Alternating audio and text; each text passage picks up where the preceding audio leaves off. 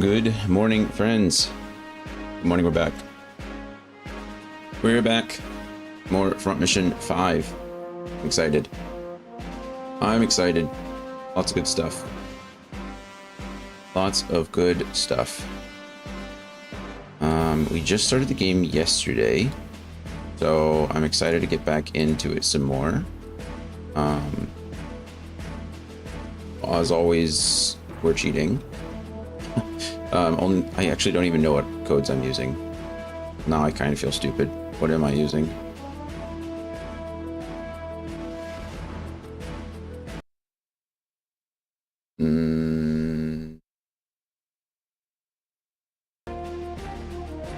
I don't know. Hold on. I think I just turned on infinite money. I think that's it, honestly. I think that's it.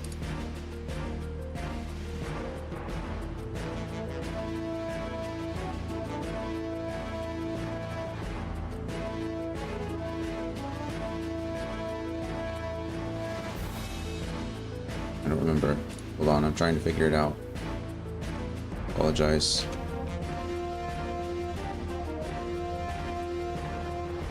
It's this one. Okay, yeah. The only thing I've turned on, I think, is money, and then item drops. I don't even know what that does. I didn't know enemies could drop items, so seemed like a good thing to turn on. That's it, though. Promise. It says RP too. I don't know what RP is, so maybe if that causes problems, we'll make adjustments. But it's tied together with the money, so guess we'll find out. That's it, though. Promise. Nothing crazy. Nothing crazy. I suppose maybe that is crazy if you consider any kind of cheating crazy, but anyway, these games are oftentimes grindy for good reason, and I just don't want to take the time to grind. So we cut out the middleman. That's it. No money. I'm not grinding. I haven't turned on infinite experience or anything crazy like that. Just money. Like usually the one thing I always turn on. I think there's definitely something to be said for having a grind, right? Redoing the same thing over and over and over again to like level up or to gain money or whatever it is. But kind of boring on stream, and it just takes longer, so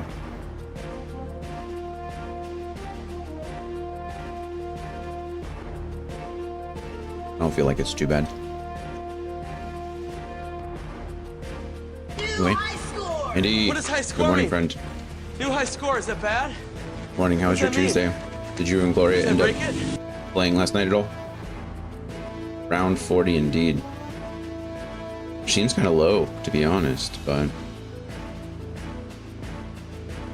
not saying you have to be here, you know, more often. Somebody reset the numbers. I mean, they reset at the beginning of the year. That's what I'm saying. 5 months and only first 40 times. I mean, you're by far the highest, right?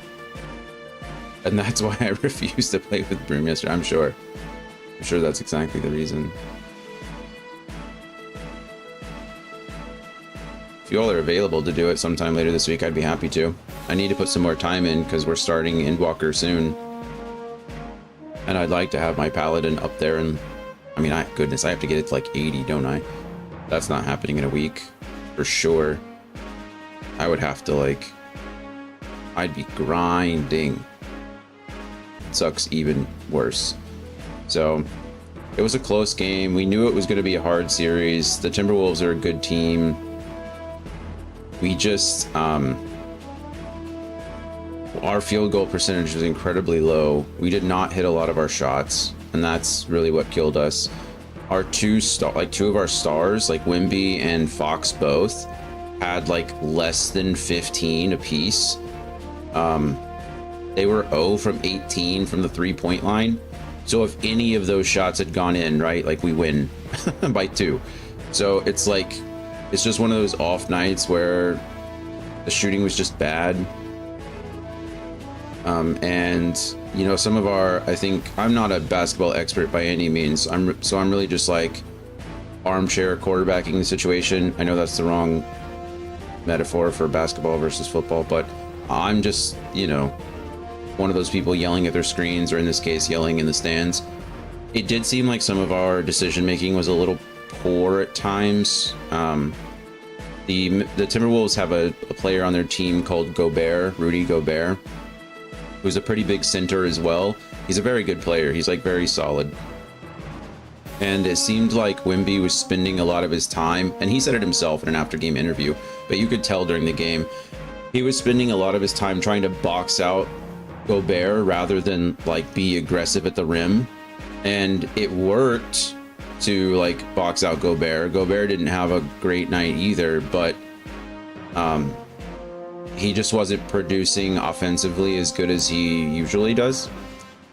And so hopefully we'll see that change come in on Thursday, I think is when game 2 happens. So we'll see. I'm not worried. We knew, like I said, I knew it was going to be a hard series. This just proves it. And we had a couple players with an off night. We have Fox is one of my favorite players on the team. I love Fox. One, he's like 28 years old, so he's an older guy. He's like a vet, but he's 28, right? So he's not really old or anything. But he's a point guard. He's our starting point guard. He came over from the Sacramento Kings. He wanted to. He like requested to come over to the Spurs, you know, just to be part of our organization and play with our guys. And I love Fox. I think his mentality is good. He's a very intelligent player. He's very fast. He's very defense oriented. I like Fox a lot, but he's kind of streaky at times. And it does sometimes feel like he's in his own head. And so like if the first few shots don't go in, it's just a rough night for him. And so that's kind of how it felt last night too, is he had a couple of really bad turnovers as well that led to points, which is never what you want. So like, you know, it's really crazy that any of those things, if any of those things hadn't happened, like if those 2 turnovers hadn't happened, or one of those threes that Wemby and Fox both shot from beyond the arc would have gone in, we would have won. Like the game would have been won. You know, ifs and buts. You know, it's coulda, woulda, shouldas. Just, you know, little things like that. So to know that like 2 of our star players were not playing to their best and that we only lost by 1, it's hopeful. We've got a very young squad. We only have like 3 players on the entire team that have ever even touched the playoffs, like outside of play-ins or, you know, any kind of game time. So I'm not too worried about it. Some of the other fans are like dooming though. They're just the world's ending. Everything's terrible. We weren't even supposed to win like 40 games this year. Like a lot of projections had us like not even like being in the bottom third of the league. And we have the 2nd best record in the NBA this season. So we're way above schedule. Our team is developing incredibly quickly. You know, those losses come. That's why you play 7 games, right? That's why you play games in the first place. Any given day, any given game. I don't know basketball, but losing by 1 sounds unusual and particularly painful. Yeah, I mean, those games are just close, you know. It is what it is. I think when you are down by 1, it's easy to nitpick and be like, okay, it's that you know, any one play would have changed, you know, it would have been a win over a loss. But that's how anything is in life, right? Like you step out your door 5 minutes later and you're getting hit by a car rather than walking across the street normally. You know, life is just like that. So sports are too. And there's definitely still hope. Yeah, it was the first game. It's gonna be a long series, I think. We have one more home. So the playoff schedule is, well, it's 7 games. If you don't know anything about basketball, it's a 7-game series, best of 4, or first of 4, really, best of 7. Excuse me. And then so it's 2. The rotation for home and away is 2-2, and then 1-1-1, right? So because we had the better record and we are the higher seed, we start at home. So losing that first home game sucks. But we have another home game on Thursday, and then we go to Minnesota for 2 games, and then come back for 5, away for 6. Hopefully we don't have to come back for 7, but if we do, it'll be at home. So the fans as a group got hit by a car in the example. You know, as a fan, I'm trying to be a much more like reasonable and passive fan for the Spurs, if that makes sense. Not passive. It's not that I don't care. It's just that I was a big fan of the Dallas Cowboys. I still, you know, partially am, but I remember watching football and like whether they won or lost would like ruin my day or just ruin my mood. And that's such a miserable place to be, you know? Like, I'm not playing the game. Like, nothing, not a single thing that I do is affecting the outcome of that game.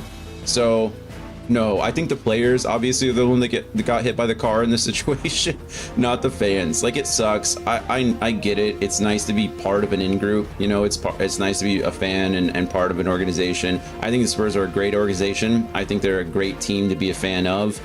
I think they treat their players and their fans and the community extremely well. So I'm not necessarily embarrassed by being a Spurs fan, or like I'm not all in. I'm all in, but I'm doing my best to separate my emotional feelings to the results of a basketball game that I absolutely have zero control over whatsoever. It's making it a lot easier. I feel like that's kind of the way with any like big fandom. So I'm not sure if you're familiar, but there's you might probably are, it's huge now, but there's a book series out right now called Dungeon Crawler Carl. And it's kind of exploded in popularity. It's one of those things that just got like way too popular, way too fast. And I feel like with every big fandom, you know, it's always the people who are most emotional that are also the most vocal. And it feels like sometimes though it feels like it ruins the fandom in a lot of ways, you know, because they're the ones just yelling all the time. They're the ones that are mouthy. It'd be different if everyone was being like vocally positive, and there is a lot of that, but feels like everyone just like old man yells at the sky constantly. It's kind of crazy. I mean, growing up in a house where prayer was a regular occurrence, I'm all too familiar with wanting and willing something to change while not exercising direct control over it. Yeah, that's fair. So I am all in for this more passive fandom in this case. I think everyone should be, you know? I guess, you know, maybe sports are different than books. You know, there's some kind of emotional connection with stories and narratives and characters and things like that. But I don't know. Just like chill out. just relax. It's not that big of a deal. Good advice for all of us. Yeah, just chill out. Take a deep breath, man. I'm doing my best these days to do that in general. On the note of chilling out, I'm free pretty much any evening this week for leveling. Perfect. I'll send a message in Discord to Gloria to see if another day this week works best. I think she said she's available pretty much every day but Fridays, I think is what she said. Or was it you? You're not available on the weekends. And then she's not available on Fridays or something like that. I don't know. Anyway, it's not that serious. We just confined today this week to do the Palace of the Dead for a couple of hours. I'll be happy. But yeah, I need to do some grinding anyway. I really need to play that game more, which kind of stinks because I've started playing this game called Replaced. It's been very good. I also set aside some Hades 2 to start Replaced because I was like, I don't really want to get Hades 2 is like that's too much for me right now. So I switched over to Replaced. That game's really good. I want to play more of that, but I need to grind some more on my paladin. I need to get up to a decent level so I can at least start doing some more roulette stuff and hopefully get my levels up higher. Also, with as unhappy as you were doing Eden post 3.5.3, I totally get why you might want to jump into Nier or Wurlet this Friday and sit in Walker. No, I mean, maybe. No, I think I've decided it's just smart to like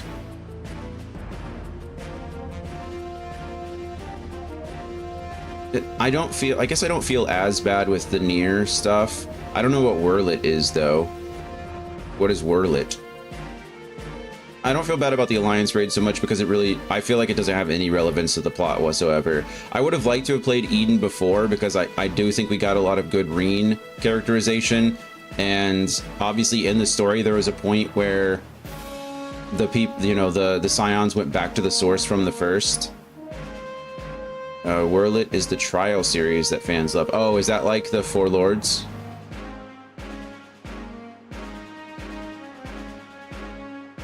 I don't think Eden had real plot relevance, I suppose, but at least it had, I think it was character relevant, right? It would have been nice to have seen the relationship kind of develop between Thancred and Reen, especially because I mentioned that, right? I think I mentioned that going into 5.3 when all of them were going back to the source. I was like, I would like to see more of that relationship develop now that Thancred's not being an absolute a-hole to Reen all the time. And I think Eden would have been a good bridging point for that. So that was really my only disappointment, I suppose, with waiting to do Eden. But looking back on the Four Lords, I mean, Four Lords was cool. I liked hanging out with Tataru, and I liked hanging out with oh, what was his name? The Kyojin gentleman. I don't remember. I thought the story was really cool, but again, not really like plot relevant. Nothing. Sorbonne, thank you. Yes, that's who I was thinking of. Appreciate it. So I don't know if Wyrlit is any different than that. The biggest thing, Japanese for abacus. Oh, that's cool. Why would? I wonder what the relationship between Sorbonne's character and an abacus is. It's used for like math and calculations and like finance, right? Like mercantile reasons. Wyrlit is like, it's basically Gundam. Okay. Yeah, I don't think I care. It's not that I don't care. I care. I just don't think, if I'm prioritizing my time, I think it makes more sense to put those off until we get like the world merge, where the queues are going to be much shorter and I don't have to worry about like hopping worlds to do it, if that makes sense. It's just full-on Gundam with some Garlean story involvement. Gaius features in it. But I don't think it's crucial to appreciating Endwalker at all. Okay, I trust your judgment, and I kind of agree. So as much as I would love to do the content, I think I've come to terms with just starting Endwalker this Friday and waiting a little bit longer and to do the other stuff. There are cool fights, but like you said, the cool fights with shorter queues are even cooler. Yeah. It's not something that I don't ever not want to do. I definitely am going to do it eventually. It's just finding a good time to do it. Plus, I do like to experience that stuff with you guys as well. Like, I like playing with you all. That was kind of the more fun part of Alexander for me, is because you were helping me, and then Dragon was helping me, and then Dragon's partner was helping me, and then sometimes Gloria would hop in for a fight, right? Like, there was lots of cool stuff that we could do, or that we were doing, and we were doing it together. So that was neat. So yeah. The maps too. Yeah. All that stuff. I mean, MMOs are meant to be social games, right? It's cool when you get the social aspect. But yeah, the downside is waiting in queues for 30 minutes. It's a long wait. It's a lot of waiting. I feel like the content itself isn't as long as I have to sit in a queue for, so this doesn't seem like a practical use of my time at the moment. I mean, if anything, we could take a little bit of time to continue like leveling up the Paladin on stream if necessary. I don't think so. I don't want to waste time just leveling on stream in this case. So I think we'll just start Endwalker. It'll be fine.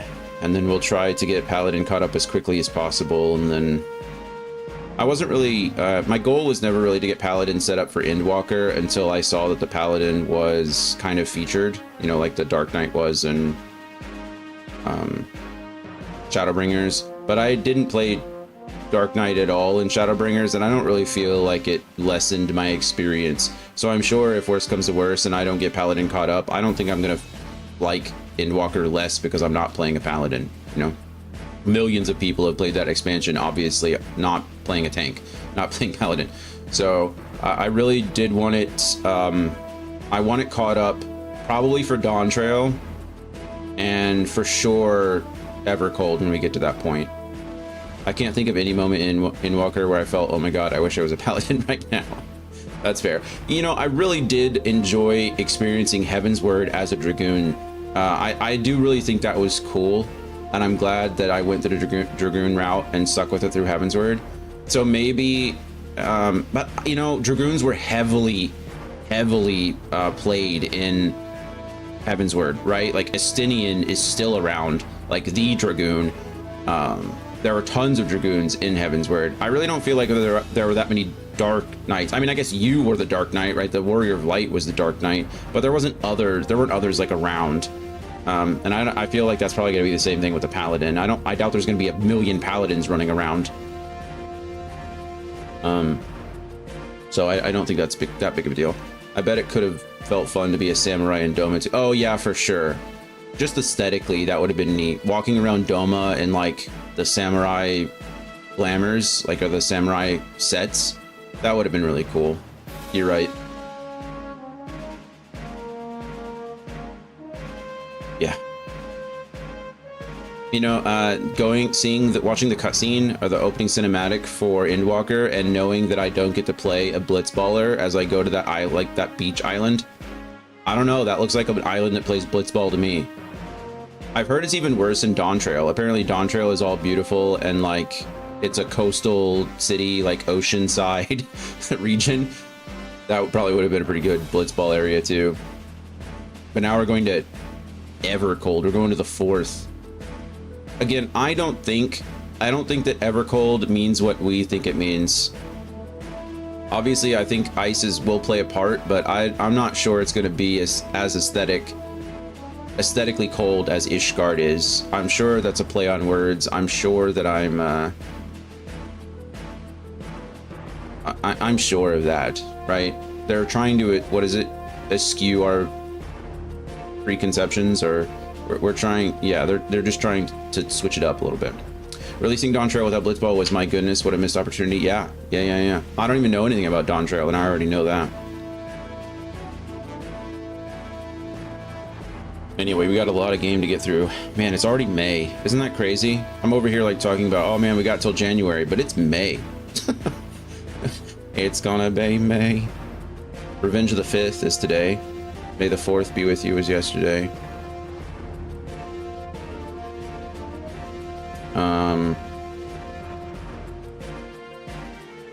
It's good. But yeah, we don't have that much time. When is the June, right? June is when the Berlin Fan Fest is that correct? And then we have to wait until September for the Japan Fan Fest. And then that's pretty much the last big announcement before the release. We're getting there.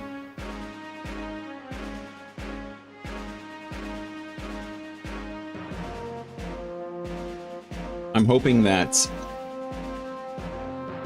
the world merges, or the world connections. I keep calling it a world merge, but they're not really merging any worlds together. They're just like connections, like the world net, whatever you want to call it.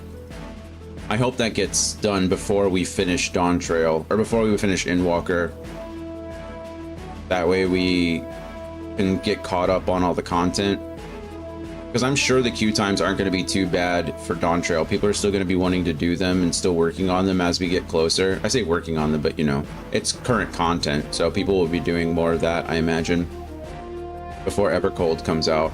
It's really just Endwalker stuff. I'd like to get fully caught up as much as possible before we move from Endwalker into Dawntrail. Just because I also know that Dawntrail is like the beginning of a new... Well, it seems like Evercold is the beginning of the new like cycle, right? Endwalker seems, or not Endwalker, Dawntrail at this point kind of seems like an epilogue, and then Evercold is, you know, chapter 1 of the new, what they call it, the Godless Realms, I think is what they're referring to that cycle as. This one was the Ascian cycle, or the Ascian series, and then Evercold starts the Godless Realms, I think is what they said. Yeah, it definitely seems to be the summer vacation interlude. Yeah, I see it kind of as like I'm not comparing it to it because I'm not trying to lessen it before I get there, but it kind of seems like the post-patch content, you know, like half the story is going to be the 1 point or the 0.1 through 0.3 stuff, the epilogue to the Ascian cycle, and then 0.4, 0.5 is going to be the lead up to the Godless Realms cycle. They said I don't know anything. Like I said, I'm being uncharacteristically unspoilery for myself. But from my understanding, well, just from watching the Fan Fest, 7.5 was supposed to be a good bridging point between what we have now and Evercold. But yeah, I thankfully still know quite little myself. Good. Good, because when I start it and we're playing it together, you'll learn. We'll learn together. We'll get through it. You'll know everything then. Oh, man.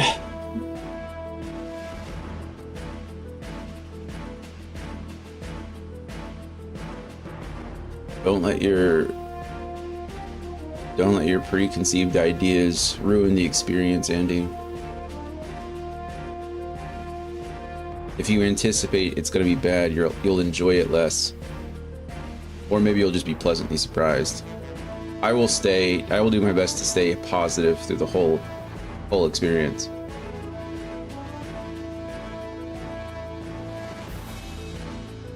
I'm very, very glad for this lengthy break. I think I could actually enjoy it now. That's fair too. I understand not wanting. Firstly, I get it. You were just, getting burnt out at that point. I think even things you enjoy can be grating. Like right now, I just started book 6 of Wheel of Time, and I find my brain like tuning out the narrators' voices at this point. Don't get me wrong, I absolutely love the narrators, Michael Kramer and Kate Redding, their husband and wife, which is super cool. I mean, they're some of the best narrators in the business. I love anything that they do. But after listening to them like legitimately, I think at this point for 200 hours, my brain is like actively tuning them out. So I kind of have to take breaks like every day or so and like not listen to my book, because my brain is starting to interpret it as background noise at this point, and that's never any way to enjoy anything that you like, But yeah. Who's that Pokemon?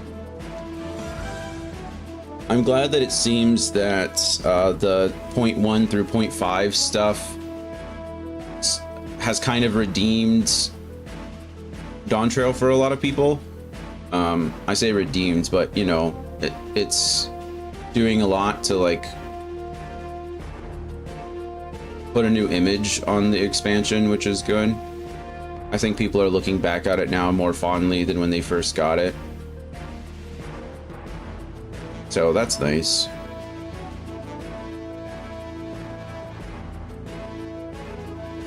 Yeah. Anyway, here we are talking about Final Fantasy XIV again. At some point, this whole stream is just going to turn into a Final Fantasy XIV stream, and there's nothing I can do about it, but we're just delaying the inevitable.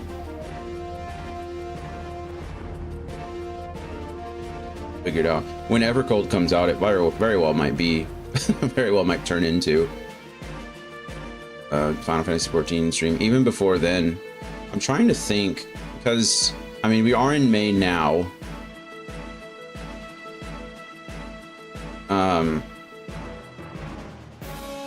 After we finish... Are you ready to pass the torch? Uh-oh. Are you leaving me? We're in Finish Front Mission. We need to work on a bunch of redemption stuff, and that could take a while. So it's quite possible that we don't even start our new franchise until like middle of next year. But we'll see. I don't know how I want to approach Final Fantasy for like Evercold.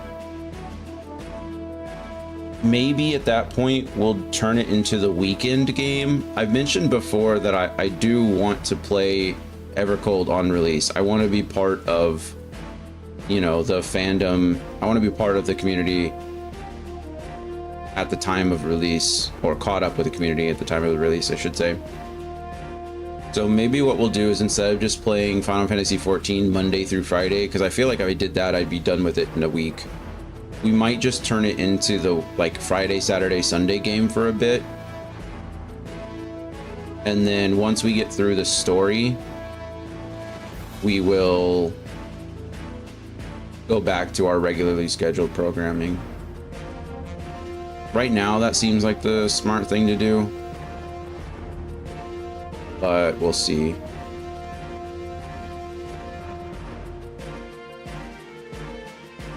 We'll see. I kind of like that. Sounds reasonable. Lots of backlog to tackle in the meanwhile. Yeah. Oh yeah, but between now and then, we'll hopefully have everything redeemed, knocked out. I just mean when Evercold drops. I don't expect it at the beginning of January. It'll probably be towards the end. But I'll just have to figure out when the next, when to start the next franchise. All that other stuff. We'll see how it goes. Anyway, right now that seems like the best course of action, but it also depends how close we are to finishing finishing Dawn Trail, how caught up we are on all the content. I imagine in 7 months we can certainly do that, but who knows? Life happens, right? Life happens. Hey, Dan. How's it going? How's class today? We're doing all right. We've just been chatting. Andy and I have been talking about Final Fantasy XIV for the last half hour or so. How are you? Class was all right. Good. What'd you have today? What classes?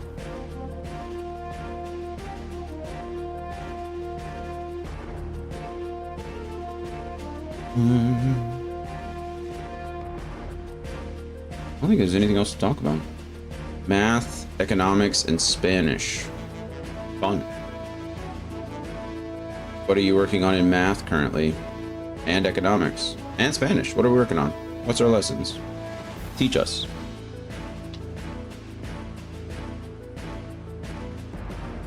Okay.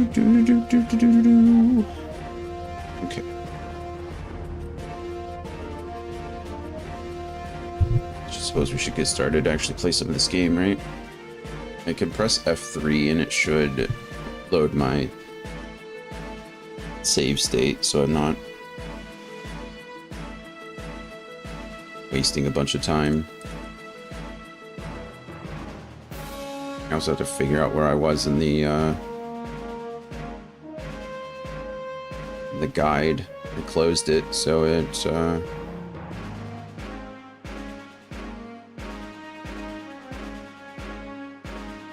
right.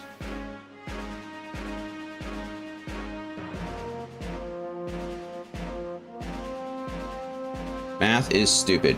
We're turning triangles into circles to turn them into waves with amplitudes and periods and stuff. Sine, cosine, tangent stuff.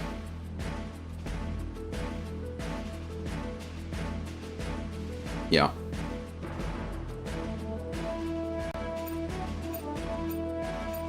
I'm this close to timing you out for saying math is stupid, Dan. I know. It's depressing. Math is the least stupid thing. I also love math.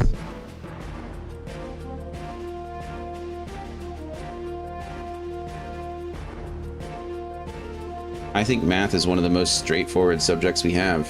You know what I mean? Okay. We should have... We've got... As you can see, there's all kinds of stuff lit up, and I don't really know what the lit up stuff means. Sine, cosine, and tangent is okay, but why are we turning triangles into curves? We're not turning them into curves. We're explaining the math behind the angles and such, and how everything exists on like a circular plane, right? Like geography and algebra are connected, all that fun stuff. Trigonometry, it's all connected. Well, sine, cosine, and tangent is more trig, right? Trigonometry. But you know how it's all connected. That's how they made the Boo Windows at SE2. You should be super happy about that. It's just triangular polygons assembled to look like curves. That's true. That's true. Yo, Walter, I was stressed in that last battle. Then once I relaxed, I just got hungry and hungrier. I started picking out. Huh? You're bringing up Glenn? Why are you worrying? I'm sure you got away from this easily. Eh? What? Glenn? That was Glenn back there? Wow, you just figured that out there? You couldn't... you couldn't possibly... Well, let's go then. Where are we going? To the POW holding area. So we're going to see Glenn? Hang on, I'll be done soon, so just wait up. It's down to a 5 count. Hey, how come you're zoning out? Let's get moving, man. We're going, let's get moving. Man, we're going to surprise Glenn. Oh, I'm all done now. Frankly, you entertained me. Be right back, meeting time. Enjoy. Fun. Hey, I'm not a little kid anymore. I've grown up a bit. It's down to a 3 count now. Hey, don't look at me like that. I'll get embarrassed. Well, no time to waste. So, which POW holding area are we going to? What, you don't know? Well, we'll go once we find out where Glenn's being held then. Let's go. Let's go. Okay, I can't do anything but press B, I suppose. Can I go back into the mess hall? Because there's something that I want to do here. Yeah, here we go. Question of the day. Do you call all dogs puppies? Yes. All dogs are puppies.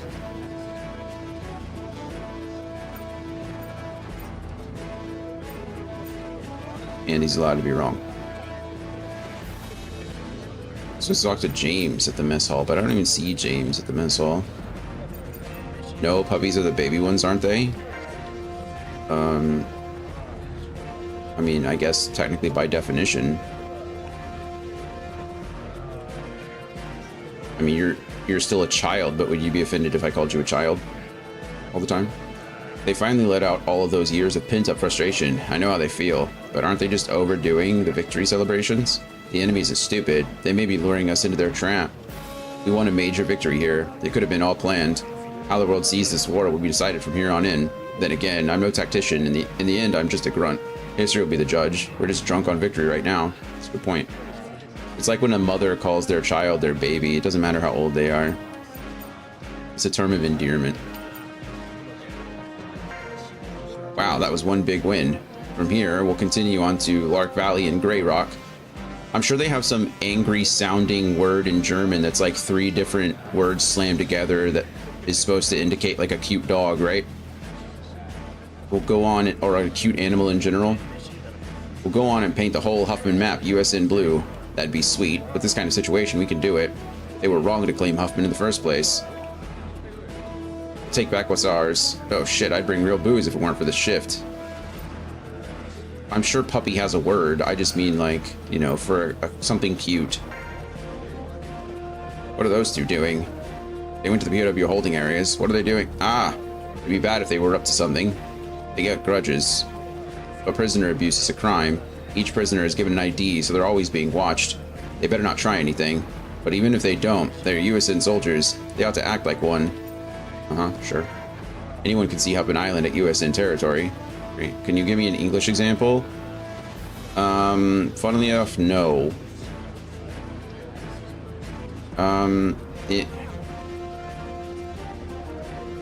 Today I learned that whelp has Germanic oranges. Yeah, like a little whelp. Usually I only hear that in books these days. You know what? I could give you an example maybe, but not in English. Hold on. 1 second.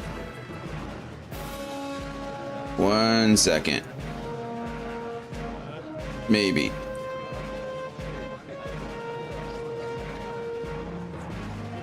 Let's see if I can find what I'm looking for.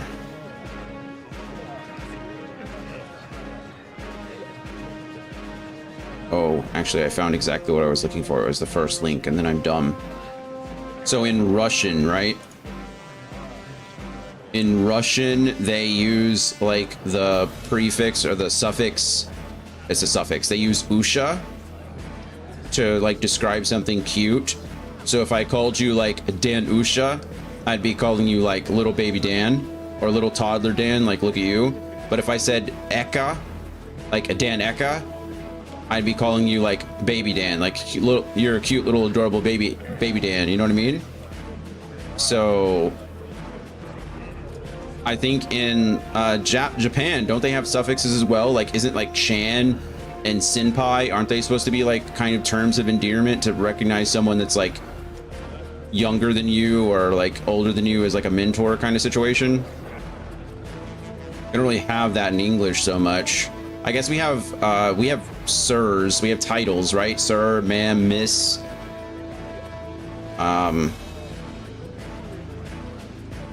they're not, that's not really what I'm trying to convey. It's more of just like in German we had chin or lean, though the latter is used less, kind of like ita or ito in Spanish. That's exactly what I'm talking about. There you go. Perfect. I'm glad we got there in the end. Yeah, that's what I'm talking about. So like we don't have anything that does that. I'm sure we do. Maybe there's something in English and I'm just ignorant. But I don't think we have anything in English that's like.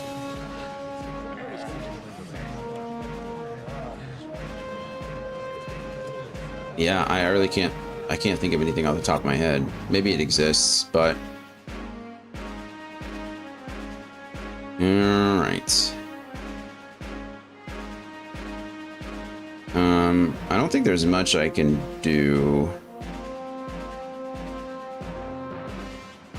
Just talk with Toby, but I don't know who Toby is. Who's Toby? None of you are Toby. Is Toby in the mission hall? Mission briefing room? Toby. There's Toby. Frederick Jackson. Oh goodness, we're everywhere. Dennis Gifford, Special Forces Commander. I read your battle data, Feng. You did well out there. You were focused more on teamwork instead of just piloting. That's good, although you lack experience. It's why you won. Bonzers always operate in teams. This is a good war to become a leader for the 21st century. Think of it as an extension of your training period. I'm handling pilot organization. I've got the team structure of each unit well memorized. Anyhow, I'm going to assign a mechanic in your platoon. O'Neill showed some hustle in battle. He would be good. He's dumb, but he can be useful. He's your friend, all right? I have high hopes for you. Thanks. Commander Gifford. I don't even think CDR is commander. I don't know. The platoon leader's role isn't just to give orders in battle. There's also Bonzer setups and pilot skill training. There's a lot to remember. The maintenance crew haven't arrived to this base yet. As soon as they arrive, we'll get you in touch with them. Ask them for maintenance help. Thanks. And vowels like turn into a-o-u most of the time. Like as, rabbit becomes Haitian, bunny. Interesting. You've got the right stuff to be a platoon leader, thank you. Ted Miles, warrant officer. Wow, what you did do, what? Oh my goodness, okay, wow, what did you do out there that impressed the instructor? I feel like I'm sitting too close to my monitor. I kind of wish this, this text wasn't so absolutely gigantic. It messes, I kind of sight read at times and it really messes with it because I'm seeing like one word on the screen at a time. What is leadership to you? Charisma, intellect, loyalty? None of these are important. Not getting your men killed is. Actual cases of pilots dying are rare though. Pilots can't get any experience if they die in missions. Remember, humans aren't machines. It's good advice, thank you. Do you have anything else?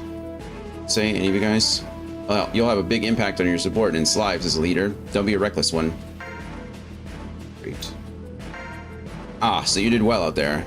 Well, did you learn about the different roles of each unit? The instructor's a professional. He knows his battle processes. I know. He doesn't teach how each unit performs in battle. He had you fight to see how each unit is vital to your team. He'll add new kinds of units you haven't used into your team. You'll eventually have all types of units in your team. How many times are we going to say team? And units. Units in your team. Units in your team. Units in your team. When that happens, you'll know he thinks you're good enough. Try not to let him down. All right. Oh, goodness. I'm sorry. Okay, I didn't. I feel bad I didn't listen to a thing he just said.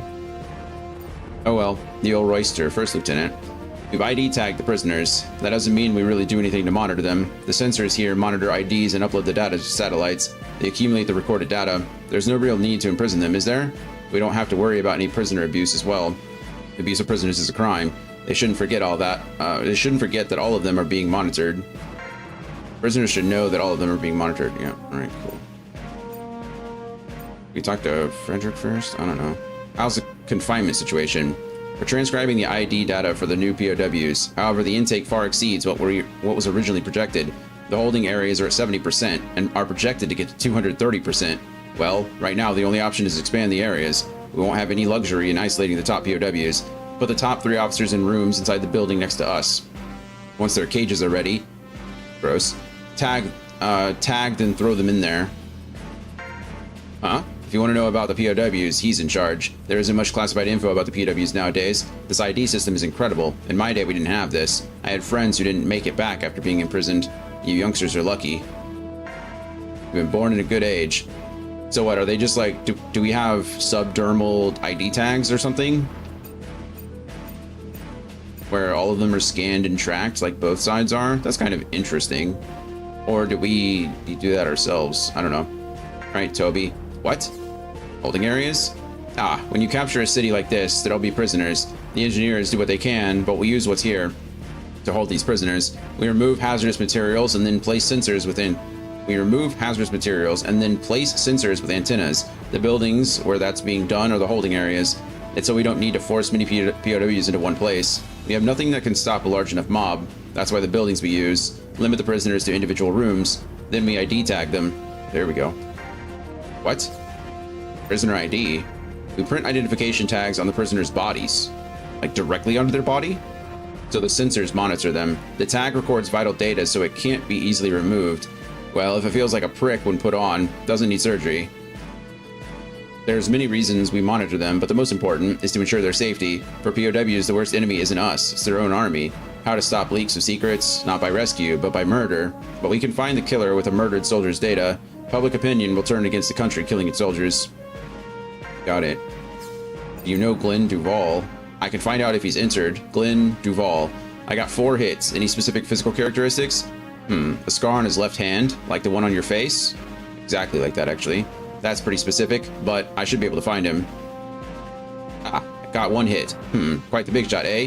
He's held in room 2107 of the Toyotomi office building. The office room belongs to a certain section chief, Kato. He's living the big life. Makes you jealous, eh? Sure. 2107 in the Toyomoto building. Toyomoto building? Toyomoto? Whatever. Alright, great. I think that's it, right? New pilot was added. Oh, right. It's our, we got our mechanic. O'Neill joined us. Okay. Let's see. Can I actually go back in here? I'm supposed to be talking with... No. It's kind of forcing me into one.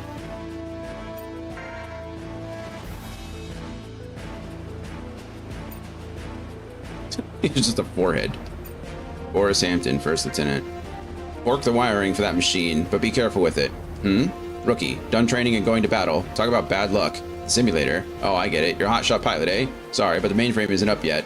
We're doing a rush job on this, so you'll have to wait. Try coming back in a few weeks. A few weeks? Alex Shugart, Second Lieutenant. Yo, back from battle already. Lucky, aren't you? The big thing is to survive. Even if you win an easy one, it doesn't mean you're good. It's all about your leader. You must be glad to work with a leader like that, eh? Just don't go crazy about it. Aren't I the leader? Wasn't that the whole point? I don't know. Maybe. Okay, it looks like it's just kicking me through this, and then I should be able to... I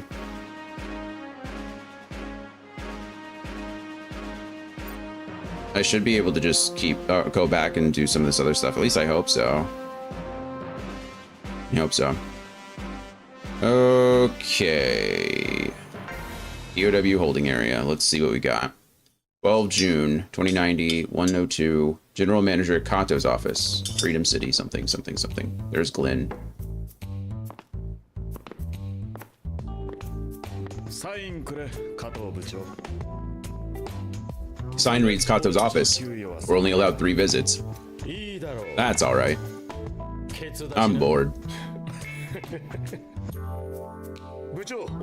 The manager's got tobacco. Hey, it's bad for you. What'd you do that for? Eh? Who are you? You know it's me, Randy. He's still dense with his 5 count and the chocolate bars he hides in his pocket. He brushes twice a day, but he still has cavities. Oh, so it's true. Long time no see, Randy. You knew? I'm glad that you came to see me. We're back together once again. You guys betrayed me.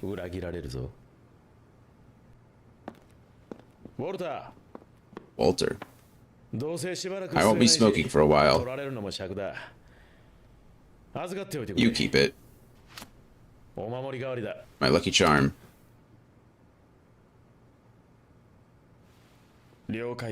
Okay. See you later.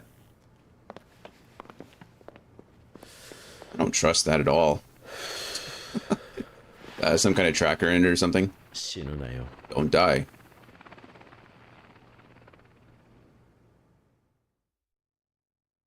What an interesting experience. Several days later. Several days. Got hangar. Sure, let's go to the hangar. I like how it does direct you where you need to go. That's nice. Norman? ... Hey, what are you looking at? Listen, if you want to fight... ... Huh? Your name's Feng? I heard you the first time around, boy. I'm Franks, head mechanic. Nice to meet you. Yeah, same here. What? I didn't expect that. Are you mad that you have to rely on an old guy like me? I'm not here to play games. Seniority means nothing, right? No. I don't know. Seniority means nothing, right? Damn, boy. I think you're too smart to be a soldier. The other officers lost it or went back to their CO crying. They're morons, you know? You know what pisses me off? Punks on the mechanics team. You're not supposed to tell a higher up that he's a moron. Want to see those? Want to see the brig again? Hey man, come on. Why are you putting a rifle in the frontline striker? You gotta match the pilot with a machine or you're dead. It's the CO's fault the pilots get screwed over badly. You think I'm that stupid? Listen, boy. Team setup should be based on your objectives for missions. A real leader uses his entire platoon's rides to the max. Since I was a kid, I've lived to tinker with these suckers. Even if I'm a punk, I got the skills to do this stuff. Your team's in good hands. New to setting up, eh, boy? Well then, I'll tell you about the basics first. Thanks, I think. Initiating tutorial.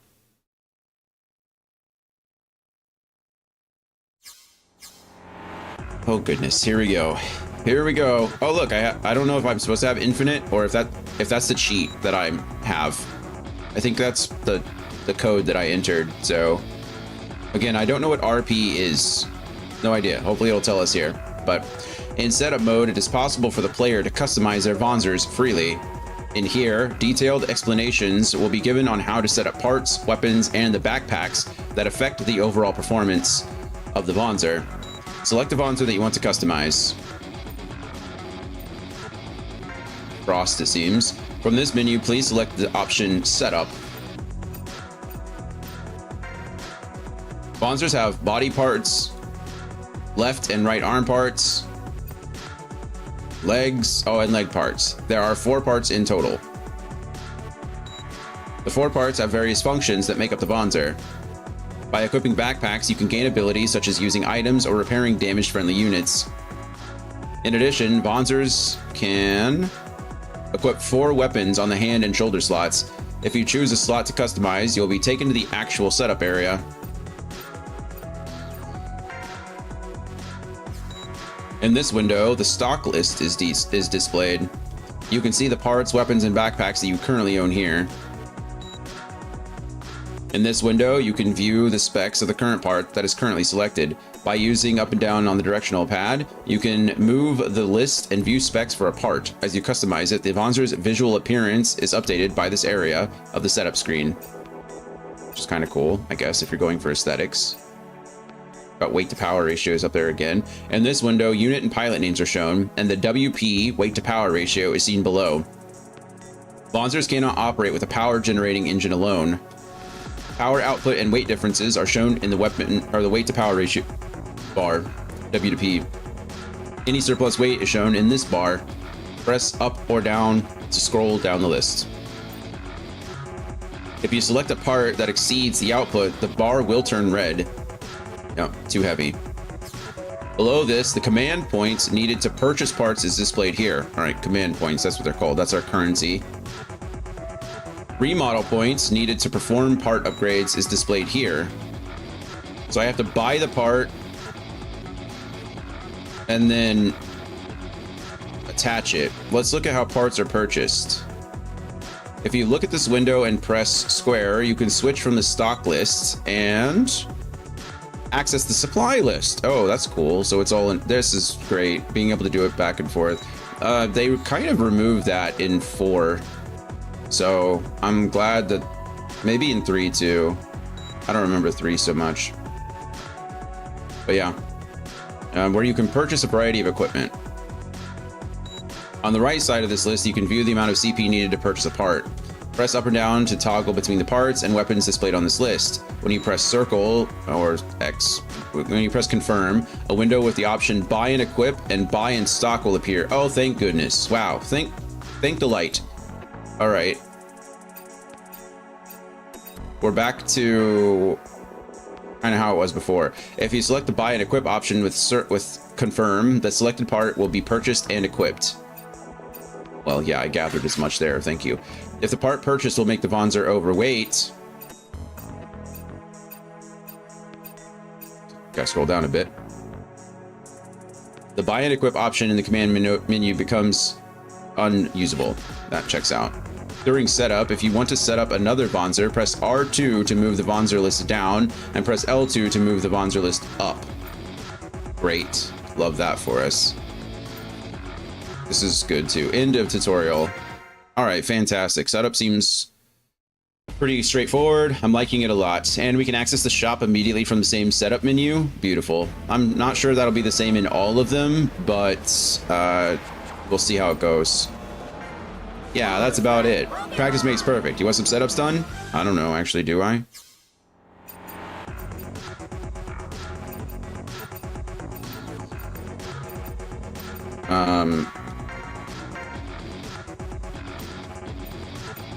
I can buy all this stuff. I don't... Oh, wow. I don't even have to be out of the menu to do it now. That's even better. Oh, my goodness. I can press L1 and R1 to change the body part immediately, and I can do the same thing for... Oh, my... Yeah, this is lovely. Such a great quality of life improvement, let me tell you. Output, I assume, is power, right? In this game, we call it output. I think in the first game, it's translated like energy or something, but it means the same thing. It's just power.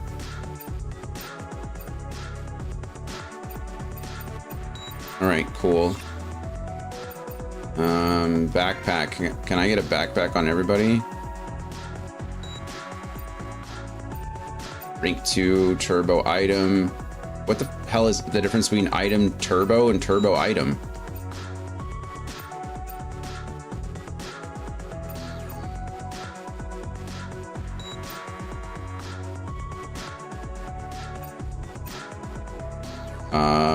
I assume turbo is like what we had before. Turbo is turbo. Item turbo is items. How effing weird is that? Okay, cool. It's fine. And then we'll keep him pretty much the same. We can go Bone Buster. We're not going to though. Shields again. We got more shields. I wonder if shields are going to be important in this one. They were very important in the first one, very important in the second one. And then after that, they kind of like lost their flavor a bit. Yeah. 3 they were okay. 4, they didn't matter at all. Mostly because of the multi attacks and like all the skills that had like double assault and things like that, double strike. You wanted to maximize your damage output as much as possible. And they introduced repairs. That was a big thing too. is up until 4, you couldn't repair your Vonzers outside of using items. So once you were able to start repairing your Vonzers, shields kind of became irrelevant. Okay, cool. Oh, you can buy full sets apparently. Just buy a full set of frost gear, I think that's what I already have, right? More or less. But I'm glad you can buy full sets again. All right, cool. Cool. I don't know if this, I haven't actually checked. I don't know if this guide goes into setting up. Maybe it will, maybe it won't. Kind of hope that it does. Oh, okay, it says, this one says recommendation rank to equipment. So I guess equipment has ranks, which might actually help us to like narrow down what is like better or not. So we'll see how that goes once we get there. Okay, job's done, boy. Thanks. Yeah, that's about it. Practice makes perfect. So you want some setups done? Oh, no, I didn't. Sorry. Job's done, boy. Yep. Platoon leader. Nice to meet you. I've been assigned to help your pilots, platoon leader. So I, Davis, hope you find me useful. Well, I hear you want to have the best options, or have the best platoon leader. Platoon leader? Goodness. While the troop assignments are given the command, when it comes to commanding soldiers in battle, Vonzers and pilot setups are of utmost importance. The peak performance of a unit is determined by the pilot. These decisions rest solely on the platoon leader. Teams will display their true strength in groups of 3. Is that like link battling? But please remember that your pilots are only human. I'll teach you pilot organization. Platoon leader. What an awkward thing to say. Blur. All right, by leveling up, pilots gain enhancement points, or EP. Okay, so this is the same in 4. By leveling up, pilots gain enhancement points, which is used to purchase new skills. To start, let's try to purchase some skills for Walter. Walter, not Volter. Oh, sorry. Vonzers, Volter. From the pilot list, maybe it is Volter for all I know. From the pilot list window, go to Walter and select him like this. Thanks.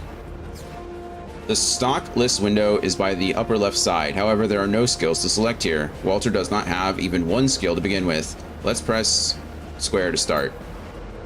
The window will switch the stock list to the supply list as displayed here. Listed here are all of the skills that Walter can currently purchase. Got it. The EP amount needed to purchase a skill is here. Information on the skill currently selected by the cursor is displayed in the skill data window here.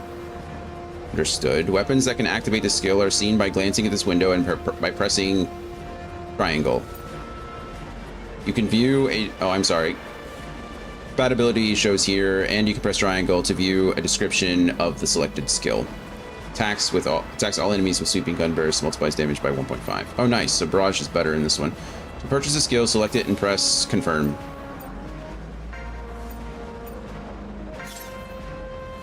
You cannot purchase skills without EP. Take a look at the pilot status window to see how much EP a pilot has. Purchase skills will disappear from the supply list and will appear under the stock list, as you can see here.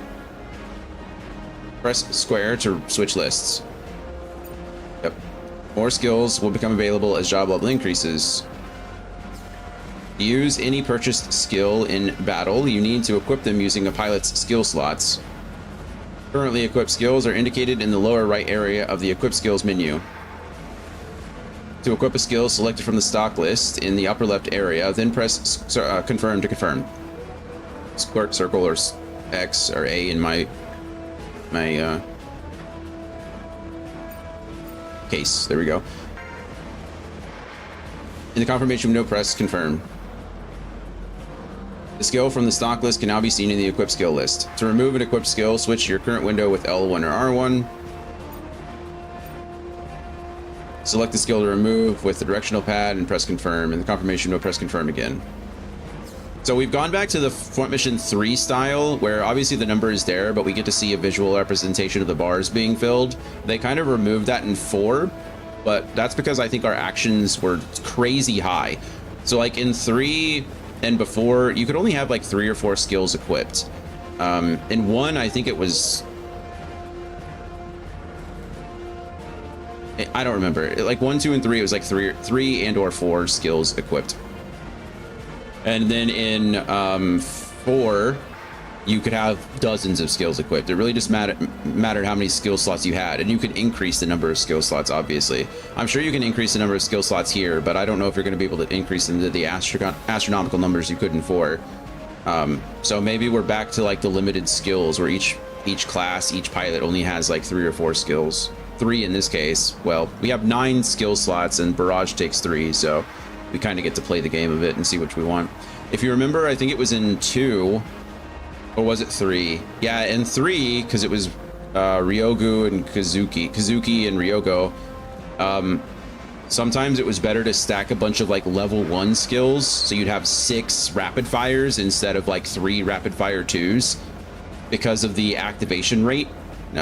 Usually they would activate more frequently and therefore do more average damage than something like rapid fire 2, which required more slots and didn't activate as frequently. So it's quite possible we'll run into that kind of situation again here. I don't know yet, but it is something to think about.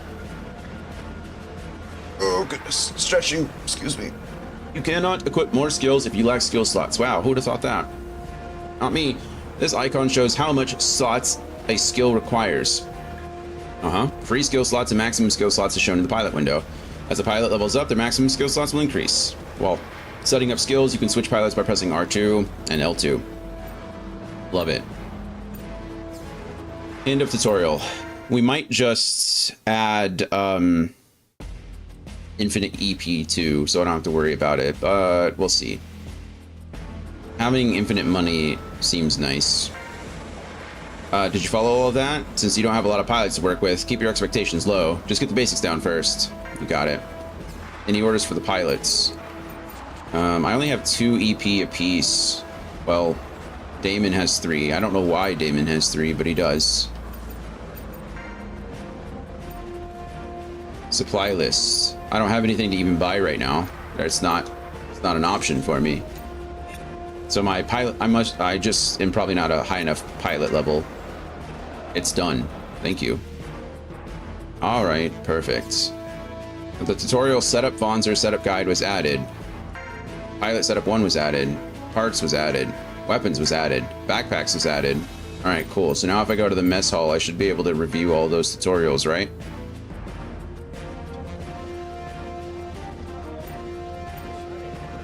Who am I looking for again? It is James. It's this guy here. He's the...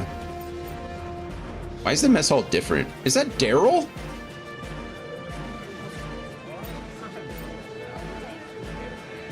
That's Daryl from 4. What is Daryl doing here?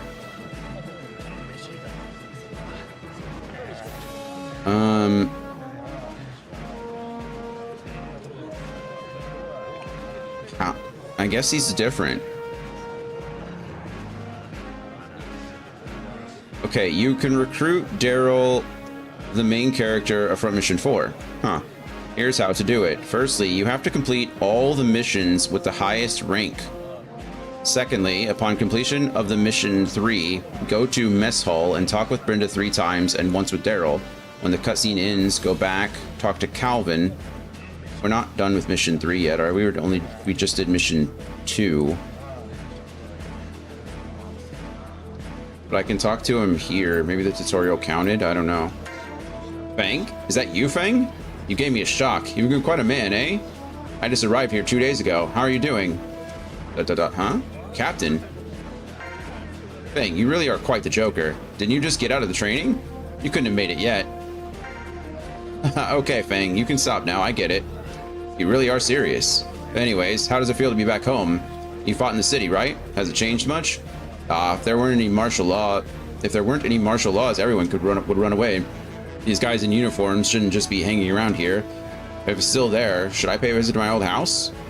I don't know. I want to send pictures of it to the kids back at the home. I can't believe Daryl's here. Hey, you graduate from here. You know, from this home? Yeah, Home 47. This is a 20-year homecoming for us. So I've heard. Do you know what kind of place Lark Valley is? Huh? Since we're already here, are we going to invade it next? I don't see any tactical value for a town inside a desert. Are there bases nearby? Nah, there was nothing out there when I was around. But it's developed into one of the largest districts around. I had some good friends living over there when I was a kid. Although we're at war, I would make an exception for there. That place is peaceful. Why occupy a housing district? We said we'd get married next year. Then this war happens. He's really unlucky. Ugh. About that. Well, what's the matter, Trebel? You've got an all blue? Are you all right? Yeah. Nevertheless. So he lives there, huh? Didn't something happen there? Wow. That's interesting. Dot. Okay. Let's see. Now it says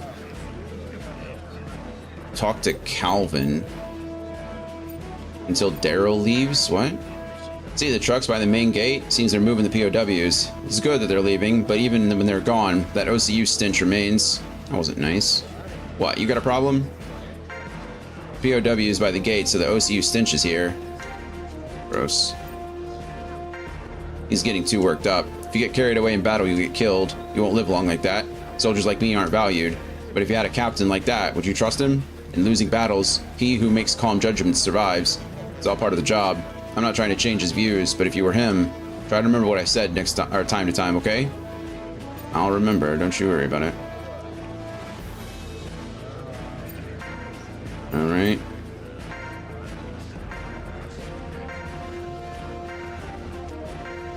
Okay, there's nothing I can do to make him leave. So maybe I do have to wait till mission 3. Alright, it's you. So you made it back alive. I heard you cleared in your first battle. That's what a captain in this 21st century will be tasked. You already made captain. Well, that's a pain. But the real pain is yet to come. Go ahead, ask away. Okay, what did we do? We went all the way through mechanics and repairs. So this is the new stuff. I don't really know if I need to go through these, but maybe it's for the best. Again, just in case we learn anything. The first 2 days of these games are always like, you know, tutorial after tutorial. I do need to remember how to get Daryl, though, or I need to figure this out.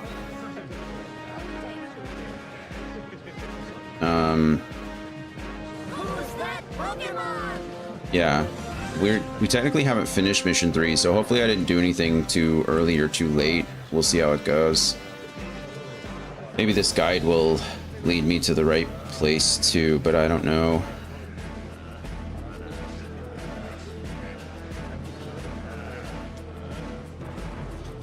Yeah, we'll figure it out as we go. I didn't expect to see Daryl here. So this is like interesting because now we've gotten the like continuity between 3 of the main games. We got Frederick from the first one in Front Mission 4, and then we have Daryl from Front Mission 4 in this one. So that's pretty cool. Bonzer setup guide, activate. Did we already do this? If we already did it, then maybe if it's just the same exact thing, then we can just W key through it. I found a new reason to commit tax fraud. Okay.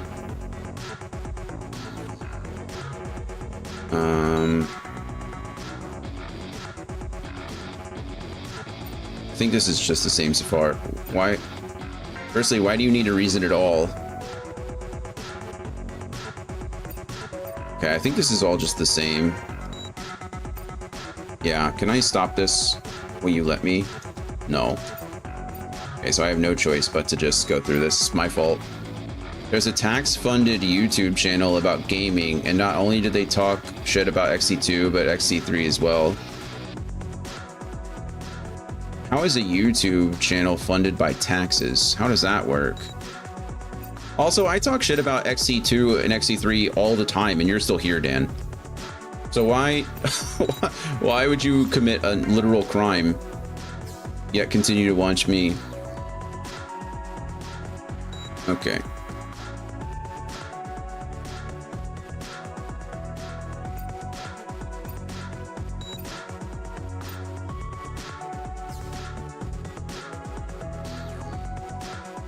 Yeah, we've already watched all of this, so I don't need to watch this stuff again. I don't need to watch the pilot stuff either, and maybe we'll watch the backpack stuff to see if anything's weird about that.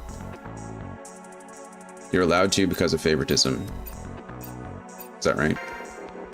I don't understand what a tax-funded YouTube channel means. How do you tax fund a YouTube channel? They're free. You don't have to pay anything.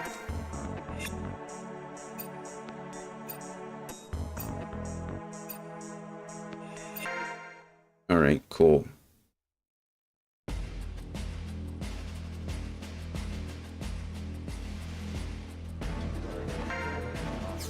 I don't need to learn pilot setup either. I already did that.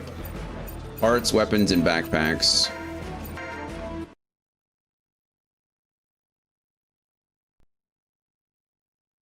Am I showing favoritism or are you showing favoritism? All right, this is a guide on Vonzer parts. Let's look at body parts. Unique to the body part is power output. Yeah, output. The body part's power output allows the Vonzer to equip heavy parts, weapons, and backpacks. The current amount of weight relative to power output is shown in the weight to power bar. If the total weight exceeds power output, the bar turns red. Yep. Of course, body parts have weight values. Body parts, left and right arm parts, and leg parts all have hit points. The part is destroyed if its HP is reduced to 0. The body part is the core of the Vonzer. If it is destroyed, HP drops to 0, the Vonzer is destroyed, and it is removed from the map until the battle ends. Defense affects the amount of damage taken when being attacked. High values mean less damage is taken. Is this the first time we've gotten a defense? This might be the first time I've seen a defense stat. We've had evasion for a while, but I don't recall ever seeing defense. Interesting. I'm not really serious about this, but it is a thing. There's Bunk, which is a tax-funded YouTube network. It's part of the same tax that you pay for tax-funded TV. Okay, so it's like public broadcasting, but they use YouTube instead of like a public TV channel. That's interesting. I guess it kind of makes sense. I mean, like PBS has a YouTube channel, but I wouldn't say that like the YouTube channel itself is funded by taxes. It's more like an additional source of revenue for them. Favoritism from my side. Well, thank you. I appreciate that. The German Kurzgesagt,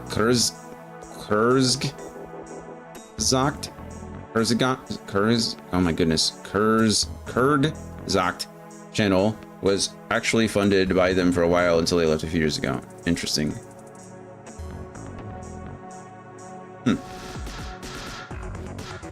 Defense affects the amount of damage taken when being attacked. High values mean less damage taken. Evasion affects the chance of evading an attack. The Vonzer's evasion rate is dependent on its leg parts, but the body part might add a negative modifier to the evasion calculation. Oh, so that makes actually sense in 3. I never really checked, but evasion can only be negative on a body part. I really want to pronounce that word. Kurzgesagt.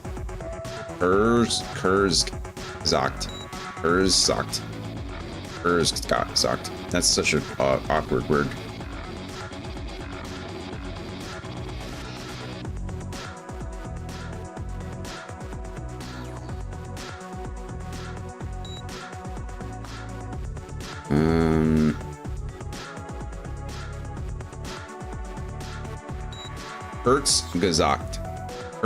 Kurz, so Z is like the T.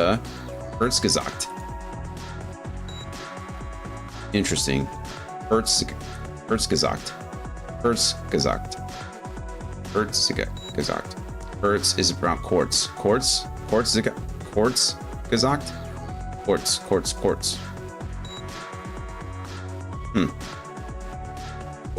Quartz gesagt. All right, if the evasion rate of the body and leg parts equals 0, the Vonzer cannot evade. Let's look at arm parts. Weapons can be mounted on arm parts. Weapons can be equipped in either hand or shoulder slot for up to 4 weapons. Weapons are unusable if an arm part's HP drops to 0. To regain use of weapons in this case, destroyed arms must be restored. Yep. Accuracy affects machine guns, shotguns, rifles, and other types of hand-mounted weapons. While arm accuracy is calculated with a weapon's own accuracy parameter, if this value is high enough, weapon accuracy is not likely to drop. Punch damage is oh wow, okay, so this, oh never mind, we knew this. This is like going all the way back to Front Mission 1 now at this point, where arms have an inherent punch damage. You can melee without a weapon. Punch damage is damage dealt to an enemy unit with a melee attack if the arm part has no hand weapon. If knuckles, pile bunkers, or other striker weapons are equipped, this parameter is not used. Punch accuracy is accuracy for that specific attack. Okay, it doesn't have anything to do with the weapon. It's a high accuracy though. Let's look at leg parts.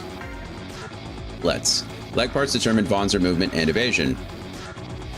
If the HP of leg parts drop to 0, the Vonzer can only move 1 square and it cannot evade. Move shows the maximum movement range. My goodness. Move shows the maximum movement range in squares in 1 turn. Attack evasion is dependent on evasion. At 0, attacks cannot be evaded. Since Vonzer evasion rate is determined by the body parts evasion and leg parts evasion, you should check if your body part has a negative modifier. There are 3 types of legs: 2 legs, 4 legs, and hover. Leg type affects how legs move on the battle map. Differences in the leg types can be seen in the tutorial, battle leg types, and terrain. End of tutorial. Great, thank you. That works out. Kurz gesagt. Kurz gesagt.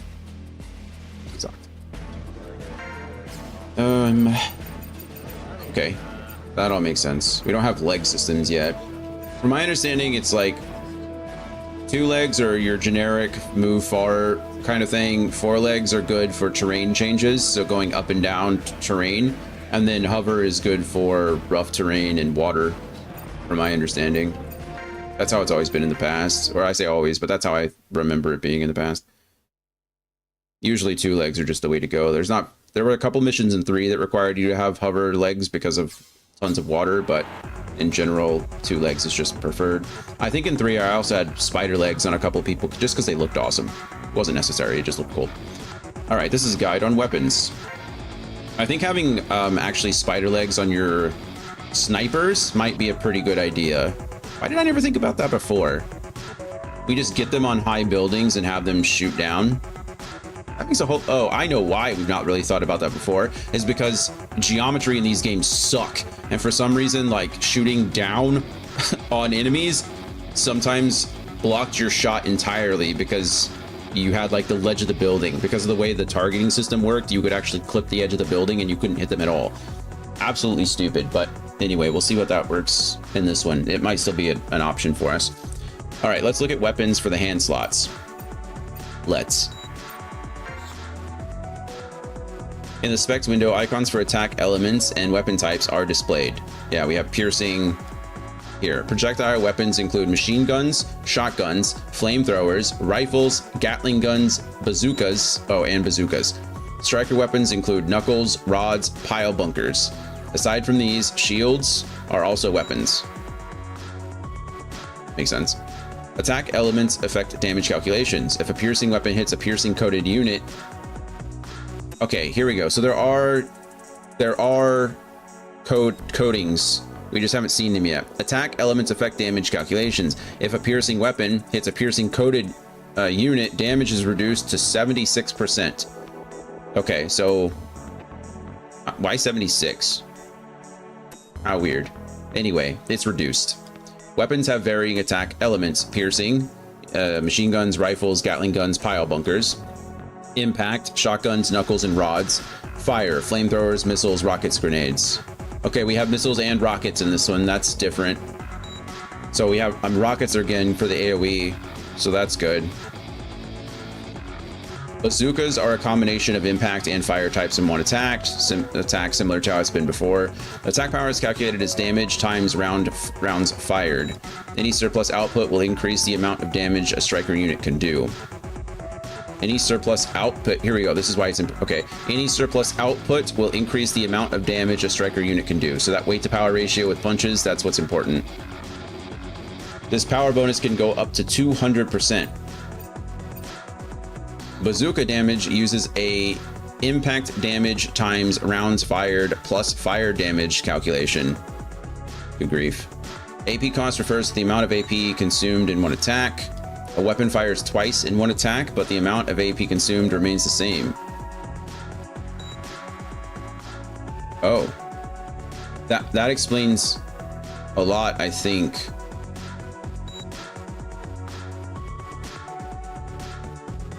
So I was wrong. I could have sworn yesterday we read in the tutorial, I saw it happen, but my unit attacked twice and my AP decreased each time.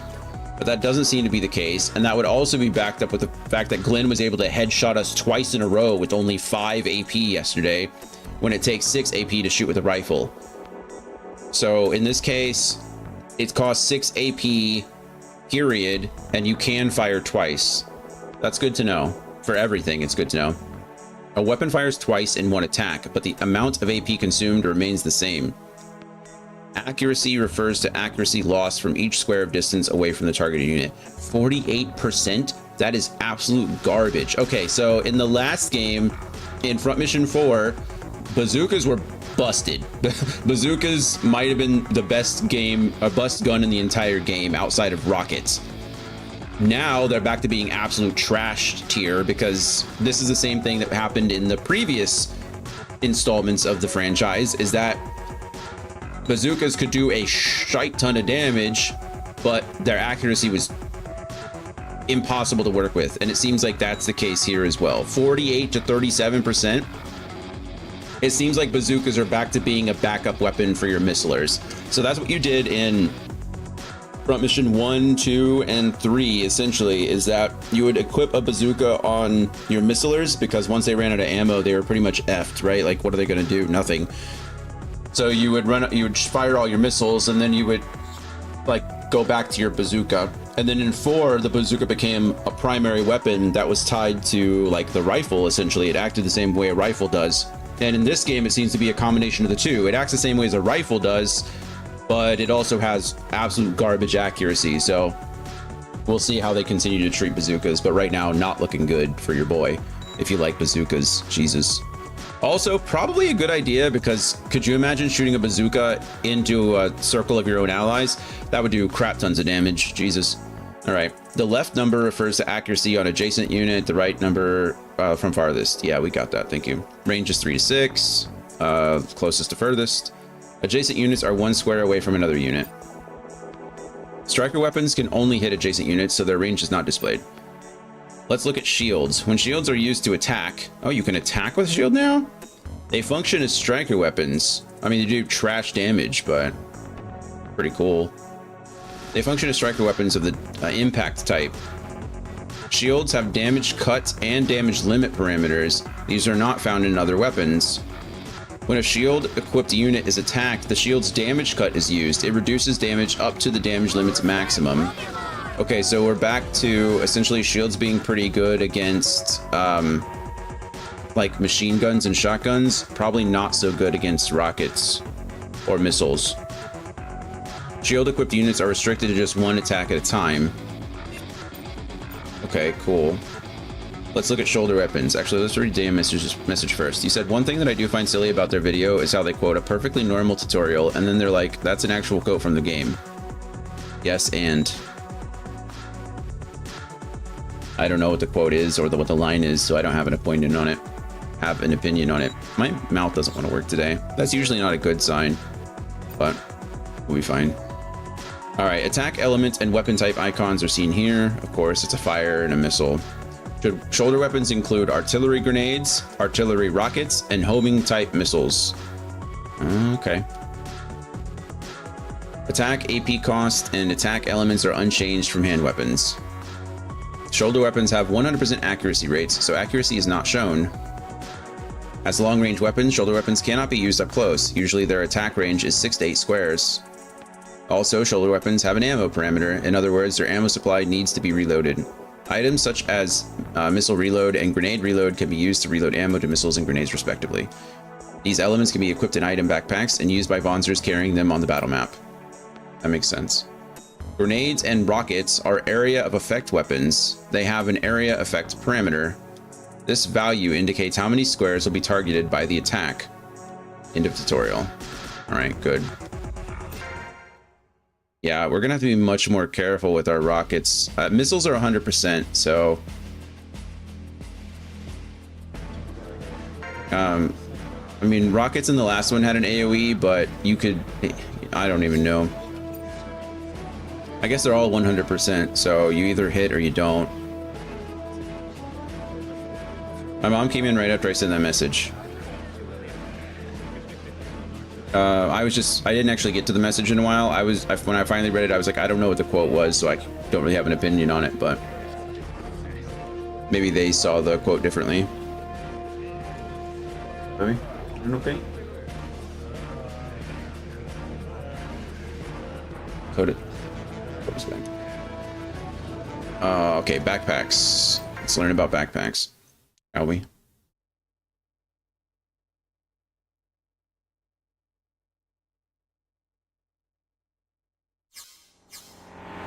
All right, let's talk about backpacks. Let's. Turbo backpacks are marked as turbo besides the type and add extra power to the engine's output. With this backpack, your Bonzer will be able to equip heavier gear as the backpack's output is added to the engines. They are useful for carrying exceptionally heavy gear. Item backpacks are marked as item besides the type area and allow you to equip items for use in battle. I don't know, I just don't like how my mom always walks in when I'm active in some Twitch chat. I mean, she doesn't know what you're doing. Is it because she asked you to fold the laundry? Uh-oh. Does Dan not like folding laundry? Me either, to be fair. Items have an item size. Small, medium, and large are the three sizes. All items either have a S, M, or L size. S-sized item backpacks are only able to store S-sized items. Conversely, L-sized item backpacks can store S, M, and L-sized items. That all makes sense. Item space indicates item capacity. It differs from the S, M, L sizes. Item backpacks also provide a small amount of extra output. Repair backpacks are marked as repair. They can use repair, restore, and remove status on allies. Yeah, we know that too. Repair indicates how much HP will recover to one part. All repair lists the HP amount recovered to all parts if all repair is used. Some backpacks do not have all repair functionality. In this case, there is no data for this area. That makes sense too. Restore refers to the HP amount recovered to a destroyed part that is restored. Remove displays status damages that can be removed. A is the attack, M is movement, B is backpack systems, or backpacks, S is systems, and L is link cut. These are status damages that can be removed. Yep, got it. I know she doesn't know, but the timing is always so unfortunate. I'm never asked to fold laundry. Is it because you're bad at it? I'm just kidding. AP cost indicates how much AP is needed to use one of the backpack's functions. Repair, restore, and remove all have the same cost. Into this tutorial. Nice. All right, that was pretty simple. Actually, they didn't talk about EMP backpacks at all. She just showed me the bike my dad got my brother. Oh, nice. Is it a cool bike? Okay, it looks like we've done everything we can. Andy, are you here? Did you see that Daryl is in this game too? Look at him. Look at him. Ridiculous. How do you rejoin the military? How does that work? Or is this supposed to be before?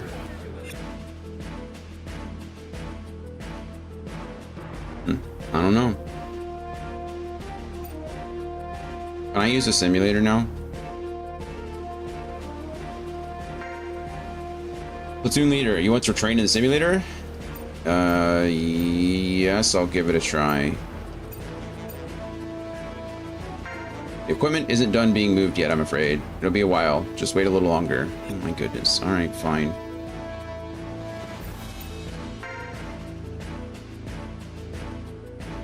Dennis, Frederick, Randy, Simon, Ted. You don't look important, Ted. Well, neither does Simon. The maintenance crew is here. The captain class officers with platoons will be busy soon, having to deal with unit setups, pilot management, and also the simulator will be put together soon enough. I'd like a promotion, but to take care of all that alone, no matter how you cut it, having your own platoon is annoying. It's also funny how my dad butchered the name of the bike on the phone when he called the bicycle shop. Is it a difficult name? Head over to the hangar if you need maintenance work done. Thanks. What's up, Simon? From the big picture, don't things seem a bit strange? From Larkus District to here, things have been rather easy. There's something behind this. Someone from the shadows, or... Anyhow, I doubt this will be the end of it. There'll be something more, and I'm guessing it's big. The enemy lost their front line. It'll probably take some time before they can attack again.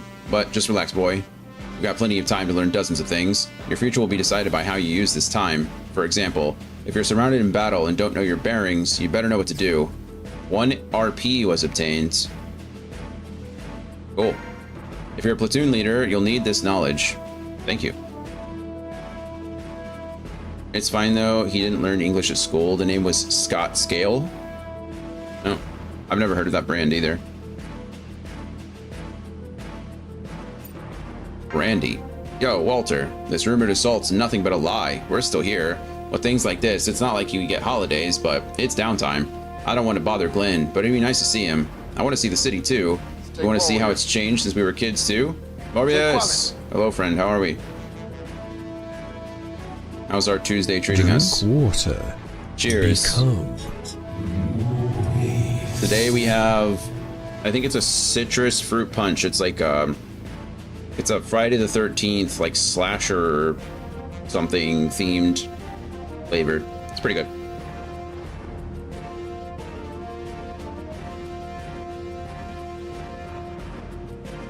Cheers to you though. What's on the menu today? You want to see how it's changed since we were kids too, right? Get all nostalgic, you know? I never thought we'd come home this way. Seems like Glenn still hasn't gotten rid of that scar. When he saved you back then, he got a scar on his arm, right? Ever since his rehab, he was always scratching that arm. Yep, true. Just sat down, it's getting very humid outside. Yeah, the weather's been weird lately. Weather has been weird. Alright. You got the bases covered. There's more to being a captain than just giving orders out, huh? It's not that complicated, just plan things out carefully. If you're so worried now, you'll be panicking when your platoon is full of members. Great. From here, we'll garrison this place and protect the city. I'm in charge of our defenses. We didn't expect the invasion to be this successful, but the battle's not over yet. You better not slack off. Remember, this is war. Oh, have we actually like moved our forward operating base? Is that why all the buildings and everything is kind of, they're set up differently? You ready to sortie at any time? All right, Frederick, what do you got for us? We're starting to move the POWs from the holding areas now. You have my approval. Follow the order listed here. Start from the upper ranks. Okay, since there already aren't any bureaucrat class POWs, we'll start from the intelligence and armor division classes. Let's go with a pace of 8 full cars leaving here each day. Wow. All right, be ready to sortie at any time. I'm ready, I think.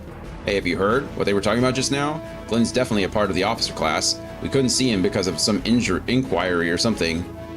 If we visit him now, we might at least get to see him off. Revenge of the Fifth.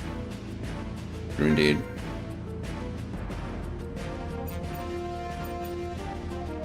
I always felt there should be something else. I understand, you know, May the 4th be with you, Revenge of the 5th, but I feel like Revenge of the 6th, you know, the 6th would have been, it's right there. 5th isn't bad, though. Maybe extending it out 3 days would be too much. Maybe. Okay. Let's see, main gate. We're going to see off Glenn. Bye, Glenn. Look at him stand out. He's like 1 taller than everybody else, but 2, he's the only one with blonde, long hair. Everyone else has a buzz cut.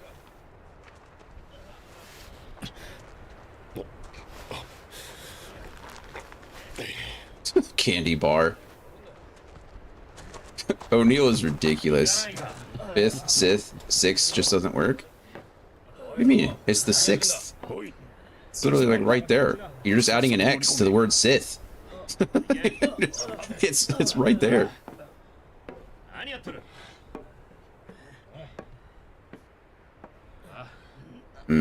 He looks suspicious.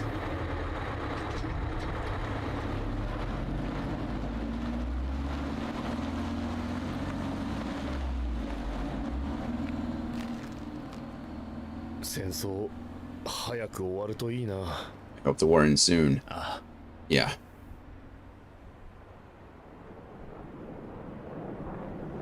Oh. That doesn't seem great, does it? Hey!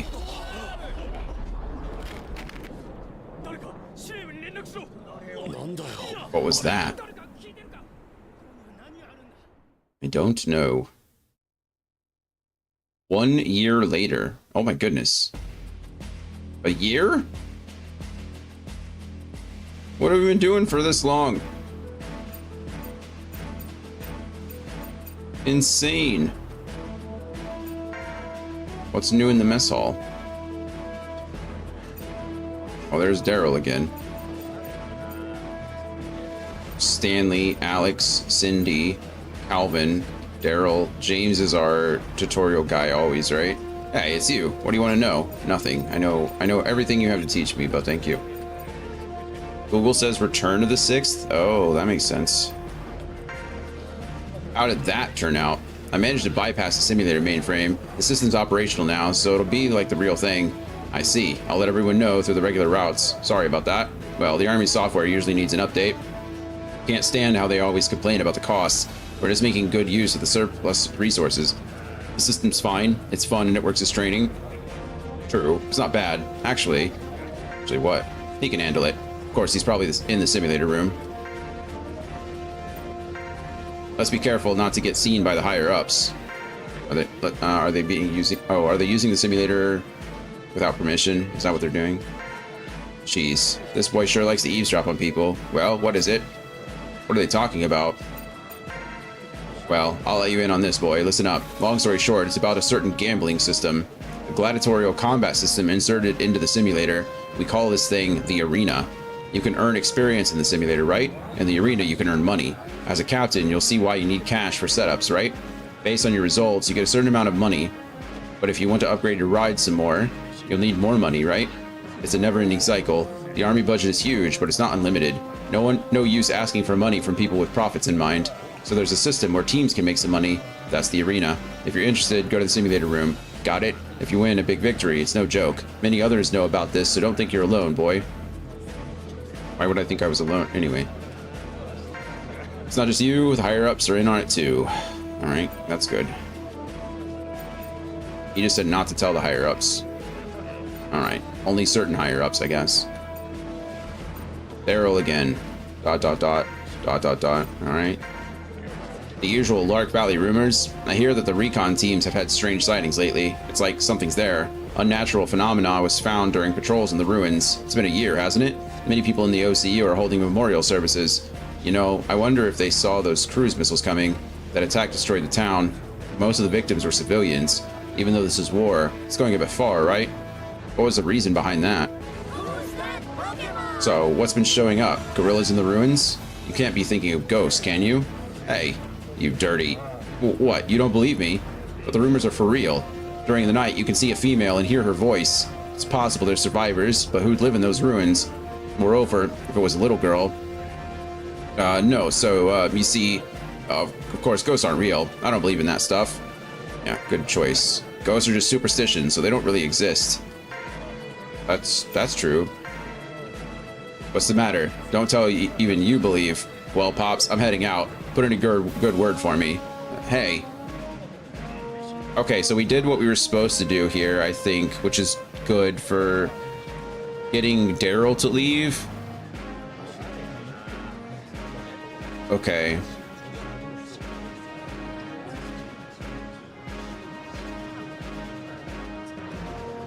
Yeah, we have to...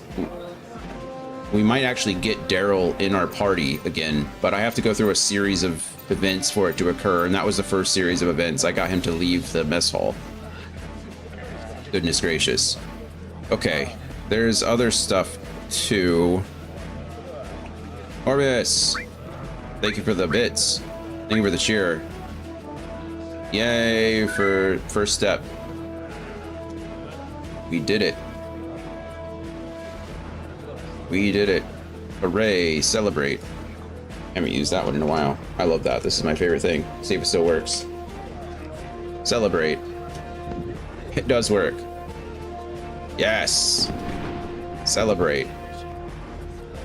Celebrate. Fireworks. The best. Okay, duplicate this tab. There's a whole series of things that I have to do to unlock certain simulators too, but I don't know if the simulators are what unlocks certain stuff or not.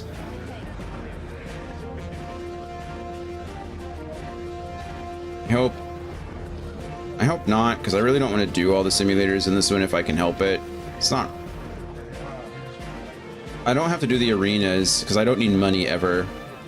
But there might be times when I need to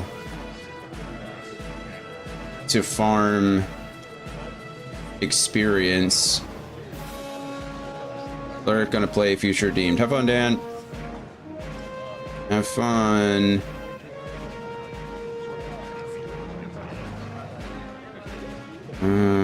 Let's see.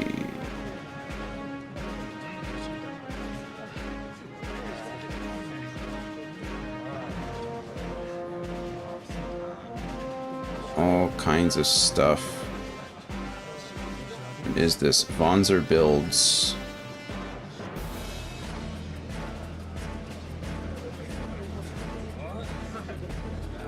Alright, I might need that. This is pilot skills. I scroll all the way down to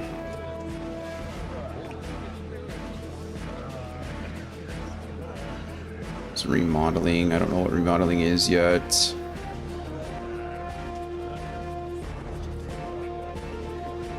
Sorry, I'm trying to look. These games are very complex, so I'm trying to make sure I don't miss anything. That's really all it is.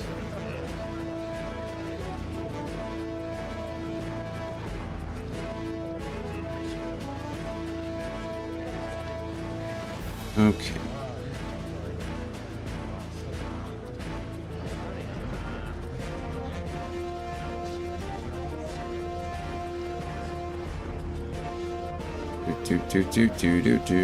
Lots of tactics. I'll figure out tactics on my own. For more information on Battle Simulator, please check out the in-depth FAQ on Battle Simulator on GameFAQs. The Battle Simulator is a traditional feature found in many front mission games. Its purpose is to sharpen the player's ability to formulate tactics and strategies. Blah, blah, blah. The Battle Simulator gains additional simulations based on meeting certain criteria or beating certain missions. One change to note is that Battle Simulators no longer give out CP like it would in past front mission games. The ability to advance in pilot and job level still remains, as do part rewards for clearing certain simulators. That's what we want right there. So that's why I am worried. Not worried, but Battle Simulator is, I think the arena just gives you money. I hope it just gives you money.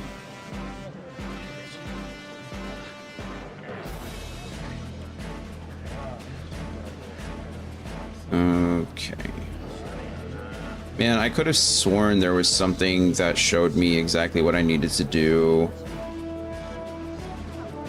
in order to unlock them. There was just like a...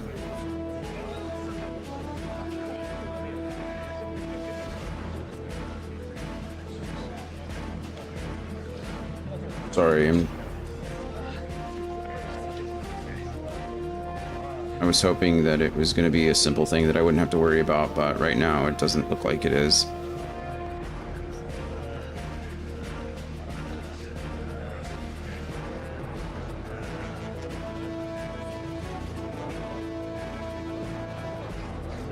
So much stuff.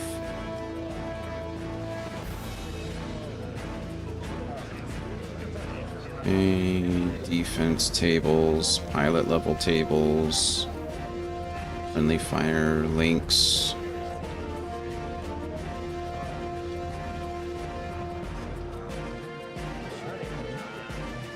Base exploration, pilot types, job types, scouting.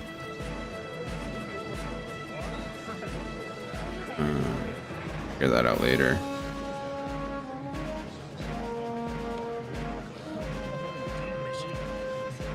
You'll notice several pilots have an S in their mugshot, but this is a plot spoiler, so this author won't say anything about that. S pilots gain exclusive battle skills only to them, so it would be a good idea to recruit them. And the option is there. Finally, one special pilot can be recruited, which information can be found on in a certain section. Okay, great. I don't know what section that is, but mission briefings, tutorials, you ask questions.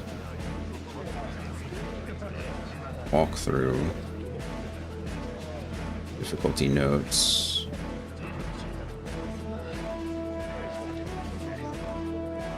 No, this isn't what I wanted. I mean, maybe it is, but it's not.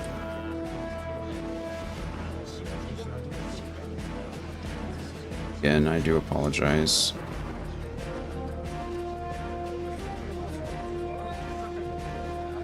Sometimes I try to do some reading before I start stream if there's questions that I have beforehand, but sometimes I don't know what questions I have until we actually start, you know, like... Yeah.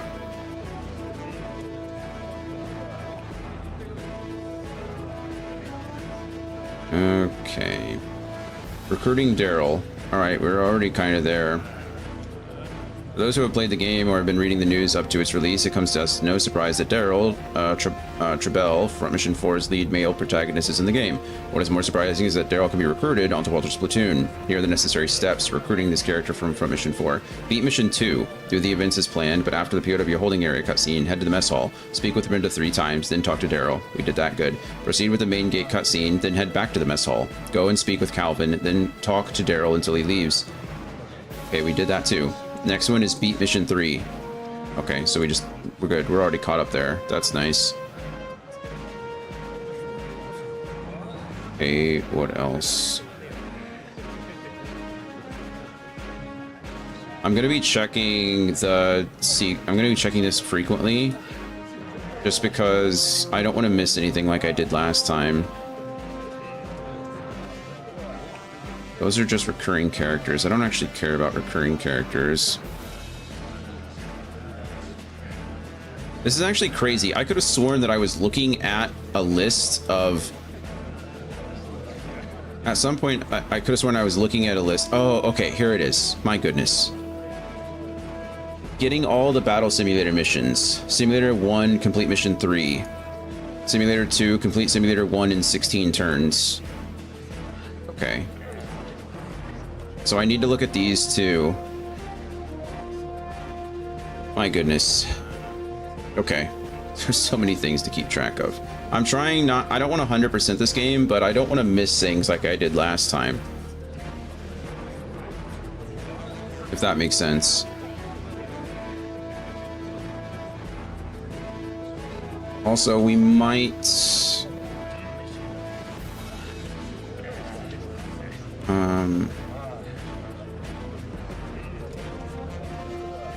we might turn on different things depending on...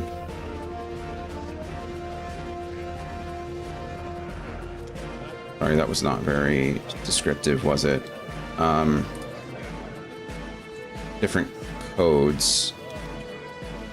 I've already turned on some of them, like infinite money, and now apparently infinite RP, but I don't know how infinite RP works. I might be interested in EP.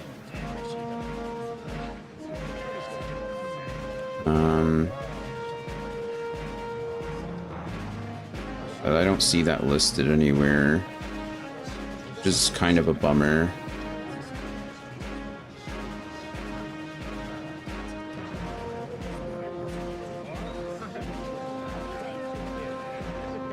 Kind of a bummer.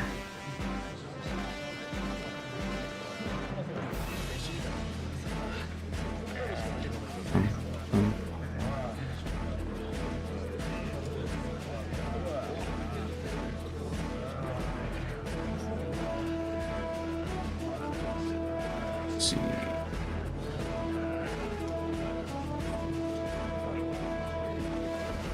That all seems to be working, but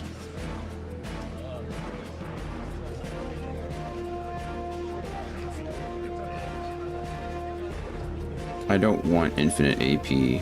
I don't want that at all. I want EP. I think it's this one that I want.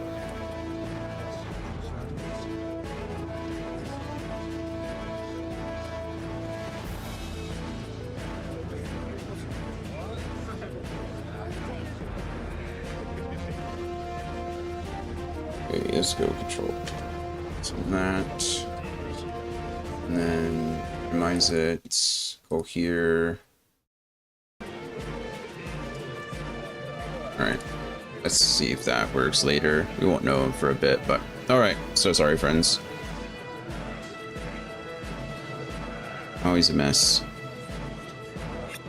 Okay, the simulator might be available to us now. We'll do that before. It's a year later. We've already gone like years, right? It's kind of crazy. how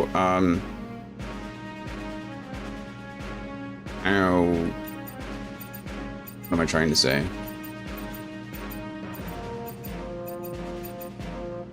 How quickly the game, like the timeline's progressing. That's what I was trying to say.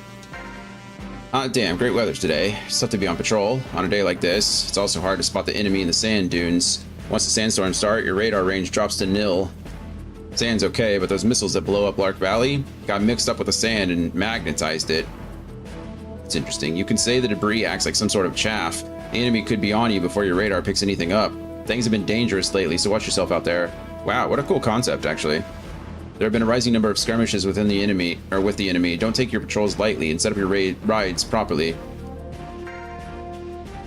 Will do. Notify all personnel to be ready for battle at any time. And, Fang, your platoon is on patrol today, right? Stay alert out there. Notify me if you see something ASAP. There's been a lot of encounters with the enemy in this area. Proceed with the utmost caution. Oh, are you using the training simulator? It's basically VR training, but it'll give your pilots useful combat training. No matter how you set up your Vonzer, pilots can't control their units effectively without training. Make sure you train them regularly. Will do. As a captain, training pilots is an important task. Make good use of the simulator. Yeah, got it.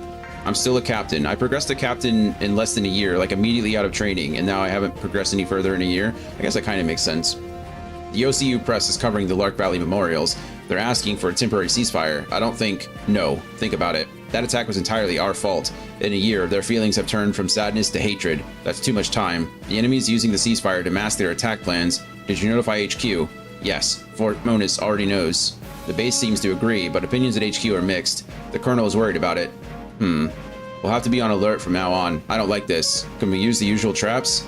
Yes, we've already taken up the main positions. After that, we'll be pretty busy. Alright, cool. So I can move out and go on my sortie if I want to. Okay, we're gonna do the simulator first, but I'm actually gonna save and use the restroom really quick. Sorry, friends. I know we haven't actually done any... I don't think we've even done a mission, have we? I'm pretty sure we haven't. So this will be the first mission, but this is how these games go. There's a lot of setup. There's a lot of, like, little things that you have to do. Kind of awkward, but anyway, give me one moment and I'll be right back.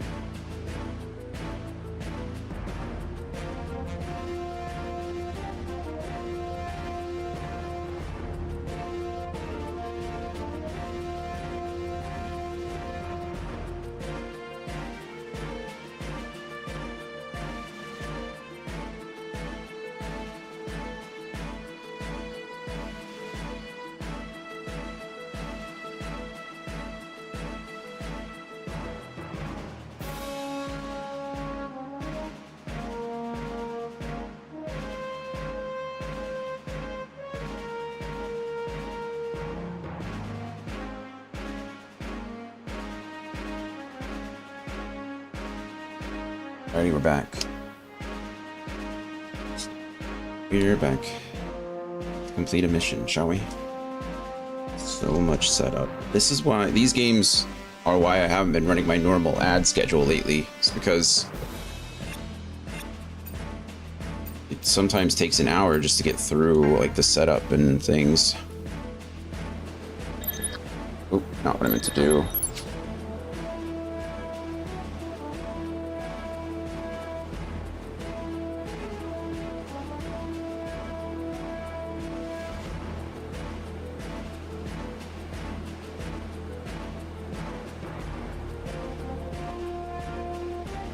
Me.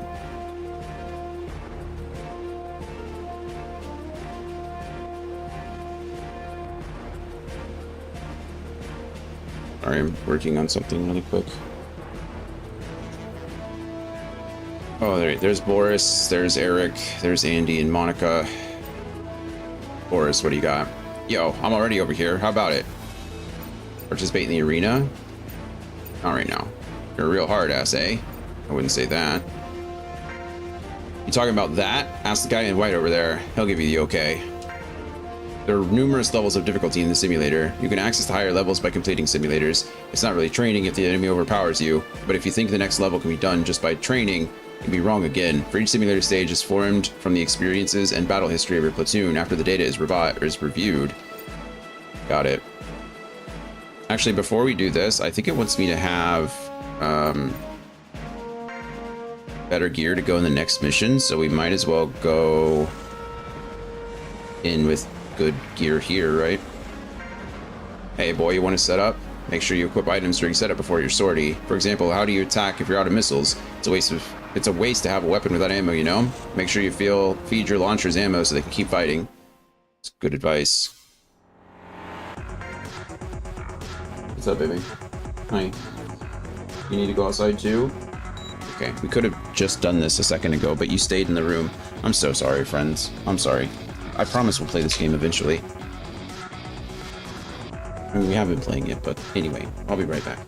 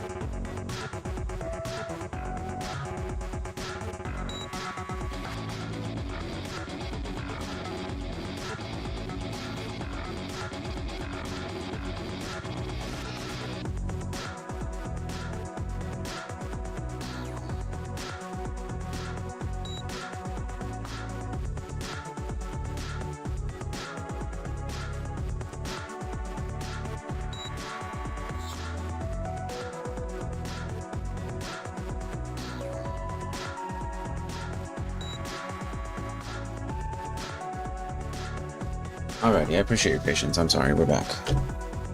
I had to use the restroom, and then Coda didn't want to get up or leave the room, and then I sat down, and then she wanted to go out, and then blah, blah, blah, blah, blah.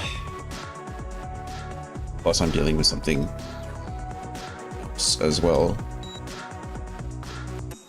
Okay, let's see. Right now we have rank 1 body. We can just buy rank 2 body, right? Just everything ranked up. That's what we currently have. Buy and equip. It's a benefit of having infinite money, right? Left arm. Increased weight, but increased HP too. Legs. Cross legs are the most expensive. We'll just keep what we have for now.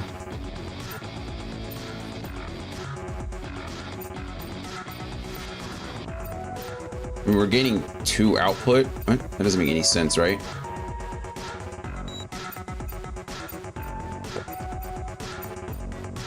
Why? For 2 output? That seems like a waste.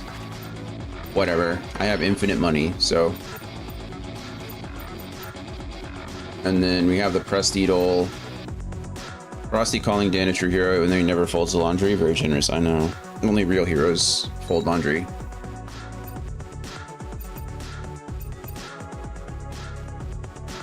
There's my 2. There's my 2 weight that just disappeared. And then I don't need anything shoulder-wise. Okay, cool. He's done. And now we just do the same thing for everybody else. Everyone just gets rank stuff. Oh, rank up. I'm sure that that's not going to be the case for everything that we do, but I'm not going to be mad if it is. If they want to simplify all of this for me, I'm going to be really happy about it. This can so my current repair backpack can't repair a single part, but this one can. So it's just overall better. That's lovely.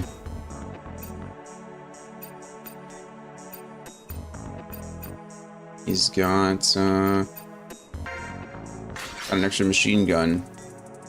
It just says, oh, does he have a, oh, he does have a shield on an arm? I didn't even know he had a shield. It's on my to-do list for this afternoon, in fact, folding laundry.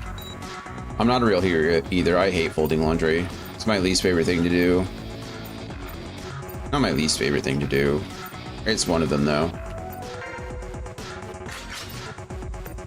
Alright, cool. That was easy. But do you do it? No. Everything I own is either hanged or stacked. I have over 100 graphic t-shirts. And I wash them in batches of 25. Do you really think I'm... Actually, it's usually closer to 20. Do you think I'm folding 100 t-shirts?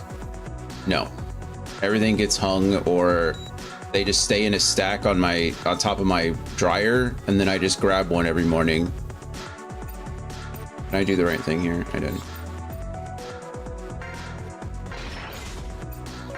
Oh, hanging and stacking counts as long as there's a process happening. Oh.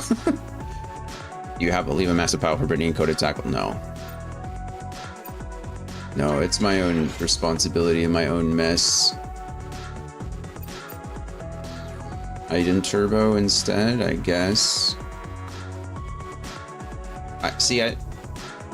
Oh, okay. I was like, what is the difference? But I can carry medium. I can carry medium in this one that I couldn't carry in before. Nothing in my left arm or right arm, but my left shoulder gets some donkeys. It's a pretty big jump in damage. All right, that's everyone. My guys are set up. Beautiful. Job's done. It is indeed. I don't think I still can't buy any skills, right? I don't have anything to buy. There's nothing in the supply list. Or anybody. Oh, never mind. Look at Damon. Look at fancy Damon. Max AP plus 2. Heck yeah, Damon. I have EP. Now here's the test. Here's the test of my second code. So we know the money code works. We know the RP code works because they're tied together. Is my EP code going to work?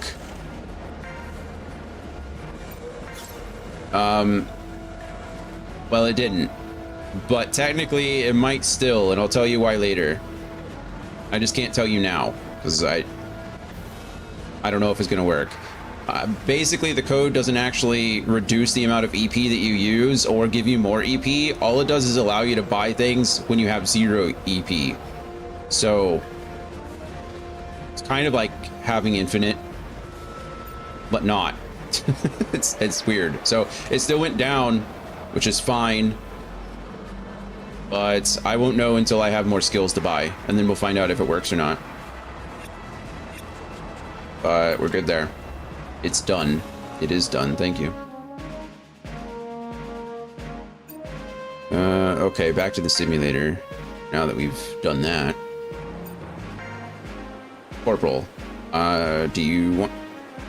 Aren't I a captain, not a corporal? Those are completely different things. Do you want to use the simulator? Battle Simulator 1. Yeah, let's start it up. Let's start it up.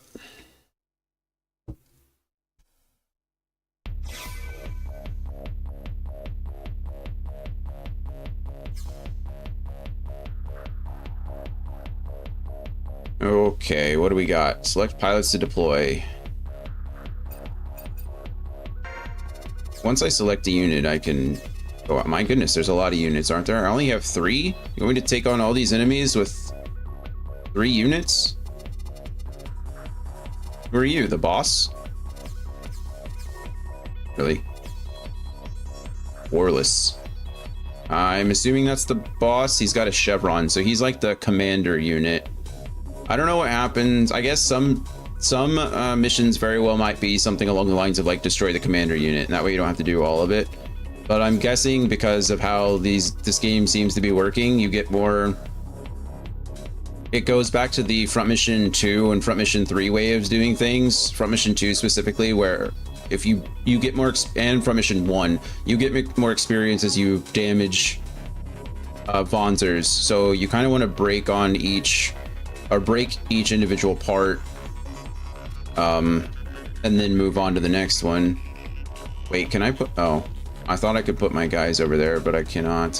How am I even supposed to get that guy? I guess we either go around here or go around the front. Man, this is going to be an interesting fight. Look at all these corridors. This is dangerous. I don't like it. I don't like it at all. Mission start. We're like vastly outnumbered, 5-3. I say vastly, but that's still pretty considerable. Oh, it's only 4-3. Never mind, it's not 5-3. Well, disregard what I just said. We're okay. I don't know the best course of action. I think I want to go after this missile guy first, just to get him out of the way. So that's what we're gonna do.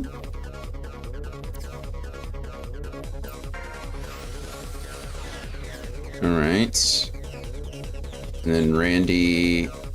O'Neill, Eldos, Randy can go over here. I have to remember all their names. This guy's name is Walter. Sorry, it's not funny, but it is funny. And then we got Damon. Or I could just call them by their Vonzer names. Cheyenne. Like the mountain. Yeah, I can't shoot over these buildings. This is important for us to know. But that means they can't either. Alright, let's see what this missile guy does. Absolutely nothing. They just stood there. Alright, good. That's exactly what I wanted to happen. Come on. Should be fine here, though. We can attack from this distance. We got ourselves the Gale shotgun. Why can I not...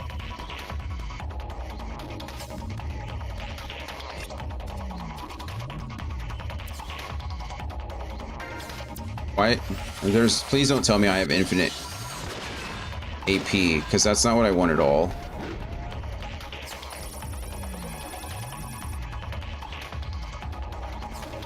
Does he still have... What? I didn't turn that on, I promise. I promise I did not. I'm gonna keep him kind of out of it.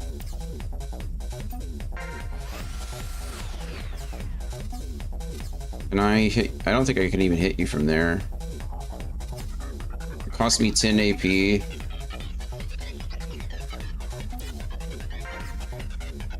Oh, I actually can hit you from there. That's nice. Let's do that.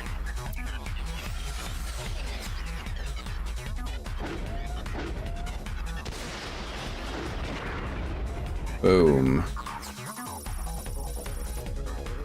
Okay, does that mean the enemy has infinite AP2 because I'm gonna turn that off as soon as I can. I didn't know it was turned on. So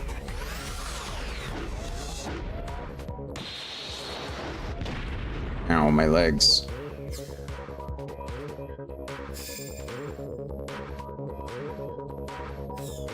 Okay, let me see something really quick. I'm sorry.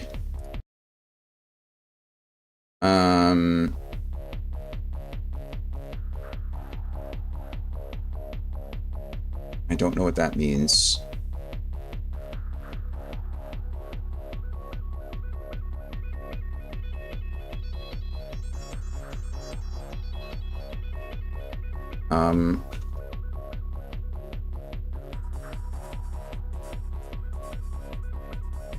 Sorry, I'm changing some things to make sure that.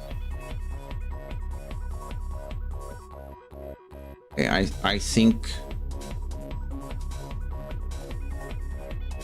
that should fix it. I hope that fixes it. We'll find out here in a second. If that doesn't, I think I have another way to fix it. But till then, we'll find out. Okay, that should take us 6 AP, which is fine. And then it didn't really fix it, did it? At all.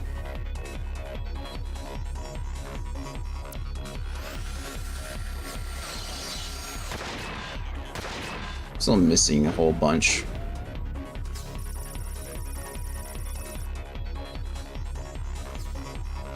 Just gonna get off the screen too. Okay, maybe I can test it on Randy and see if I can. I can just delete these, right? Get rid of them entirely.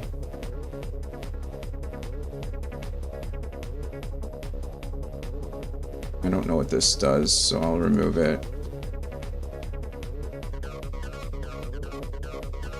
Okay.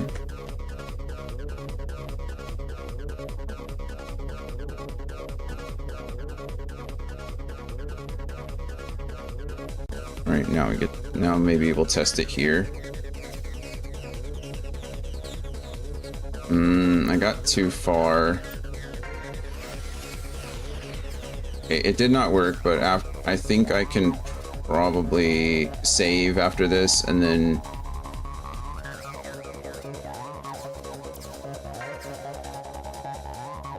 reload the whole thing.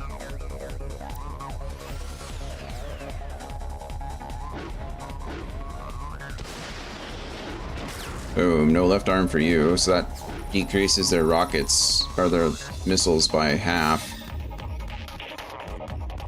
Well, a third, technically. 3/5.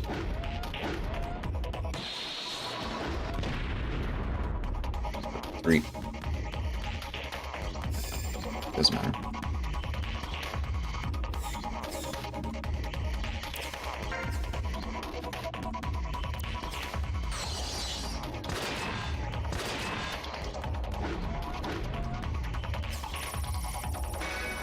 Level up.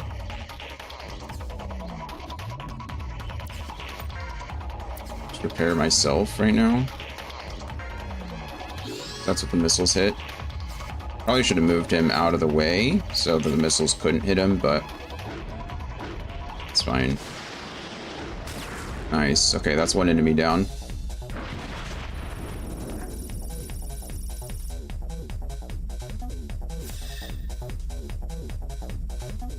See, my concern, I guess, is that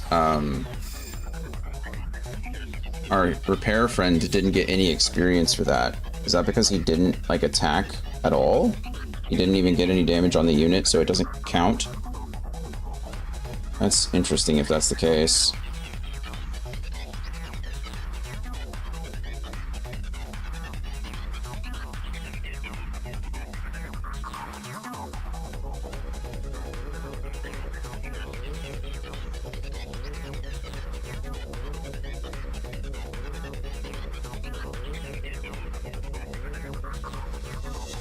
Like I said, I'm dealing with something important. I apologize. I'm not trying to ignore the game or ignore you. Lots of things are happening right now outside of the game, so I'm like trying to get them settled. Apologize for making it seem like I'm not present. Roof stuff, that, and other life stuff. It's not my business to share, so I can't share it.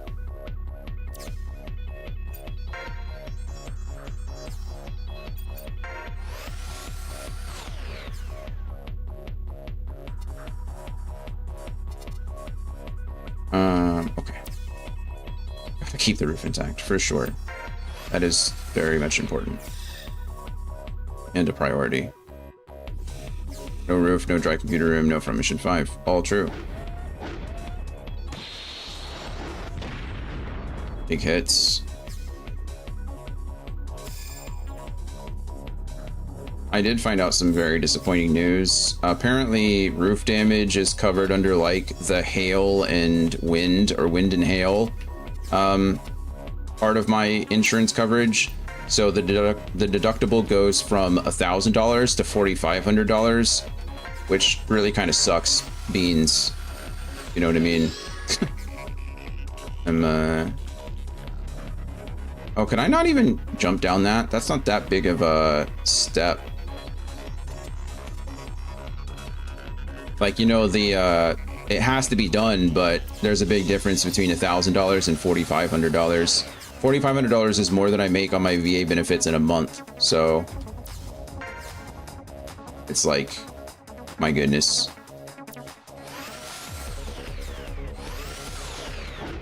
Get him, Damon. Love it.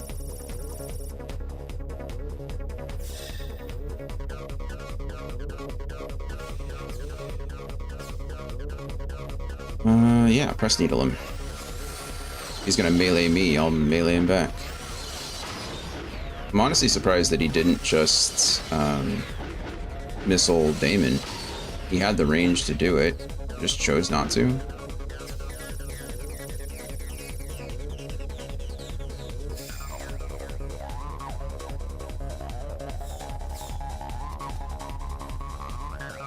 I can attack that guy from here, so we're going to, because I need Eldos. I need Randy to get some experience.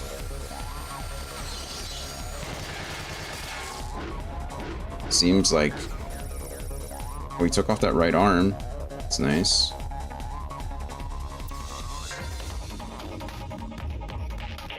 Might as well press needle here. Big hits. Miss. Dead. Good job, everybody. Yeah, okay, Randy gets experience now. So that's a little disappointing as well. That's going back to like the front mission 1 days that I don't really like so much, where it was very important for your units to all like hit the target before it dies, because we're trying to balance experience again. I don't like that. It's very, I don't know. It's very like min-maxy, unfortunately. It's not my favorite thing to do. It's fine, we'll figure it out. There's not much I can do about it, right? Just play the game, but I wish that were not the case. Like, my repair unit should be free to repair and still gain experience, in my, you know, humble opinion. But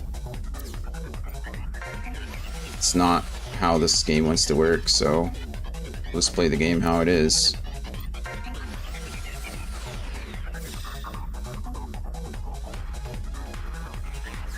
Fighting in these urban corridors is a big old bummer, I'll say that. This is an assault troop, right? Yeah, he has shotguns. Oh, he has a shotgun and a shield. Fascinating. Also, I saw that shields don't seem to have like limits anymore. So in past or in previous titles, the way it would work is your shield only had so many charges, and then after that it would run out. Like you couldn't block with it anymore. That doesn't seem to be the case any longer. I kind of want to put him off at an angle so that we can get more shots in. I think this is fine here. Yeah, this should be fine. We both have shotguns. Neither of us are going to hit very many of these shots, but... Ooh. Terrible. Why'd he only hit me once? I hit him twice. Why? I don't know. Can't attack from this range. Disappointing.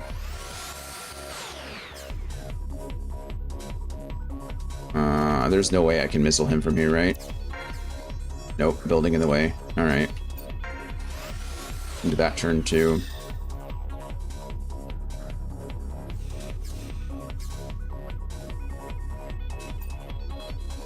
Oh, I was like, why can't I press needle him? It's because he's moving just to his left, my right. You still shotgun him though. With the Gale. Boom, boom. Yeah, he's only attacking once.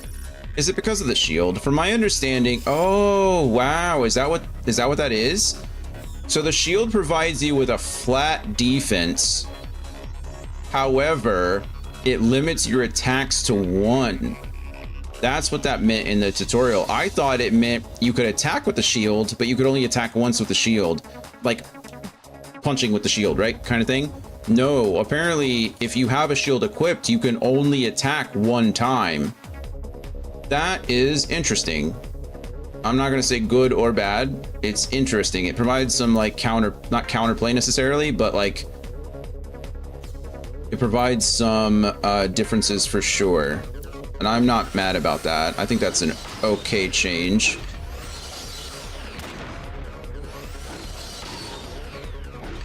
It really does give you like a, I wonder if you can stack shields. Can I have like 2 shields? Will it reduce my damage like doubly? I don't know. Something to consider. Okay, we have to attack this guy because I need to get some experience onto Randy. He'll attack me back, which kind of sucks, but it's fine. We're fine. He's not doing enough damage. Oh yeah, Randy has a shield too, so he can only attack once. Who's that Pokemon? All right, cool. And then good old Damon back here is just missiling away. A Bluey. Boom. 2 rockets. 1 to the legs, 1 to the right arm, I think. You can definitely see the damage decrease, though. Especially to the limbs, it seems.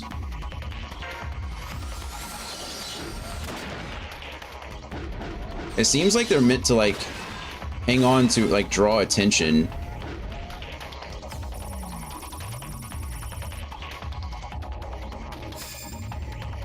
Right? Like, this guy is taking a long time to go down. With a tank and a healer, you could probably maintain for a very, very long time.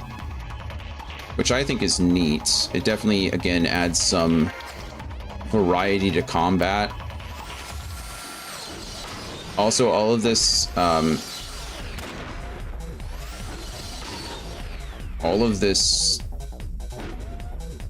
angles, like trying to make sure we're on the right line, we're not shooting our allies in the back.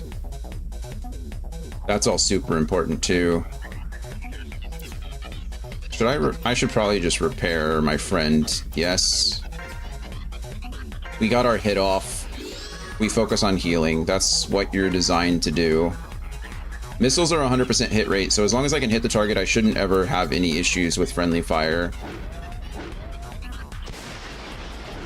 We're shooting out of our right shoulder now, which means we're out of ammo on our left. We only have so many donkey shots. 6 to be exact. 3 on one, 3 on the other. Press needle, please.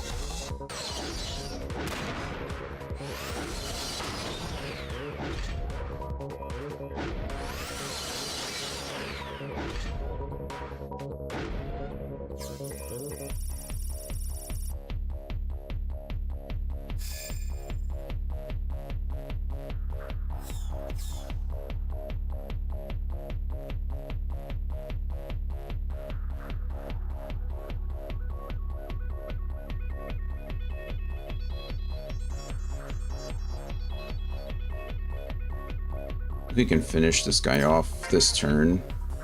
Maybe. Need a couple of big punches. Good thing is this guy can't evade. You're not dead. How much health do you have? It's okay, Randy can finish him off. 8 HP. Get him, Randy. You got this. I believe in you. Boom. There we go. First shot. Randy said, "No, I'm good. Tired of this kid. Get out of here." Love it. Okay. And then, fortunately, we're just kind of like moving closer to this gentleman over here. See what he decides to do. Nothing. He stands still. All right, cool.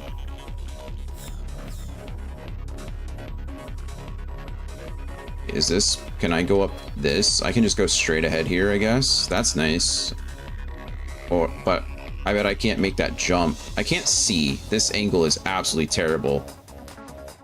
Okay, it doesn't look like there's any problem there. Oh yeah, you can see this like jump up. I highly doubt I'm going to be able to get up that. I can go up this little one, but I can't go up that big block there. So I think we just have to double back all the way down and go this way, which is a bummer. And then you can go ahead and repair Walter. I don't know if I want to move Damon up by himself. Where am I even going? I can't go down this way. So my only course of action is to engage him directly here. This guy is an assault. He has 2 machine guns. One is left hand, one is right. He has no special features, no skills. He is a level 2 assault, but that means nothing to us because he doesn't have any skills anyway. Just means he's a little bit better with his machine guns than I am. I think I am okay staying where... Well, let's move up onto this row at least. Then move over there and then see what happens. Again, I don't know when we aggro this guy. Apparently not yet.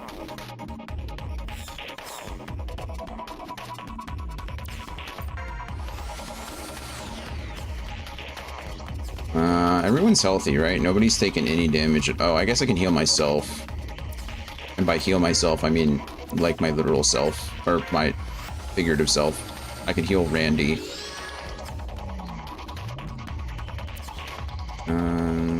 Alright, you know what? Let's move you up a bit. See if we can get him aggroed. Come to me! Oh, my love! Alright, he did. He did exactly what I didn't want him to do. He came forward and he attacked Damon. But that's okay. That just gives Damon...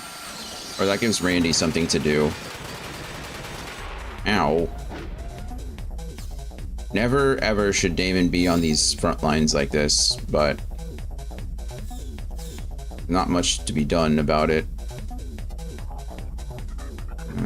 Okay, we move him off to the side over here.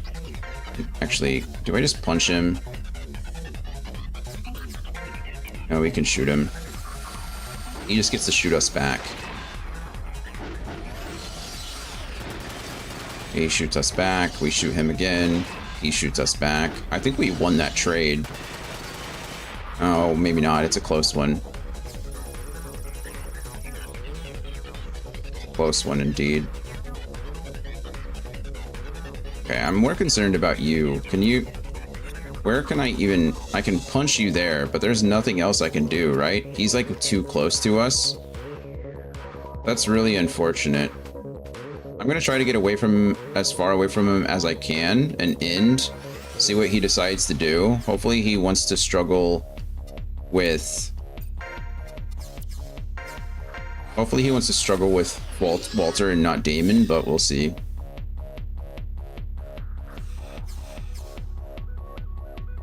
Yeah, that's actually exactly what he wants to do. He's getting distance, which is fine. Jesus. Why didn't I counter? Or explain that one to me?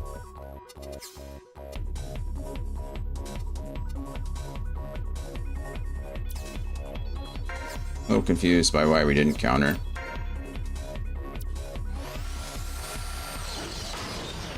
Big hit.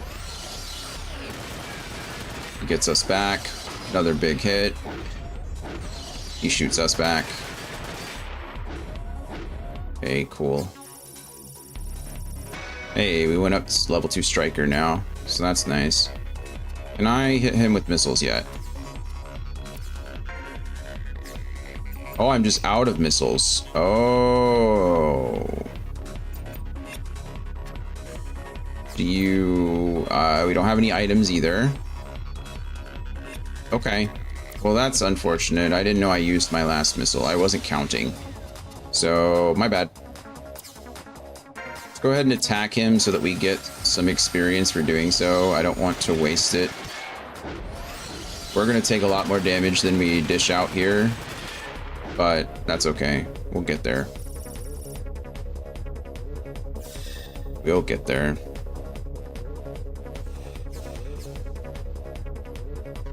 Yeah, he's just moving outside my range each time. Plus, he's like... He's really playing with us. Moving like that, moving through our lines. It's pretty smart. I'm certainly not mad about it. But it is frustrating.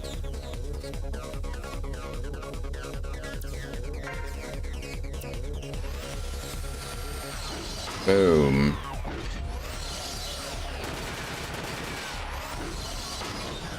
I'm gonna need Randy to repair our friend here. Walter's legs are looking a little shaky, aren't they? Okay, Cheyenne, we can move here. Just attack him for fun. There's no reason not. Well, I'd say there's no reason not to. There's actually a pretty good reason not to. He does a lot of damage. He's dishing out a lot more damage than we are dishing out with Damon's punches, that's for sure. I'd like to keep the damage isolated to one target if possible. And that target should probably be Walter. We still have not confirmed whether or not if we lose our commander, do we just lose? I don't think so because of the objectives, right? Yeah, he keeps moving out of that way. That's quite annoying. Lots of misses though, so that's good for us. Right, so if we check the objectives here. Conditions, all ally units are destroyed. So apparently not. If we lose our main character, it does not look like we are just kind of stuck. I can trap him here, and I think we're going to. I can prevent him from moving at all. Which I think is for the best.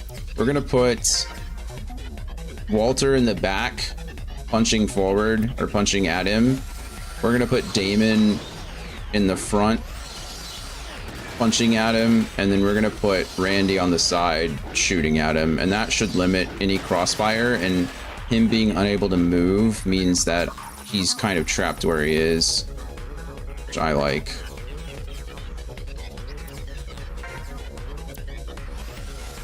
He's still doing... Oh wow, we might just kill him here. Good job, Damon. Oh, that didn't kill him. That's okay, Randy will finish him off.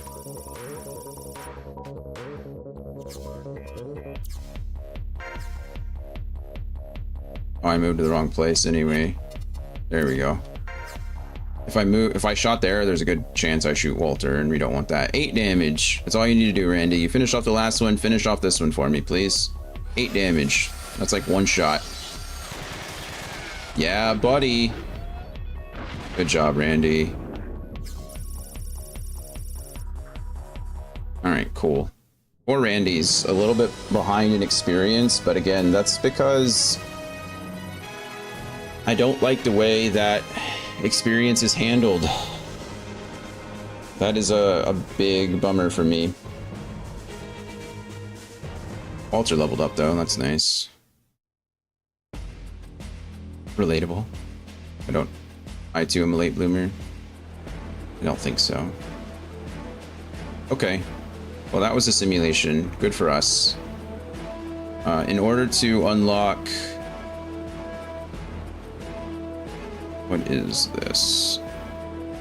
Oh, Battle Simulator. Where is it?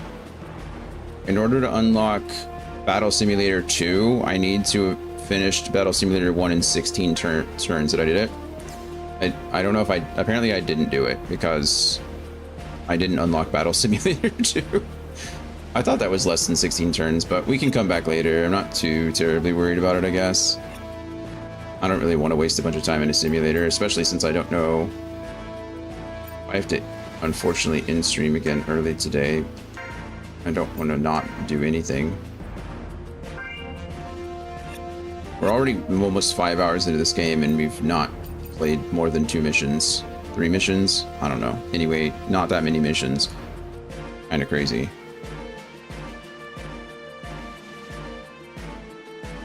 Okay.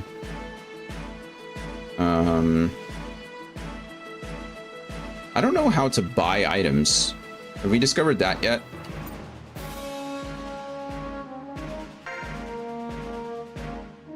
I can carry items in my backpack, but I don't know if I... Oh, items. There we go. I have space. I need missile reloads. It's my stock list.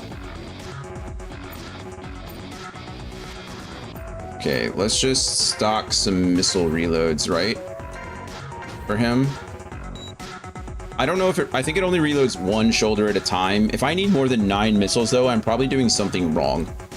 So that's probably on us at that point, but I'm glad that we have them now. All right, let's complete this mission, see what happens.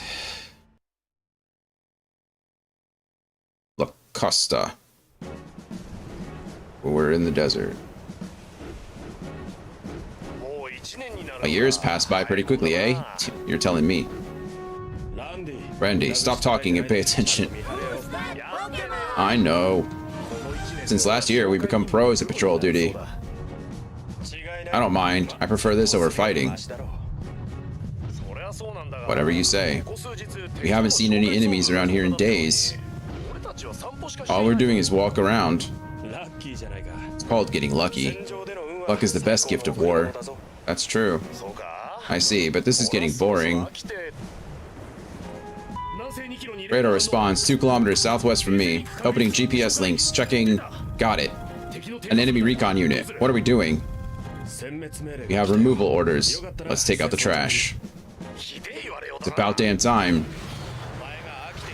You thought you were tired. Is that a problem? Well, let's remove this pest first. Randy is like the Chafer of the last game, just... chaotic energy. Tango 6 to all units. HQ wants us to destroy a recon unit. There are very few enemy units, but enemy tanks are present. Unlike Bonzers, tanks do not have any limbs. Yeah. Advance with caution. Eliminate all enemy units. Show some proud war cries for the long battle. Alright, cool. Oh, I can run simulators out of here now? That's interesting. Area hangouts. Area hangout? Area layout, sorry. There's a tank. Oh, that's us. Who are you? What is this? Assault Vonzer. Is that like an ally? Do we get a 4th unit here? That'd be kind of cool. Alright, tank, launcher, striker. Alright, cool. Can handle that. Hangar to set up your Vonzers. I think we already did that. We're good. Pilots might... Yeah, I was about to say, we can probably upgrade some of this stuff. Barrage. Attacks all enemies with sweeping gun bursts. Terror shot. Lowers enemies' evasion to half. Pincers. Ally units do not take damage from friendly fire. Oh, that's kind of nice.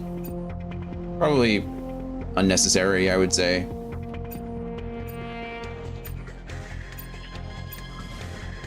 I don't know what barrage. It's a different color X. You see what I mean? I don't know why it's a different color X. Buy and equip. Buy and equip. All right, cool. Randy has some defense 1 and repair AP. Okay, we're about to test. Okay. Lowers AP cost repair command by 2. That's huge. So we definitely want that. Buy and equip. We're about to find out if I can use this. If my AP costs matter. Apparently that doesn't work. Okay. So I don't have infinite AP. It's fine. Figure it out as we go. Okay, cool. System, save, save, save. Yes. Back, back, back. Move out. Sortie.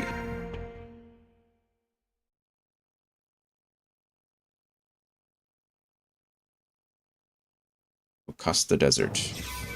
Destroy all enemies. All ally units are destroyed. I do in fact have an ally. Walter can go in front. Randy goes off to the left. Damon goes off to the right. Begins sortie. Who is my ally? Who are you? Are you Gust from the last mission? Huh? Isn't that guy with us? Yeah, must be from Recon Corps. The radar signal earlier must be from him. Well, let's not make him wait. Grub afterwards? Huh? Hey. Jeez, not even a greeting? He can't hear you.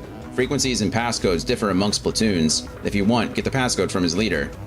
Forget it. Hey, this guy's probably an old-timer. You never cease to amaze me. Friendly IFF confirmed. Sending orders now. We'll be working together. He's an assault type. Let's get it started. Alright. He's an assault type. Gust. It is in fact... Well, okay. I don't know if that's his name. Gust could be the type of Vonzer, not necessarily him. But he's in a Gust. I think that's his Bonzer, right? Because that's what we call all of this. Yeah. This is a Sonata, Scintilla, or Scintilla, and Inyo. Yeah, so he's in a Gust Bonzer, but he's an assault type unit. He has a machine gun and a shotgun. No special features, but he's a level 2 assault, which is good for us. Oh, press for skill info. Oh, wait, I pressed the wrong thing. He has no skills. Alright, that's fine. Let's see. Damon, how far can you attack? I need to move up 1 to attack for you. Let's go ahead and move up. Let's just move up to 1. And attack this guy for sure. His cannons, I don't know the range of his cannons. I can't look at it from here, so we'll attack first and ask questions after. Get donkeyed. Boom. Okay, got some launcher experience. We love that for us. Can I check their range ever? Oh, I can. No, that's their movement.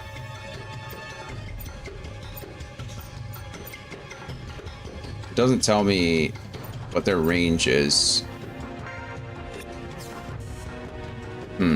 Bit of a bummer. Okay. It's quite possible that I can move up in here and attack him, and he can't attack me, but I bet that other cannon can. Because it's not a canton, it's a cannon. You know what I mean?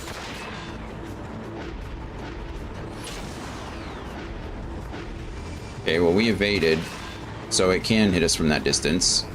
We evaded twice. My goodness. Way to go, Walter. 2 big evades there. Let's try to stay... Well, the problem is if I stay too far off to the side, this angle might become available to me. Or to them, rather. But I can't stay behind either, because that means straight line. I'll get hit with that. Let's go out here, I suppose. I can't attack him from that range. I can't hit him anyway. You know what I didn't check to see if we still had max AP or not? We do. Gosh darn it. Okay, I'm gonna have to figure that out because I don't want max AP. That was not the point. Actually, you know what? I was about to say I saved after this one, but or I saved before this one. We didn't really do much. Okay, hold on. I'm going to exit the game and reopen it because we just saved, so it shouldn't be a problem. Do a fresh boot and then just load the game and see if it will. I might have to close the whole program. Probably do that anyway, just to be safe, yeah? Yes, I'm sure I want to shut it down. And appreciate your patience, everybody. I want to make sure, like, I'm not trying to break the game crazily. That's not ever my goal. I mean, I wouldn't say ever, but certainly not my goal for a newer game. Out of curiosity and not prodding, have you upped the internal resolution at all, or do you prefer the original PS2 look? I prefer the PS2 look. I've not even touched resolution changing. I feel like if I'm going to play a game that's supposed to be on the original console, I want to play the game on the original console, if that makes sense. I'm sure I could add all kinds of mods and make the thing look cool, but I'm happy with it.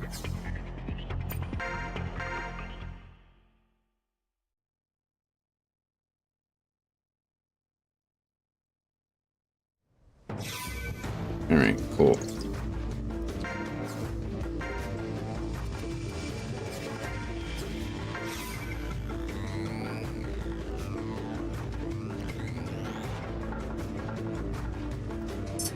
Ignore all that. Don't care. I probably won't get as lucky with the Can I? Oh yeah, I was about to say, can I press select and get a mini map on this one too? Certainly can. Love it.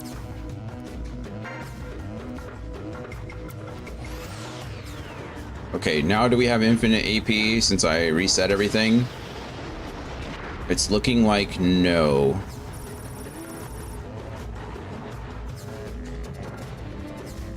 All right, we fixed it. Yay, us. Okay, cool. I didn't want infinite AP. I was not trying, like I said, I was not trying to break the game. It was not my intent. Yay, us. Okay. Let's see if we get two evasions here, too. That'd be lovely. I doubt it, but no. We took a cannon shell to the chest. You missed that time, though. It's funny, for PS1 and earlier, scanline, CRT type effects sometimes make it look more legit.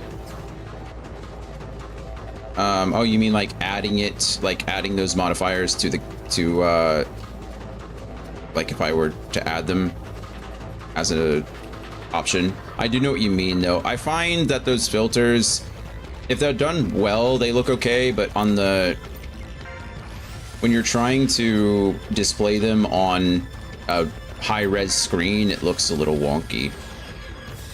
But for PS2 onward, sometimes I was playing with component cables on flat screens, so this is often how it looked. Yeah.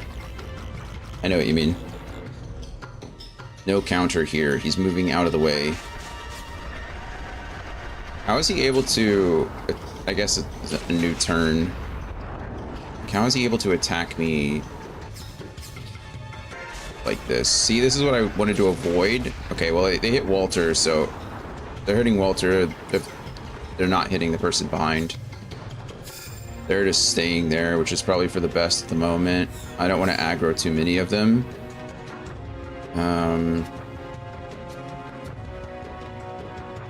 Am I okay there? No.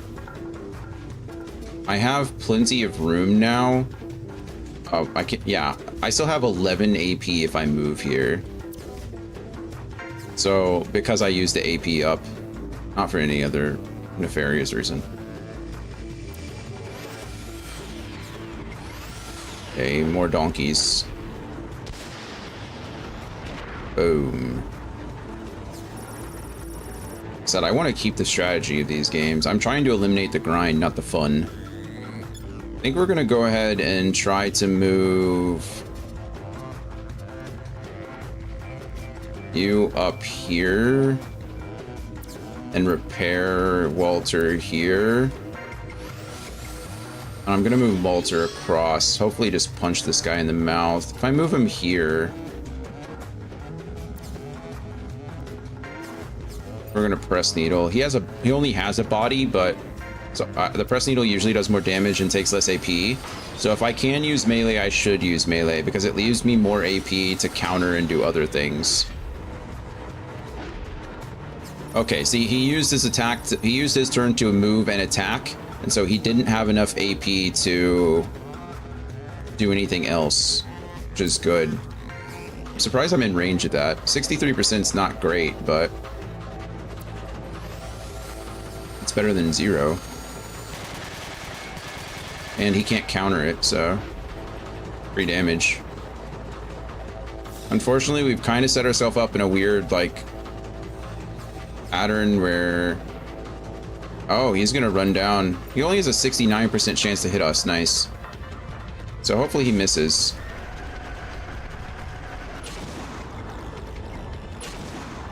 Two misses. I didn't expect both of them to miss. But now he has 0. He does not have enough AP to...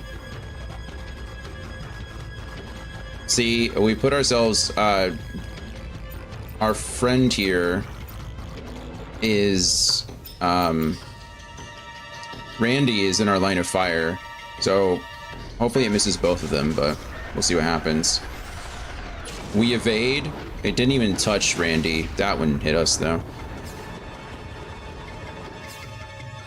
Not all scanline effects are born equal, for short, yeah. I remember playing like old Chrono Trigger and stuff on those older... Oh, I'm getting launched at already? This is going to be painful. It's just him, though. The melee units haven't moved up, which is nice. Or the assault units, I should say. I don't want to run away too far, so I think here is fine. Our AP charge... I actually don't know what our AP charge is. AP charge is only 12 of 15, so even though we have the 15, I don't want to, or even though we have 12, I don't want to waste all of it moving. That's why we don't have full AP this time, is because last time I moved too many squares. So you kind of want to position your missilers like you position your snipers. It's just out of range.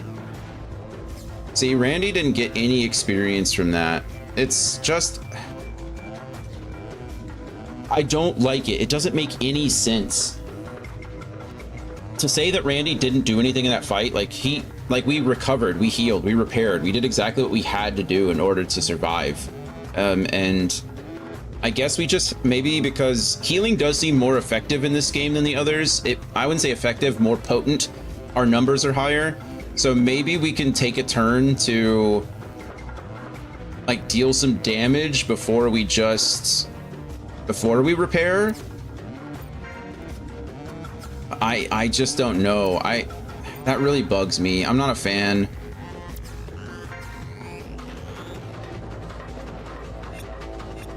Oh, I was like, what's going on? It's because I was repairing the other one. That makes sense.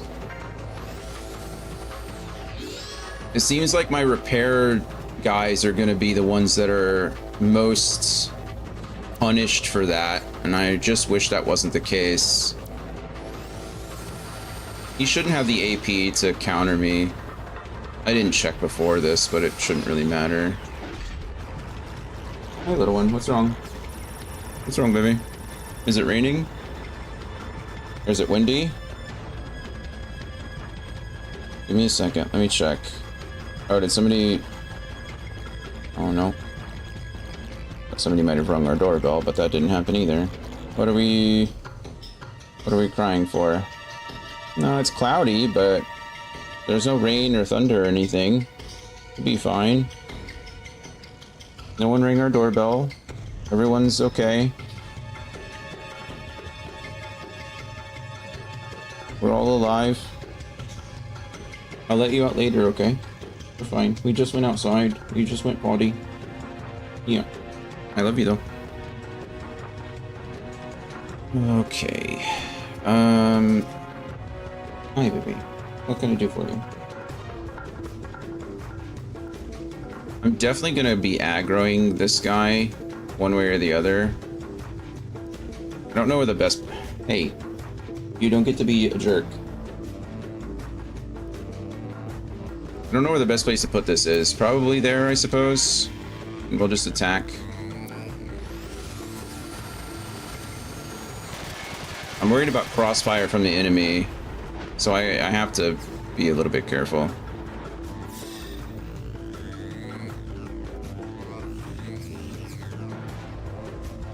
He's going to try to hit Walter.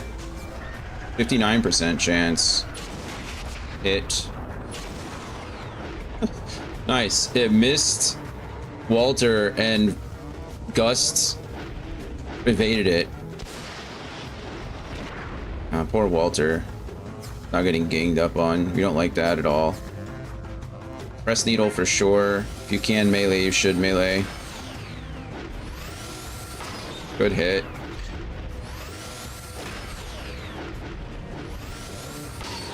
See what I mean here? I'm gonna have to use Randy to repair Walter again, which is Randy's job.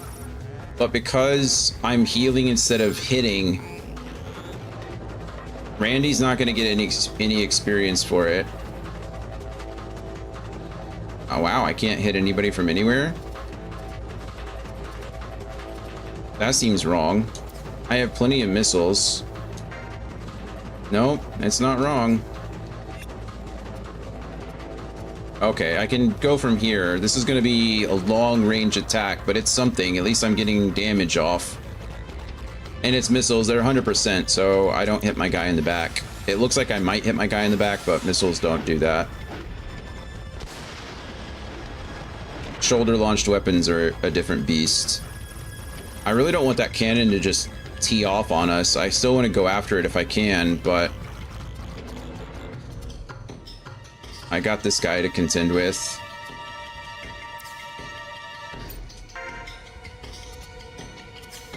Still need to get the repair off. Doing all parts repair here. It's not going to repair his body to full, but still a big heal.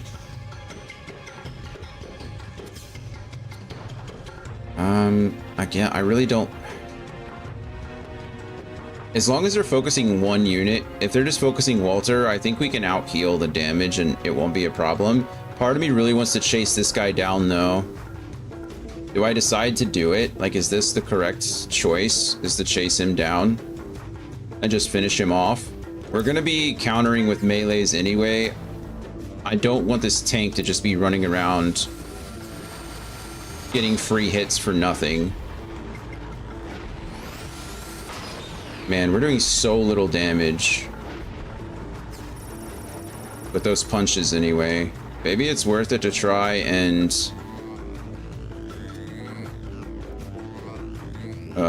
this is ugly. What if we go out here? 48% chance to hit. That's terrible. Oh, I pressed the wrong button. Oh no, I'm petting Coda. So yeah, we hit our own guy. I did not mean to do that. I'm petting Coda with my other hand, so I'm kind of like bracing the controller on the other one, and my hand slipped. Okay, this is one of those where they're angling. What side are you on? Oh, yeah. See, he hit Gust in the back because of it. Oh, I did not mean to go there. More missiles. This is Randy, though. It's not your fault, Coda Bear. I know, even though you're a big old scaredy baby. I don't know what you're scared of, though. Maybe nothing. Maybe you just need to go outside. Miss. Good. Punch. Miss. Good. Punch. Yeah, buddy. Okay. Poor Randy's arm is not looking so hot. Good thing that other assault isn't in the fight yet, because that would be unfortunate. I only have 2. Hey, wow, look at that. 2 squares gives me just enough to missile this guy. I only have 2 shots left, so let's make these count. Hey, Damon. Gunner, go! Boom. Good job. Okay, I can repair myself, which might be the better option to get Randy's arm back. Or I could try attacking. Let's try. I really need to just do damage to these guys. I need to murder someone. If I get any closer to this tank, he's going to... I'm going to aggro the people in the back, and I don't want that. So I'm going to have to switch focus back to this guy. Do we trade blows with him, or do I go shotgun mode? If I go here, I can attack with the Gale and see how that works. We might be able to remove a limb, but he has terror shot. Hey, look at that, our first skill trigger. Nice, we lowered his evasion. We did it again. So he's not evading anything. That's nice. Cool. Our first skill. And then I think we kind of do the same thing here. We go up and attack. Skill trigger, did you learn that on the fly? No, it was something we equipped before we went on this last sortie. Since we leveled up in the simulator, we gained access to a couple of skills. Walter learned terror shots and barrage. And then Randy learned AP -2 for healing, so it costs him 2 less AP to heal. And then Darren learned... Damon learned... I don't know what Damon learned. Defense... No, I don't remember. One of the big pieces of the Saga series is that your characters can randomly spark new skills in battle. So I thought it was that for a second. So that's how Front Mission 1, 2, and 3 worked. More or less. Take out that left arm, please. How does he still have left arm? Sometimes I feel, so far, it feels like the game does not want me to succeed. No, it doesn't want me to eliminate arms or eliminate limbs. It's okay. Go in, Randy. Do it. Andy is the finisher, and he didn't finish anything. I say Andy. I meant Randy. I don't know what maybe I said Randy, and I don't know. Thought Andy. Either way.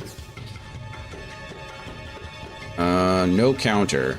Wow, look at this. He's not gonna hit Randy, though. He's gonna hit... I am the finisher. I should have been there. True. Okay, he did hit Randy. That time he missed. I think he was trying to go for a threefer. Like, he was like, I'm gonna hit somebody. I don't know who that somebody's gonna be, but I'm gonna hit him. Randy, don't lose your left arm, please. Alright, legs are fine. Legs are required for jumping, dancing. Press needle for sure. Actually, we're just gonna go Gale. Go Gale here. We're almost guaranteed to either break limbs or kill him. Or both. I'll take both. Okay, Damon, Randy, and Walter earned experience on that one, but not Damon. Oh wait, never mind. Gus didn't earn any experience because Gus isn't technically on our team. I don't have to care about him at all, do I? I only have 1 missile left. Do I want to waste it on this guy out? It's not a waste. I guess I'm doing damage regardless, aren't I? Yeah, I mean, this is just correct. If I can do damage, I should do damage. No reason to hold. Oh, wow. 2 direct body shots? Love that from you, Damon. Good job. Good job. This game is a lot more fun when you don't have infinite AP. I'm not going to lie to you. When you have an infinite AP and everyone's attacking everyone all the time, I think it would have been more fun last time if I was the only one that had it. But I feel like I'm actually having to strategize a little bit more. There's a lot of strategy in this game. I feel like this game's going to get exhausting really fast. But so far, so good.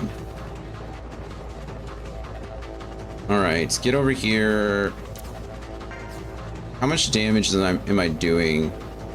What is that? 121 damage versus 59 damage. That's the enemy's expression.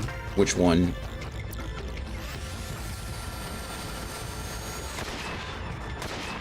Looks like he's playing a game in his VR headset. Oh, yeah.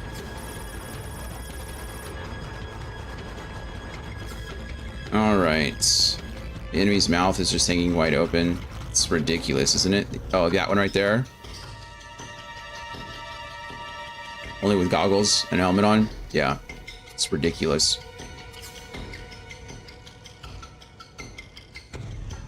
Alright, let's go ahead and move this away. Actually, I don't want to move too far away anymore because I have this guy to contend with. So I actually want to do something like... Actually, I could just attack from here. Why am I moving at all? Just attack, please. Or do I want Randy to attack? I want Randy to heal himself. That's what I want to do. But if Randy doesn't attack this guy, he's not going to get any experience. And that is devastating. I'm just gonna... Oh, Randy is earning experience. What? I'm so confused. I don't know what's happening anymore. I'm just lost. Don't mind me. It's over. It's too early for my brain to be fried.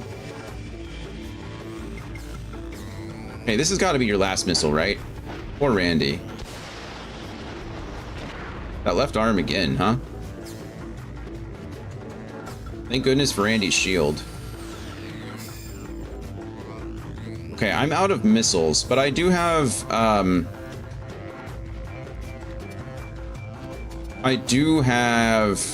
items. So we can just come here, use a missile reload on the donkey, keep it moving. Now the real question becomes, do I focus on the missiler next, who is almost out of ammo? He has one shot left. Do I care about him anymore? Not really. Not really at all. So let's just not. You know what I mean? We're making the tactical decision to not care about him in the slightest. I'm gonna come over here so I can block off this guy's access to my main guys. Losing Gust doesn't feel like a bad thing. And then poor Randy, go ahead and just repair your... yeah, I don't have to worry about crossfire anymore, really, except for myself, because that guy's melee. He has no other... He has nothing that's going to crossfire me. Nothing, no friendly fire. So I guess what I should be saying is I only have to worry about friendly fire, and I don't have to worry about crossfire. Okay, 2 shots to the body is okay. Now that guy, again, has no missiles left. Okay, well, I feel dumb. Remember when I said, I was like, oh, I'm going to put my guy there so that he doesn't have to worry about being attacked. I should have just blocked him off, I guess. Punch it back, Damon. Get him. Boom. Yeah, buddy. That's what I'm talking about. Unfortunately, this guy is kind of in a precarious situation. Maybe not too bad. Damon can't really move. Well, he can move backwards, but he's not in a good spot to do, like, anything.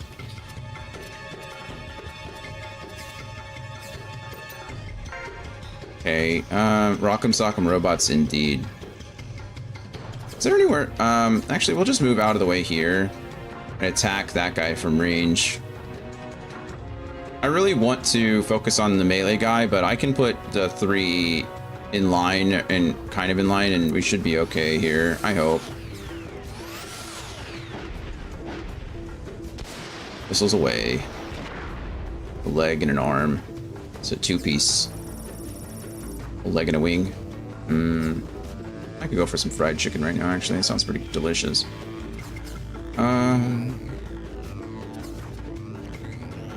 Let's go ahead and put Frost here and attack with your press needle, because this guy has half health on his body.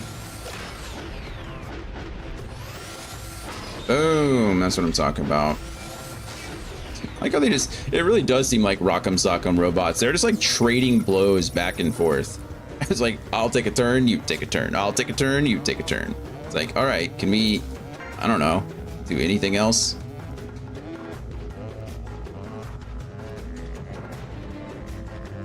This guy has a higher percentage chance to hit me, but I think I can just, well, I was going to say I think I can just kill him, but it doesn't seem to be the case.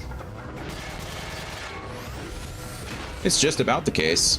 All right, Randy. You know the drill. The closer. Randy the closer. No, don't heal yourself. You're gonna come right over here, Randy. You're gonna attack this. Oh, I can't. There's a building in the way. Gosh darn it. Come right over here, Randy.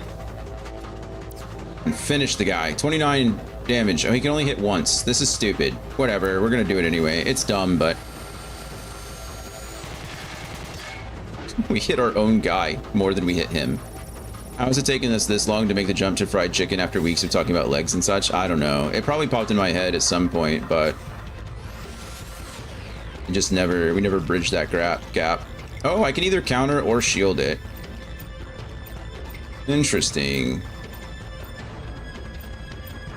Interesting. So shielding is not something that I use. Oh no, I can actually just punch the shit out of him with my shield. That's what it's saying. No, you know what? I want to see you punch him with your shield, so go ahead and do that. No, this is 13 damage by 1, this is 13 damage by 9. That's just dumb, right? Don't do that, Randy. Don't listen to me. It would look cool, but it's completely unnecessary. Okay, I missed every single one of those shots. Every one of them. So that whole meme about how often men think about the Roman Empire, fried chicken is my husband's Roman Empire. I mean, I can't even blame him. Fried chicken's delicious. It's a great food. When it's done well, I actually think fried chicken is one of those, like, it's one of those foods, one of those meals that can truly be terrible. Like an affront to chicken everywhere if it's not done well. But in general, when it's done right, it's great. So I'm with your husband on that one. Boom.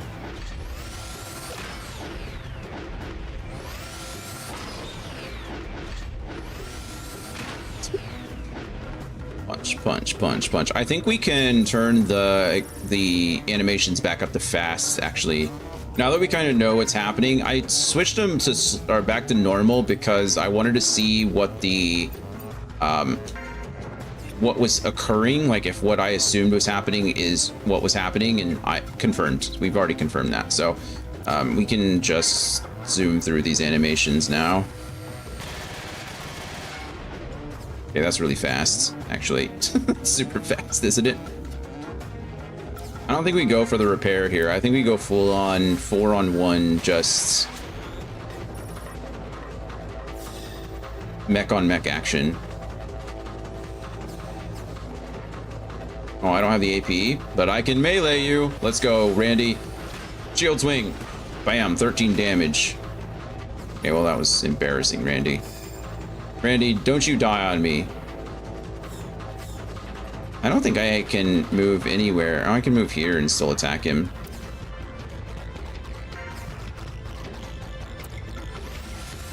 Three spaces to the right. Missiles away. Hey, launcher level 3. I could just melee this guy, right? I don't really have to worry about... Yeah. Melee it is. Boom! Back of the head. Donkey punch. Mission clear. So they do all get experience at the end, but as you can see, poor Randy is like 342 experience behind behind Walter, which is gross.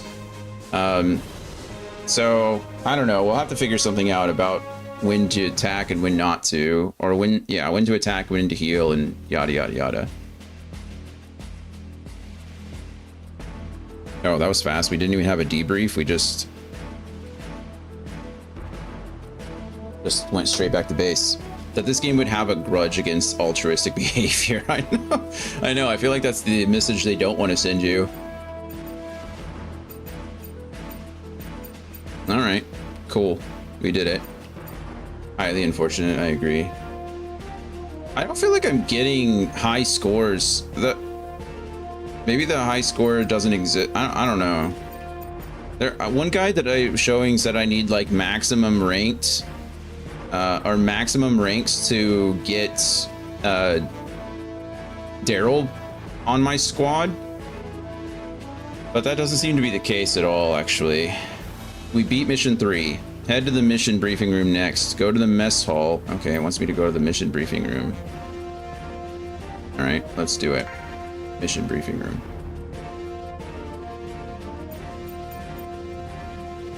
All right. It doesn't say what to do here. So now it says go to the mess hall and speak with Brenda.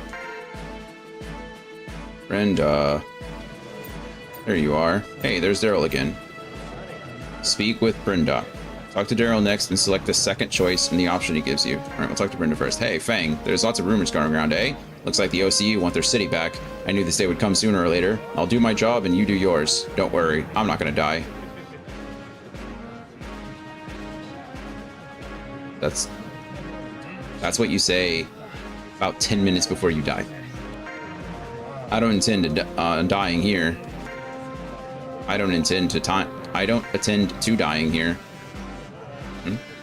Great. Daryl, back to Daryl. ... I can't talk to him. Darn it, we already messed it up.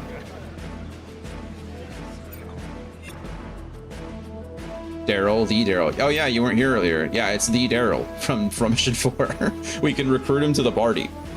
We can have him on our squad, but there's a series of actions that I have to take, so I'm really hoping that we get it all taken care of.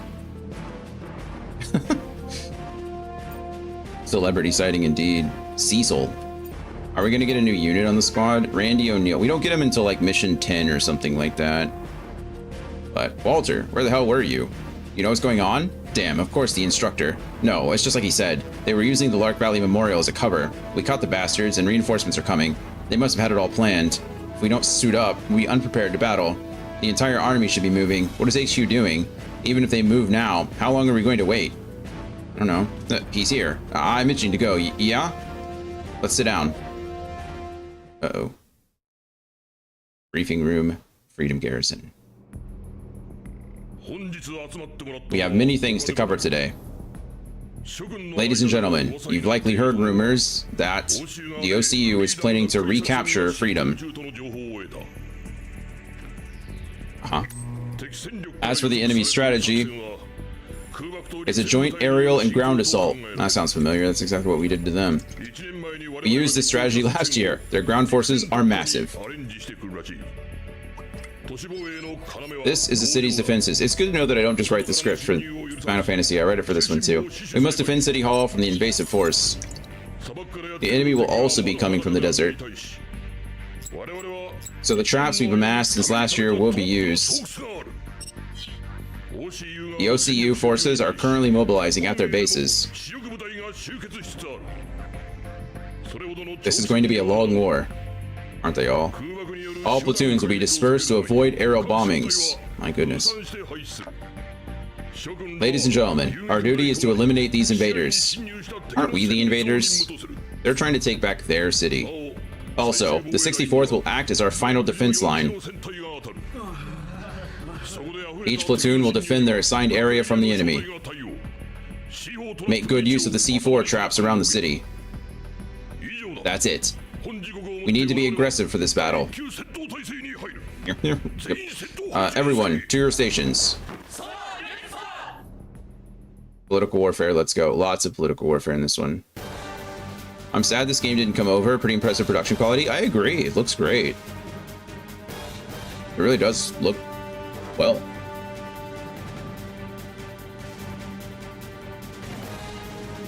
Or rather, it also plays well.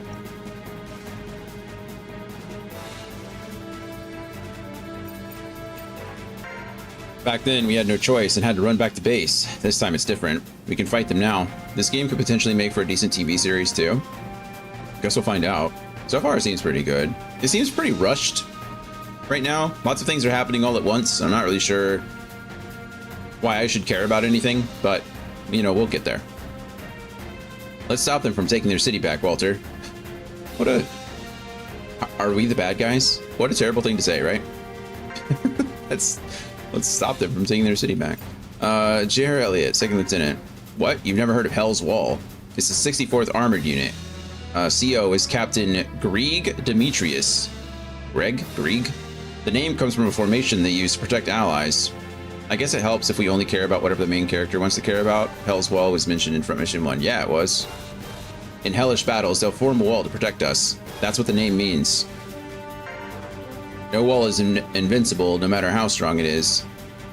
They're a tough as shit team, I remember. Yeah, the Hell's Wall was not a fun... Well, it was a small squad, wasn't it? It was like 4 people, but they had a lot of backup. What's up, little one? Do you need to go outside? Let me finish talking to this gentleman here, and then we'll be done. No wall is invincible, no matter how strong it is. I wonder if we're putting too much trust in them. What a weird thing to say. You want to go outside? Well, what's wrong? You don't want to go out. Are we just anxious? What got us anxious all of a sudden? We had our medicine this morning. Stanley Murphy, Captain. Finally, I've been waiting to get revenge on those Aussies. Oh, is that what the OCU? Aussies? But I didn't just wait here. They might overwhelm us, but this city's full with traps. We also have the 64th. Hell's Wall isn't just any name. This might be like last year, where they tore things up. Until reinforcements arrive, we have to defend freedom. Put everything into this upcoming battle. Let's. Hello, Dennis. Seems everyone trusts the 64th, but that's not enough. There's exceptions to every rule.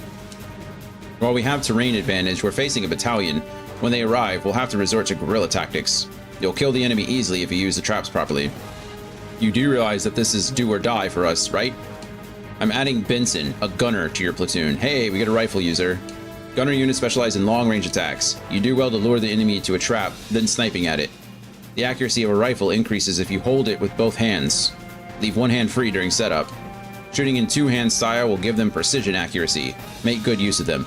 I never once would have well, actually, maybe dual-wielding rifles would be awesome, but unnecessary. A rifle can fire outside enemy range and avoid counterattack, but its accuracy will drop, so you'll need the accuracy bonus from the free hand. With both hands, you can reduce the accuracy loss due to range. No point in shooting if you can't hit anything. That's a very good point, Dennis. I never thought about two-handed gun holding in this game. Oh, yeah. But do remember to shoot or the enemy will be on you. Who's that Pokemon? Did you just dual-wield rifles then? Cecil. Look at Cecil. Haha, the OCU bastards are finally coming on over. My girls are waiting for you. In cars, underground, in rubble. They're waiting for you. Oh, does he set the bombs? Jennifer, Presley, Catherine, they're all good girls. Hehe, it'll be nice for you to be blown to pieces. Wow, Cecil, you need some help, maybe. Talk to someone. I had a shotgun in one and the Zeeg rifle in the other. Or are you just missing rifle shots left and right? You're just like, whatever. Praying for your rifle shot to hit? Okay, Cecil needs some help. Toby Ishikawa. This guy used to be a great explosive expert, but since the order came down to install traps, he's been doing nothing but working on building bombs for a year. Please God, let me miss. And then I got 9,999 experience. What? My goodness. Oh, is that because if you miss, you don't kill it fast enough, so you get your farming experience? He has to deal with the pressure of them going off every day. A year is a long time, right? Under pressure for that long? He's gone nuts. Guess he sees his friends like that now. Even so, I came to send him off. Saying I wouldn't want to lose him is meaningless now. How could it come to this? Jesus. It's easy to talk about this, but in the end, it's scary. If you miss with the Zeeg from Mission 1, you get an insane experience for some reason. A new pilot was added. Yes, it was. Alright, let's go back to the mess hall and see if I can get Daryl to talk to me now. Looks like it started. The troops are massing at HQ. This could be a huge battle. We might run into some of the old gang from the home. Do you remember Ed? Edward, the energetic kid who is big like Randy. He's in Special Forces now. By that, I mean the strongest assault unit in the Marines. If there's a pitched battle, I'm sure they get called in. Unless they have other matters to attend to, of course. Hehe, I'm looking forward to kicking his ass again. Notice me, Senpai. Yeah, notice me. We should also go out for drinks after the battle. Don't you think so? Anyhow, you better come back alive. Alright, Daryl, talk to me. Talk to me, Daryl. There we go. Yeah, woohoo! Assault unit. Well, maybe. Assault unit? The rumors must be true. I heard a female officer from Spec Ops became its new CO. Heh. You Home 47 guys have a lot of talented soldiers. I hear this assault unit gets sent to the front line a lot. They're combat pros, no doubt. I'd hate to be the ones facing their relentless assaults. Anyhow, I see you're nervous. Are you looking forward to this next battle? Okay, this is important, because if we choose the first option, we're wrong. We have to choose the second one. Said no, I just want to survive. And then answer yes, it seems like. Go, talk to Daryl next and select the second choice in the option he gives you. Yeah, I just want to get stronger, or I want to get stronger. I've seen that attitude among young guys like you. You say you want power, but you don't know jack shit. Okay, maybe that was a wrong answer. Anyway, don't play dumb with me. Power is like a drug. It can be quite debilitating. Since you don't get it, power will only hurt you. With that said, you should try to fight for a cause. Your mindset will change, and so will your habits. Then you'll gain true power. I suppose you can say this is human willpower. It's food for thought. But I'm sure you already know what I mean. Just don't try being a hero. Let history decide that for you. Well, you better get ready. Daryl, who are you to tell me anything about being a hero? No matter what happens, don't ever think of running away. It's not about the rank, but about the men who serve you. You can be truly strong if you fight with a conviction. Yeah, sure. I'm guessing this is just an alternate universe Daryl. I don't understand where in the timeline this is supposed to happen, but this is certainly not the Daryl that we knew and didn't love. Can we get Kazuki in here also to tell us about how to respect women? Kazuki's giving master classes on interpersonal relationships and dating culture from the eyes of a respectful young man. Oh, that was Ryogo, excuse me. This is Kazuki talking about, yeah, ideally with HD spittle flying from his shouting face. True. He's just telling you to stay calm while yelling the entire time. It'd be Ryogo that was telling us how to date women properly.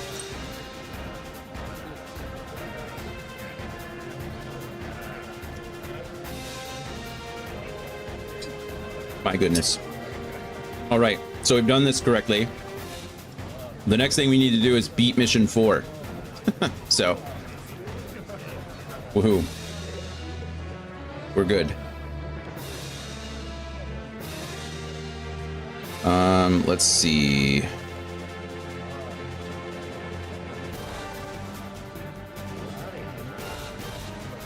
We now have a new unit, which is lovely.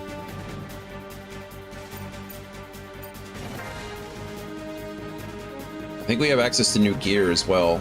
Hey boy, it looks like you'll be seeing some action soon. Let's do some setups. Yeah, let's look at that. Rexon, Jamie Benson. Jamie Benson is our new rifler. Let's change pilot.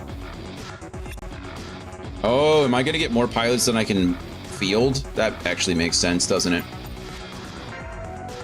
All right, setup. Let's see, we got Frost, but this is all rank 1 gear. Oh, that's a stock list. Okay, this is rank 4 stuff. This is rank 2. This is rank 3, and then rank 4. All right, cool. So we can just go straight to rank 4 because we're badasses and we're, you know, cheating. Look at that jump, though. Craziness. I mean, I'm not gonna complain. Not now or ever. All right, cool. This is why we do it, right? I mean, I'm not... Oh, that's just a rank 3 arm. Wait, I can get a rank 4 body, but I can only get a rank 3 arm? Yes. Guess so. Oh well. Take the best stuff we can get.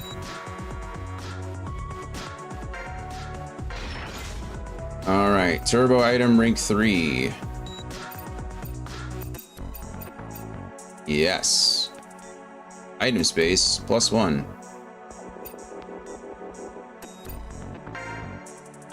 Okay, the power is important for Frost because we're using melee weapons. Okay, press needle. This is, I guess right now we don't really have to care about types of damage, like impact, fire, piercing. We just have to worry about the damage types.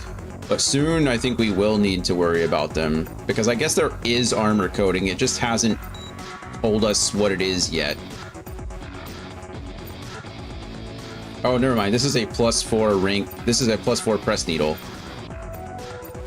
A rank 4 press needle.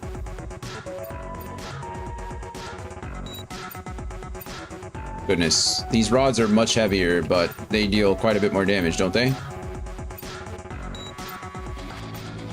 Plus 26, but plus 49. Yeah, we'll stick with the press needle. I'm okay with the plus 11 upgrade. And then the Gale rank 4.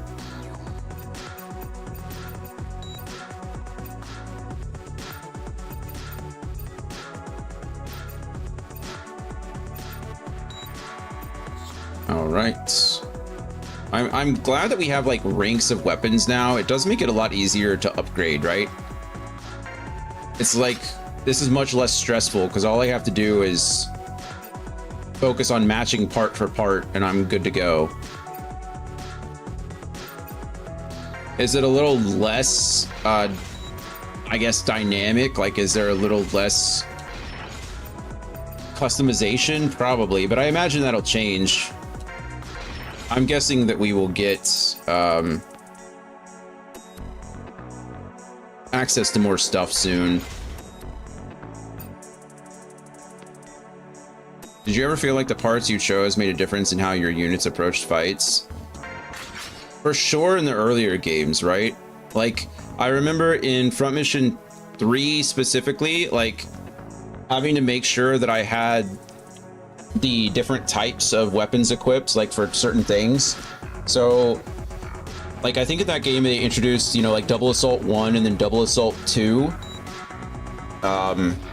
Because Double Assault 1, you had to have 2 of the same weapon, and then Double Assault 2, you had to have, you could have any 2 weapons, right? So I remember having to make sure that my skills matched my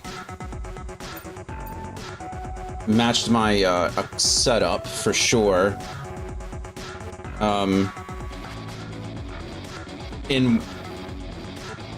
In 1, I actually think it was pretty important to have like a pretty diverse squad. In 1, you had like those huge battles. So if you had too many like melee guys, you were pretty much just like running around the field forever, just getting picked off by missiles. And if you had too many launchers, then you were pretty much just like, once they caught up to you, you were toast, right? So I think it was really important to have a lot of variety in that one. As far as like changing the archetypes of each class or each person, I haven't really felt that was necessary so far. I'm a purist when it comes to that stuff. I really like to keep the archetypes that they have. Like in this one, it's easy because they tell you like, oh, this one specializes in assault. This one specializes in, you know, missiles or launchers. You know, launchers, what is it? Mechanic, support, assault, gunner, and defense, right? So I like that. So we'll see. I think this one has the most variety, I guess, but right now the upgrade system seems very linear, which I like because it definitely removes a lot of the complexity and a lot of the decision making on my part. So that's exhausting. Is that the only shield they have? No, they have a SN3. SN3. They don't have an SN4, but I'll take SN3 over SN1 or 2, whatever I have. In League terms, always felt like I just had a bunch of 3k HP frontliners or 3k HP backliners. Didn't really notice body parts being beefier than the other new options, if that makes sense. I think if you ever play 4, your opinion on that will change. 4 felt like it was super necessary to like balance it out. 4, in my opinion, was overly complex. I mean, I think you were here the day when I like had to take a break because I was having anxiety and I could not make a decision. Like I had decision paralysis. Like there were so many options and there was so much going on my screen that I just couldn't look at it anymore. And so like, I think 4 is a lot more complex in that way and definitely requires you to make a lot of decisions. I feel like the weight restriction was a lot higher in that one. So yeah, I think if that's what you're looking for, 4 is definitely going to be up in that vein. And this one, like I said, I don't really know yet. I like the system complexity, but the item upgrade complexity is a lot lower, or it's a lot more streamlined. I wouldn't say lower, but streamlined, right? But again, that might very well change. I'm not sure yet.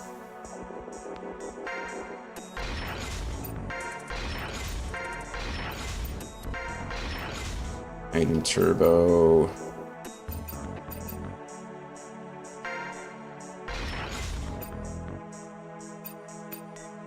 Donkey. The weight is a lot, but look at that. Oh, my AP cost actually goes up. I didn't know that was a thing. That's interesting. When you go higher ranks, the AP cost increases. I have more ammo. That's nice. A lot more damage. 48's quite a bit. But the AP cost increasing is a bit of a bummer. But that's okay. And then we have Rexen here.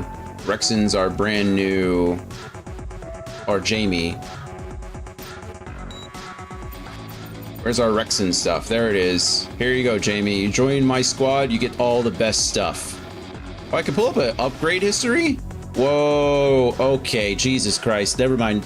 Disregard everything I just said. Is this an upgrade tree?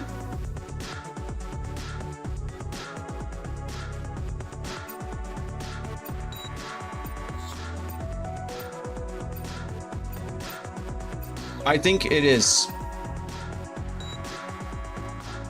This is telling you, so I need them to port this to Steam now. Ah, good luck, friend. This shows, so, oh my goodness. Okay, wow. So remember when I was saying like it's very linear? I think this tells you how much things are gonna change. It looks, oh my goodness. Okay, well, I'm just gonna be happy with what I have for the time being, because this is gonna be insane if that's the case. Holy.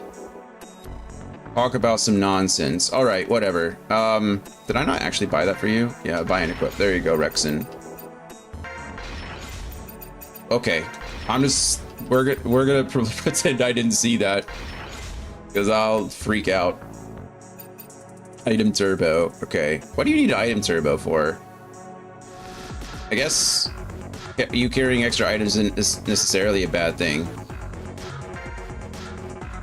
I kind of want just turbo item on you, but it's fine. It's fine. We won't mess around with it for now. The Winnie, rank 2 rifle. Do I have a better Winnie? No, Winnie is the best I can do for rifles at the moment. Right? Yes. All right, and you have no shoulder stuff, which is for the best. Yeah, both items should have a Winnie, or both items are only one hand. Left arm holds the Winnie, right arm supports. It's really interesting. I don't know if that's, Andy, can you confirm, is that a Japanese thing too? Like, is the main hand, all of my Vonzers seem to be left-handed. I don't know why that is. Like, all Vonzers are left-handed, which is weird because that would mean all the pilots are primarily left-handed. Is that a Japanese thing? Or is it just, I don't know, left to right? All right, we're good. Items. Do you have any items? You have no items.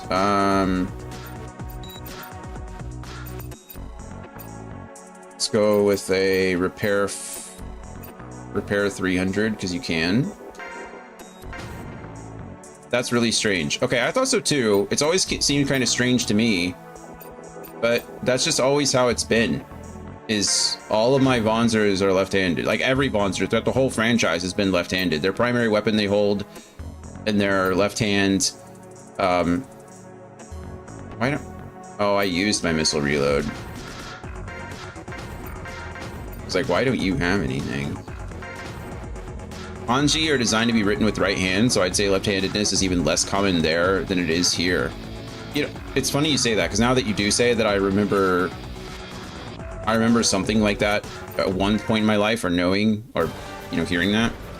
Work's done. Now get out there and kick some OCU ass. And that some kids are motivated to suppress their instinct. Yeah. I heard left-handedness is kind of seen as, I mean, it was in all kinds of cultures for a while, but how weird. I don't know why it is, but Vonzers are for sure left-handed. Or at least they always carry their primary weapon in their left hand. By default, but I remember being made to do everything with my right, really? In modern Japan, it's not viewed as cursed or anything like that. That's good. Master Sergeant, any orders for the pilots? Am I a Master Sergeant now? I'm a captain, I'm a corporal, a Master Sergeant, and a captain all at the same time? That's not how any of this works. Now I'm just a learned ambidextrous person. That's fun. I mean, at least you have a skill. It's always exciting. I can't do anything with my left hand. The writing some kanji with the left hand is definitely unintuitive, I'm sure. Okay, we don't have enough EP there to do anything. Repair AP2. Oh, that's what I said I had on him. I don't remember what the other thing I had was. Well, he has enough for this, so... Multiplies defense by 1.5. Let's do it. Buy and equip, please. Max AP plus 2 is what I had on Damon. I can learn focus up, down, left, and right. Are these worth it? Let me work it. But my thing... Anyway, probably... Is it worth spending the EP? That's the big concern. Because my EP code doesn't work. So, I don't know how to farm EP.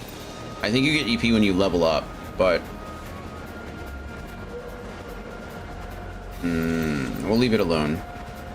Ellie Hunt? What the hell is this?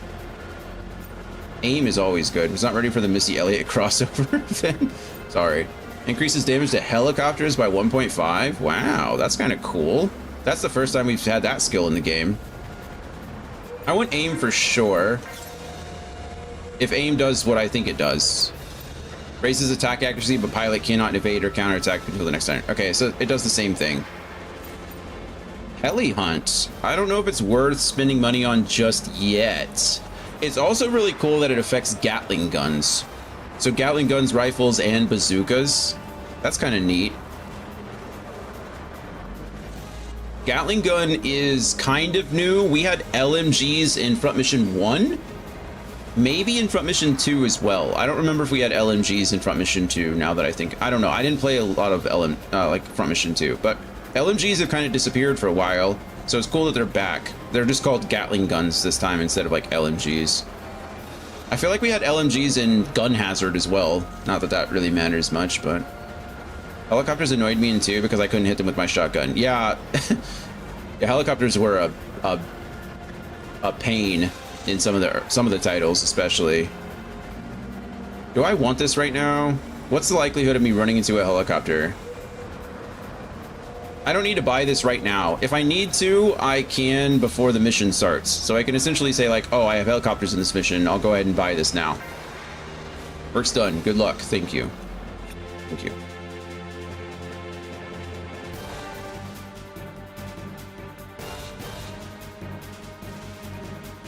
Okay, let's go ahead and make another save. Is there anything else I need to do? We can talk to Dean. Okay, again, I don't need to do this because I have max AP or max RP, but if you talk to Dean, apparently you're supposed to be able to get gold. How should I put it? I figured it'd be no good to skip eating it this time, but the food here really tastes like shit. If you head into the city, all the stores are OCU. I don't mind the dirty looks, but rice burgers? I can't eat that. Yeah, I could go for a paradise burger. Munch munch. There you go. 1 RP. Oh, shit. There was something in there. Ow, ow, my tooth's getting loose.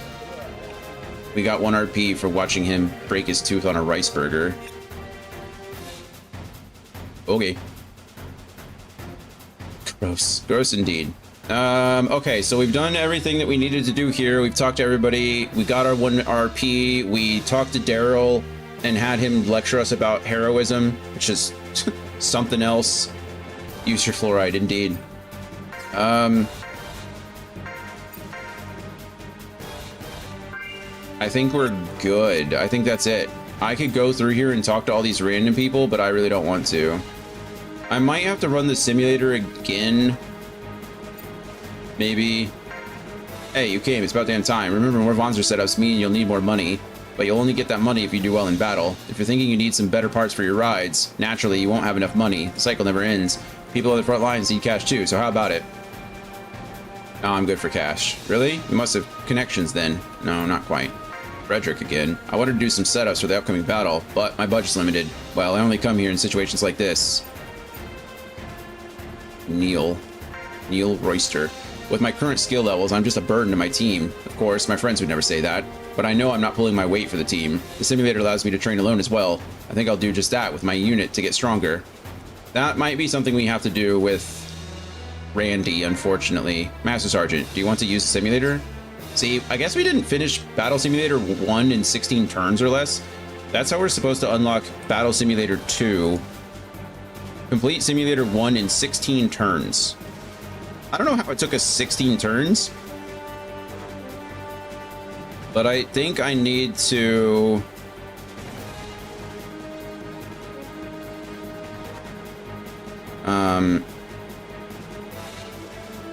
But yeah, I think I need to do that.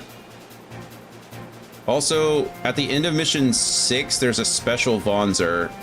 There's so much special stuff in here, so many things. It's kind of crazy how many things there are.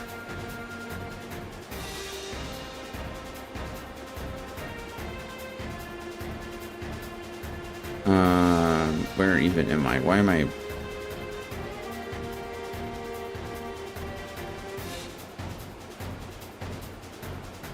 Okay, I think the next, we can't do anything until after mission 5, so I think we're good now to complete mission 4. I think. Let's find out. I'm not worried about Battle Simulator 1 right now. We'll do that afterwards. Or, I don't know. I don't know. We have a 4th pilot, so it wouldn't hurt, I guess. We could probably do that faster.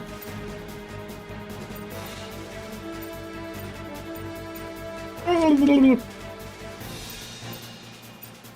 problem with the simulator is it's time consuming.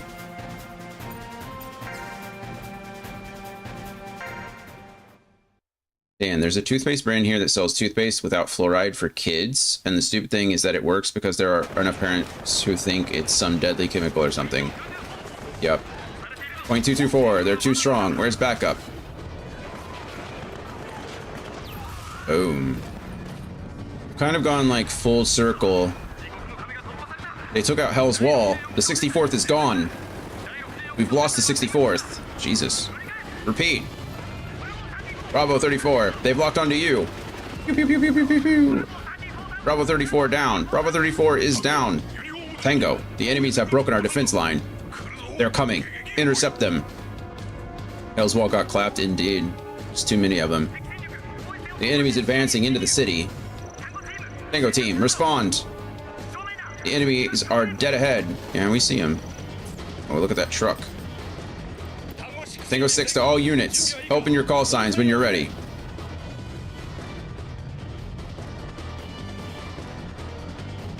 Good. Let's destroy them quickly. Yeah, let's. Yeah, I feel like we've gone full circle. It's the same thing with like vaccinations, right? It's like, hold on. Tango 6 to all units. We have new orders. The enemy is inside the city. Our task is to destroy them. Trucks rigged with C4 explosives are also in the city. These traps will explode if they are damaged. Oh, cool. Take advantage of the explosions to damage enemy units. They can damage you, though. Take care around them. That makes sense. Combat helis have been detected. Okay. Melee attacks are ineffective against aerial units. And probably against bombs. Weapon selection is vital. Secure the area and destroy the enemy units. Everyone, good luck. Thank you. It's a lot of enemies. A lot of enemies. Especially since we're deploying way the heck over there. My goodness. Okay, so... pilots. Jamie. Heli hunt. Buy and equip. There we go. We were able to use it. Nice. Exit setup. System save. Save. Yes. But anyway, I feel like you know, information, like the internet is an incredible tool, right? I'm a huge fan of the internet as a whole. But tools can be used for good and for bad. And unfortunately, like the truth, are these guys linked? Is that what I'm seeing right now? They look linked, don't they? They have a striker, an assault, and a launcher.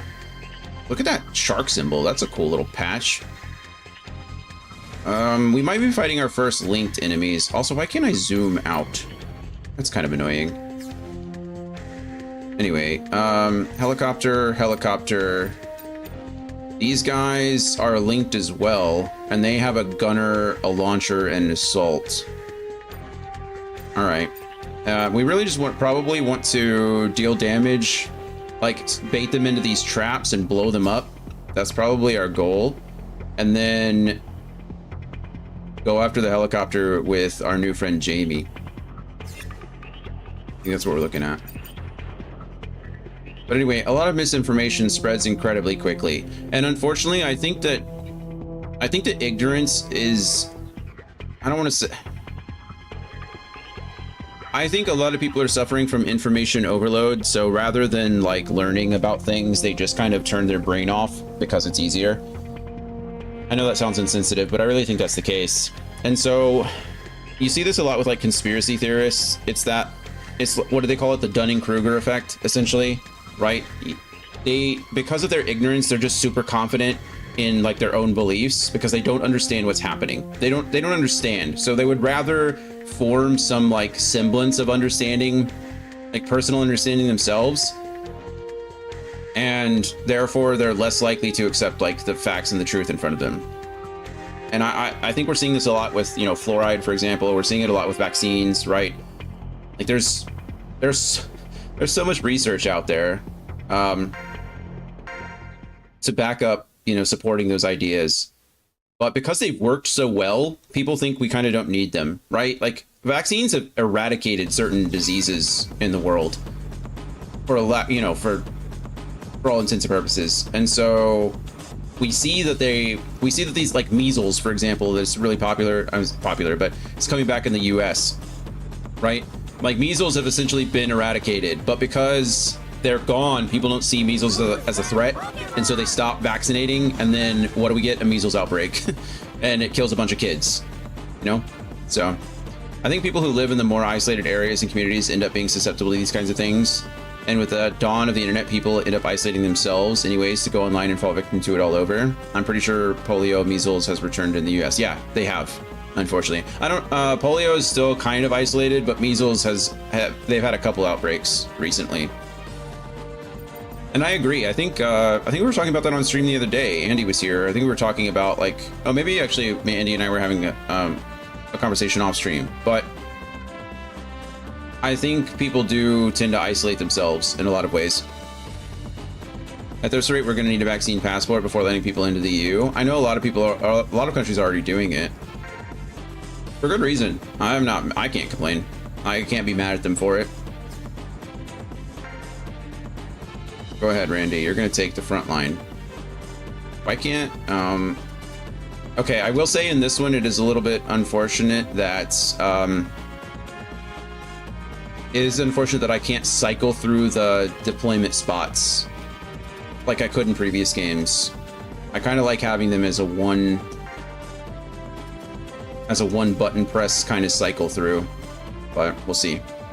I basically needed that when going to a friend's wedding mid-pandemic. Yeah.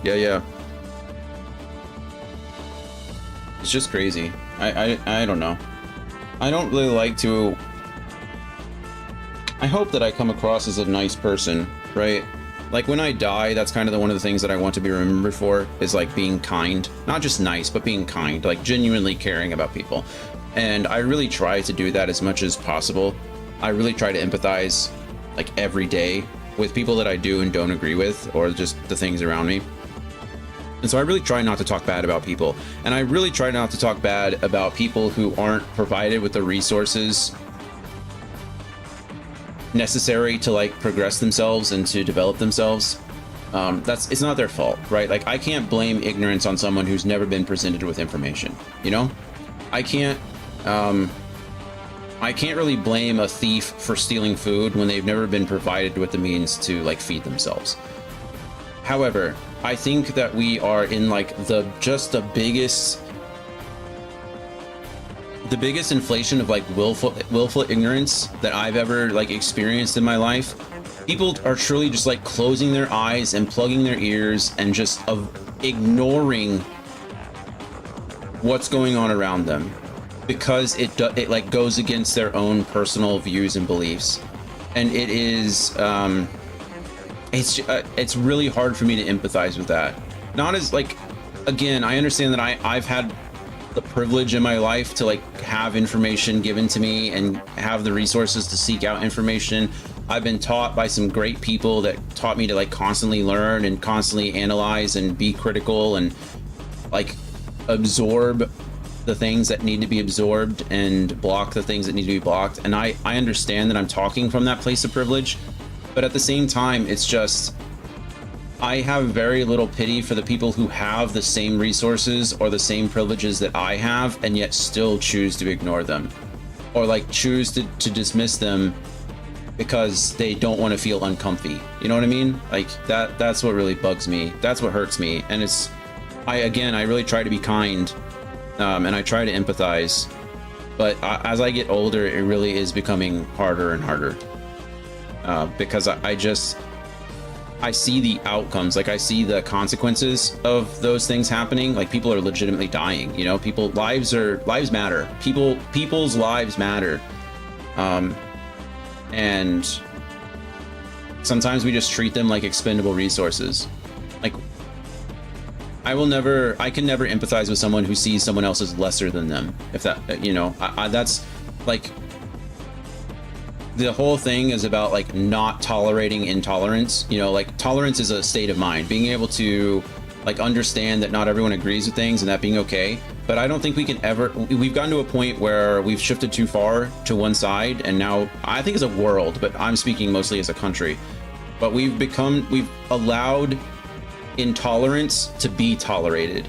We've allowed xenophobia, and we've allowed ostracism to become commonplace again, and I think it's gross. I think it's gross. Like, it's bugging me. Sorry, I don't know why I went on a little tangent of a rant. I apologize. Said thankfully it was late enough in the pandemic that the restaurants allowed the US record without requiring the local pass. Okay, that makes sense. Yeah, I know we had to walk around sometimes with like a vaccine records as well. When I caught COVID, started 2020, I was dying for like 2 weeks. I don't think I've ever gotten COVID, but that the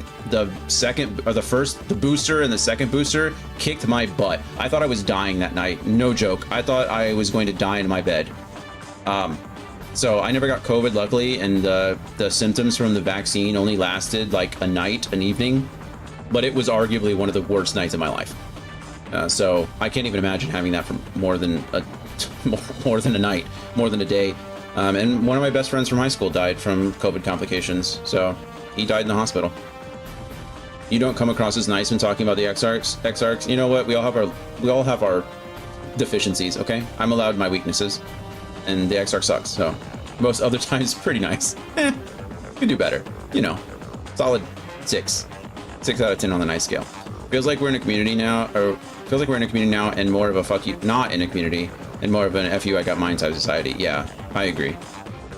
Got a free grinds my gears. True. Whichever vaccine I got only bothered me for like an hour. The first vaccine, I didn't have a problem, right? The first, I think it was a 2-shot cycle. You had to get the first shot, and then you got the second shot like 2 weeks later. Dragon! Hello, friend. Drink I'm waiting for it. There it is. I knew it was coming. Cheers to you, Dragon. This is the last of my G Fuel. I was actually going to get up to use the restroom. Here I am ranting about the downfall of society. Sorry. But yeah, so the first shot, no problem. The second shot knocked me on my butt, and then the next booster that I got did too. But every booster since then has been okay.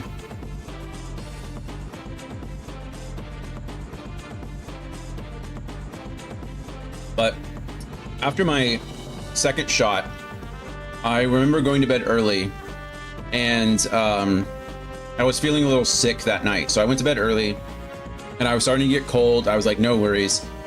So I like bundled up in blankets, and I still had Presley at the time, my big Great Dane, you know, my 100-pound Great Dane. And she was a cuddler, like she wanted to sleep next to me, and Coda does too. Coda will sleep like under the blankets with me. Presley doesn't want to sleep under the blankets, but Coda will. But for whatever reason that night, they both they collapsed, or they laid on top of the blankets right next to me. And that was great when I was freezing, because I was like shivering and I was going to bed and everything was fine. And I remember waking up at like 1 a.m. and I had like burritoed myself in the sheets and like 2 of the blankets, and both the dogs were like laying on top of me, so I couldn't even move. And like for whatever reason, I couldn't really talk. My throat was like dry and I felt like I couldn't speak, so I couldn't yell at them to get up, right? So I was just like laying there, like I felt like I was in a straitjacket. I was in a dog burrito, burning up. Like I felt like I was literally on fire. I could barely breathe. I couldn't talk. I was sweating. Like it was terrible. And I remember thinking to myself, like I might die. Like this might be the end. Like of all things that are gonna kill me, all the things that I've been through, I'm gonna die to a dog burrito in my own bed.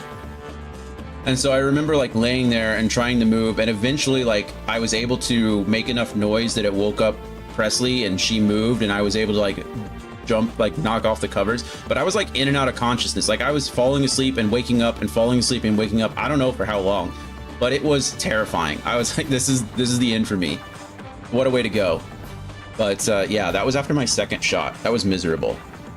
I would still recommend it, obviously. You know, don't skip your vaccines. I would do it again. But that was the worst reaction I think I've ever had from a vaccine, including chickenpox. We had not chickenpox. What did we get? Well, not chickenpox. Anthrax. Anthrax is a series of shots that you get in the military when you go to certain places. Malaria. Those were pretty big vaccines. I didn't even have that bad a reaction to those. It was just that second. I have sleep paralysis too. Lots of fun. I don't know if that played a role in that one or if I was just delirious from the vaccine. Couldn't tell you, but I have a scary story about my first time of sleep paralysis as well. Long story short, I woke up with my face. My parents had a waterbed. This was like the early 90s. My first time ever experiencing sleep paralysis. Had a bad dream. Woke up, went and got in my parents' bed. And then I woke up later and my face was in between the waterbed and the wooden frame. I don't know if anybody of you know or are familiar with waterbeds, but my face was shoved in there. And it was the same exact thing. Couldn't move, couldn't breathe, couldn't talk. I was just crying myself. Like another time I thought I was gonna die, but I was like young then, really young. I cried myself back to sleep, and then I woke up and I was on top of the waterbed again. So I didn't die. Obviously, I'm here 30 years later. Whenever I get the COVID booster, I just feel like some bully punched me super hard in the shoulder. Oh yeah, they hurt. They're painful. Thankfully, no cold sweats or such. That sounds super unfun. No, this was bad. Time for go use the restroom. Channel point reward. True. Stop talking and go use the restroom. God bless Great Danes. I loved Presley. Presley was one of the best. I think the best dog I've ever had. Don't tell Coda. Coda, you're my favorite now, but Presley was by far like. I loved Presley. So this is why I sleep on the edge of my bed and use lightweight duvet. Yeah, I understand. Not me. I was freezing. I was really cold. But yeah, I've had sleep paralysis too. I learned how to break myself out of sleep paralysis after like the 50th time. I've gotten better at it. Some days are better than others. Usually, if I just have like sleep paralysis for randomly, it's not a problem. I can usually just get myself out of it, either by like forcing myself fully awake or by forcing myself to fall back asleep. But the sleep paralysis, when it's I have night terrors as well, and usually if I wake up from a night terror and I'm stuck in that sleep paralysis mode, it's just like, no, I'm good. There's nothing I can do except lay there in terror for too long. To break out, I sort of have to swing myself and use momentum. I know what you mean, though. I know exactly what you mean. You're kind of just like working your way into like movement, into doing something, getting your body adjusted. Yeah, I do know what you mean. You could feel it, even though when you're not moving, you're like I don't know. Your brain is shifting your body one way or the other, just kind of hoping something good happens. Okay, I really do need to use the restroom. I'm sorry. Dragon, thank you for coming in and then making me hydrate and then having me step away to use the restroom. How have you been? How's life? How's your Tuesday? When are we streaming next? Is it tonight? We stream Cozy Games on Tuesday, so are we... we had the vote, right? So we know what we're streaming. That's exciting. I think it's Tuesday. It is Tuesday, right? I don't even know what day is it. We're doing Little Witch in the Woods, yeah? Oh, please don't. Anyway, I'll be right back.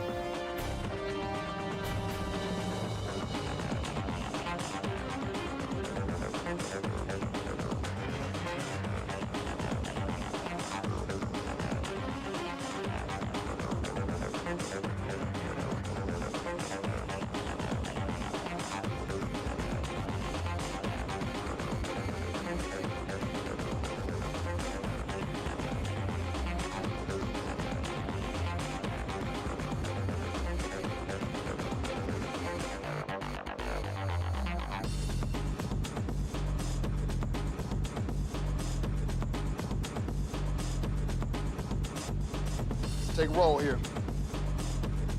Jay Quellen.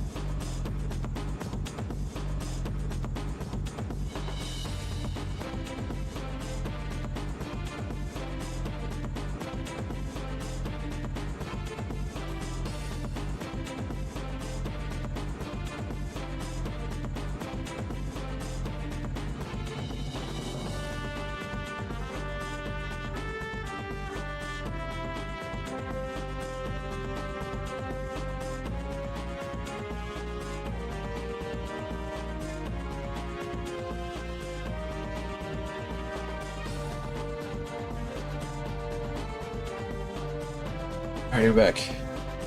Anthony, hello. Dragon doing good today? Good. It's Warframe because the poll is one more day. Ah, but Little Witch in the Woods is winning. Nice. Warframe Tuesdays. I don't know how cozy that is, but sounds fun. Anthony, how are you? Restroom break indeed. Yeah. Sorry. How are things? Hopefully good. Alright, let's start this mission. Let's stop rambling about state of the world and nearly dying to vaccine shots. I have a joke called it. Goodness. I've jokingly called it "Cozy Ninjas in Space." Yeah, nice. Sometimes those games can be, I don't know about cozy, but they're, you know, you can enter like a flow state, right? They're just nice. Also, Final Fantasy 14 is a cozy game for me, and that game is not cozy. That's fair too. Again, like you can always have your comfort games, right? Sometimes it feels like that, but you just enter like, you know, that zen, that flow state, and you're just playing. Yeah, League is. I'd love to say that League is that way for me. Sometimes it is because it's just monotonous. Like I fall asleep to League videos because I can close my eyes and I can hear the effects go off and know what's happening, right? But playing it immediately takes me out of it. If I'm in a good mood, League feels that way. If I'm not, it's the worst. It's terrible. Those trucks must be our C4 traps. Yep. Yeah, don't shoot them. They'll explode for sure. If we're caught in the blast, we'll die. We'll trigger the traps by sniping from a distance. We needed a gunner, and Jamie fits the bill. He'll provide us with long-range support. Gunner units aren't built to take hits. Don't think you're a frontline gunman or you'll die. Draw the enemy close before you shoot. Thank you. I think you would know that. Sometimes I put Challenger replays League of Legends on my phone and just sleep to the game noise. Yeah, that's what I do every night. I fall asleep to League videos. It's like I said, I don't need to see what's going on. Like I can hear the champion's abilities and stuff and just kind of zone out. Final Fantasy 14 is a comfort game for me. Some friends wanted me to try Warframe and there wasn't much else to put it. So first Tuesday of the month I do Warframe, made a request, and usually forming offspring. Oh nice, yeah. I like Warframe. I played a lot of it. Like I said, it helped me get through my divorce. I like no-lifed Warframe for a long period of time.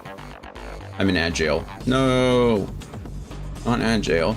All of my friends who play Final Fantasy 14 are a complete in-game. Yeah, I'm working through it as well. We just finished. Yay! Thank you, anonymous gifter. Throw wide the gates. Thank you, anonymous gifter, for the gifted sub to Dragonfey Library, so she's out of bat jail. Yay! There are lots of ways to play. Andy's much further than me, Dragon's much further than me, Gloria's much further than me, and they've all been very kind in helping me get to where I'm at.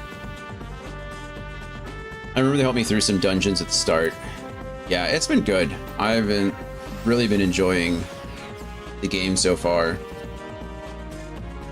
Lots of fun. But yeah, we just finished Shadowbringers on Sunday. So now we're going to be starting Endwalker this Friday. We're catching up. Basically a big multi-level marketing scheme. I had to bring in a new recruit to get my silver status. Do we know how big the blast is? Is it going to show us? Turn 2, player phase. Last I remember there was some Queen Bee raid boss that my friend was fighting in an 8-stack. Oh, are you talking about the... Does it not tell us how big these explosions are? How close do I have to be? What's my attack range? Actually pretty short. Actually, our movement is what's short. It's not really the attack range necessary. I still can't hit that thing. Okay, well, we might have a problem here. There was a king, like an ant-like insect king. But I don't remember a queen bee specifically. Not that there wasn't one. I'm not that experienced with the game, so. All right. These guys are gonna move up. Hopefully close enough to get blown up. Yeah, looking good to me. Okay, well, not that one so much, but certainly these two. Heck yeah, watch them. See how much damage we do here. I gotta move up one square, and then we attack. 80% chance to hit. If I don't hit this, I'm gonna scream. If they ever add a ranged DPS that dual wields SMGs, I will reinstall. I don't think we're ever getting that. Maybe some crossbows. I can aim, can't I? I forget what aim does, right? It increases my accuracy, but it lowers my evasion. This is 100%. I didn't like the machinist, not gonna lie. You don't like backflipping across the battlefield? You don't like skipping? Watching my character shoot a gun and then skip across jauntily, skip around jauntily across the screen, it's pretty fulfilling. I don't care for burst, I just want to space glide like I'm a 6-item twitch. It sounds like machinist, actually. Maybe I'm picking up the pieces of my heart. Yeah, true. All right, let's go. Aim! 87 damage. Did it blow up? It did blow up. Boom! Shit, combat helis. Where's our air support? I am your air support. Combat helis are mobile and use long-range missiles. Ah, how annoying. Their missiles are strong types, too. Be careful. Great, thank you. Okay, what are you? You're a knuckler. Just... I was almost going to say something not appropriate, but I didn't. I held it in. Okay, so that did a decent amount of damage. Can't be too mad about it. Let's go ahead and move you up. Can I move close enough? Yeah, I can. All right, right there. The problem is if I move there, I think I'm actually in range of him. Why is this the only spot I can move and do damage? I don't want to press buttons. I just want to right click. Oh yeah, you're never going to get that in an MMO. I should be able to attack from here. Oh, I can't because of the trees. Shenanigans. Yeah, you're never gonna get that in an MMO.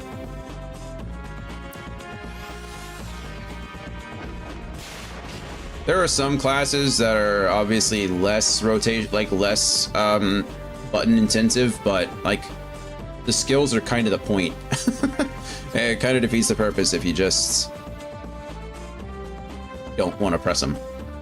Keep track of all the rotations in Final Fantasy XIV was so hard. Okay, what I will tell you, no pressure, you do you. I'm not telling you what to do at all, but they are introducing a new skill type or a new combat type called Evolved. It's supposed to come out with a new expansion.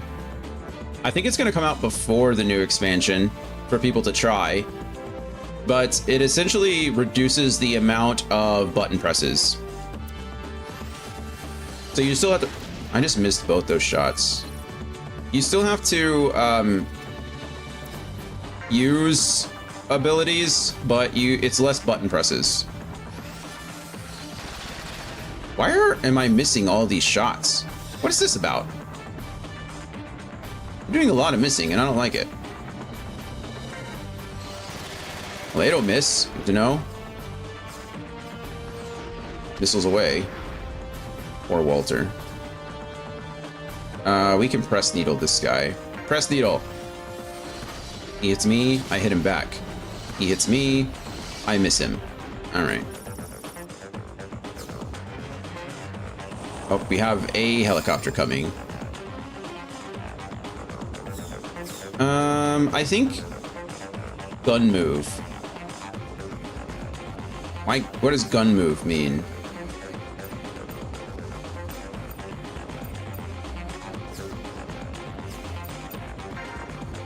Raises attack accuracy, but pilot cannot evade or counterattack until the next turn. Oh yeah, we knew that. Why is it saying I can't move, though?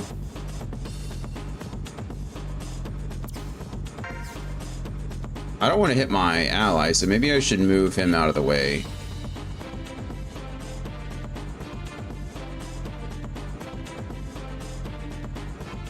Why am I locked? It says I can't evade. Okay, aim might be a little bit more dangerous than I thought it would be. Raises attack accuracy, but pilot cannot evade or counterattack until next turn. But I can't move either? Those are very different things, you know what I mean? Gun move. Not what I wanted.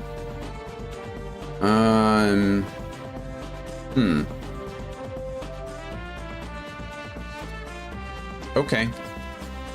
Well, I think we move you over there. Or I can move here and not take shots back. Yeah, let's do that. And then we attack backwards with the shotgun. At least there aren't attacks of opportunity in this game, or I would have just been effed there. Okay, now we can attack this guy. I really do want to shoot that truck up there, but apparently I can't move. I'm not really happy about it, really. No, I don't want to aim again. I want to no-skill this. Boom, boom. All right, good shots. Good look. Okay, and now I should be able to... No?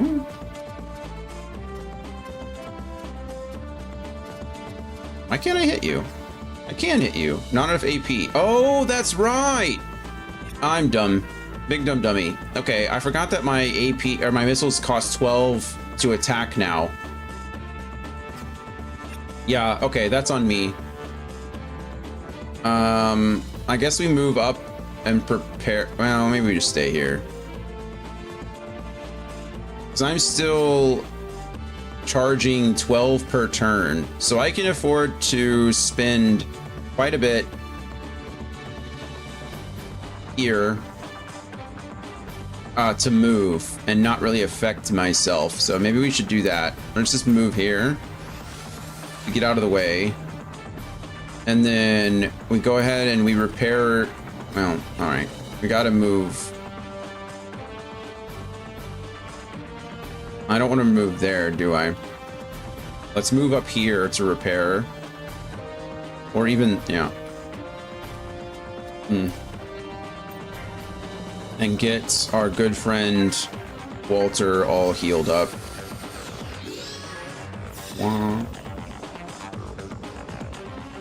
Okay, hopefully this guy stays where he is. He's not staying where he is. What a bummer.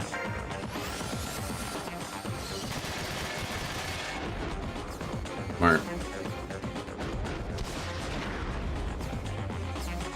It's kind of interesting that the sound goes, the music, the background music quiets as the turn happens. Didn't expect that. There's so many things going on. Those are enemies. I don't care about you so much.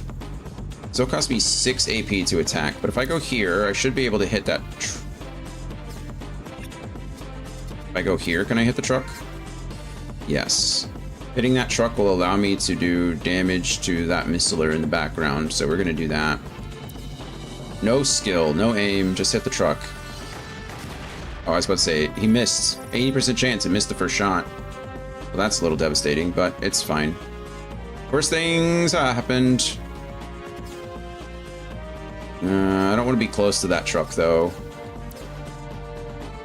This guy is a machine gunist, an assault, so I can press needle him.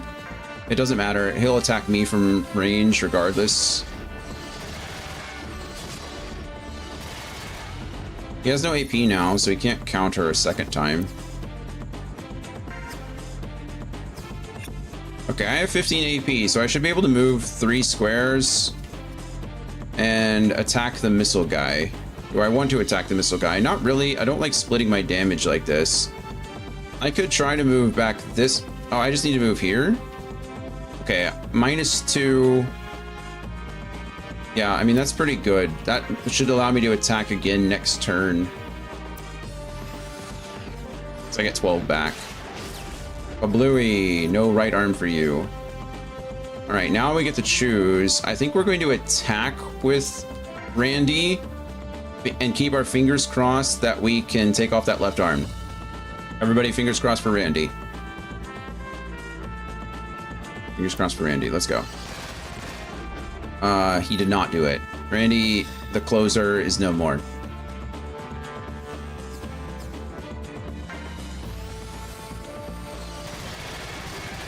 Goodness, these enemies are really like lining up their shots on me. It's kind of annoying.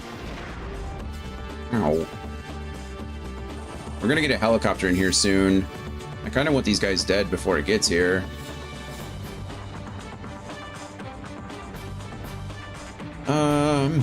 We can move backwards for sure. Move out of his attack range. I didn't really want to do this. Maybe we don't. Maybe we save his turn. I keep doing that. It's R2, it's R1 and L1 for allies. And then R2 and L2 for enemies. I'd really like to just finish this guy off. I think we have the shotgun here. If we gale here and take off a limb, then he's essentially combat ineffective anyway, so. Terror shot, beautiful. Can't evade. And he has no arms. Okay, this is good. He's essentially done. So I don't really have to worry about him. If I go here, I can attack the missile guy, though. We got 80% chance to hit. I take those. No skill. We're missing our first shot. I don't know how we're going 50% on an 80% chance to hit. I can only move up 1. Do I waste a missile on that guy? No. Absolutely not, right? That's stupid. How close do I want to be, though? I mean, if we're not going to attack, we can use all of our AP to move. We're going to move him back here. And then, Randy, I think I need you to heal. I kind of want to finish that guy off, but we need to be full health for when this helicopter comes in and inevitably rockets Walter in the face. Okay, really? Leave Randy alone. Jamie just took 3 big hits. They actually weren't that bad. Weird.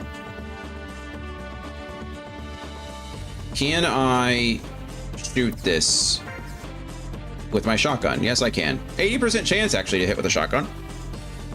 But I think we have to take out the missile guy first, right?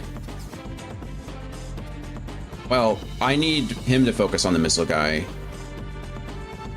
so the others can focus on other things. Is there a reason to move that far? No. Shotgun, no. Press needle. Punch him real good. Boom. Boom. All right. Worth.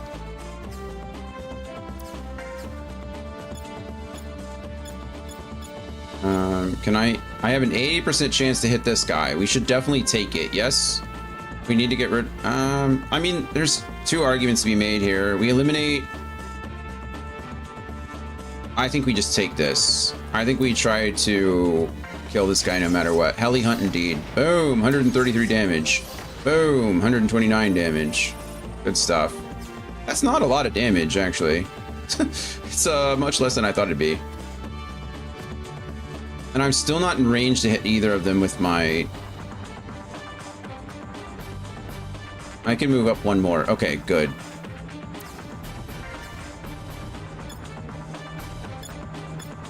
Okay. I think this is correct.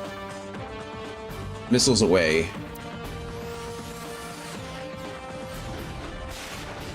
And if I stay still, I should be able to hit next turn too. I kind of feel like we just repair Randy here. Repair Eldos. Because if I don't, I'm likely to lose a limb next turn. Not likely, but it's a higher possibility. Where are you going after, Jamie? Aw, leave Jamie alone. I think our helicopter is going to go after Jamie too. Oh, we can counter. Heck yeah, counter, Jamie. Do it. Heli Hunt. Boom. Boom. Good stuff.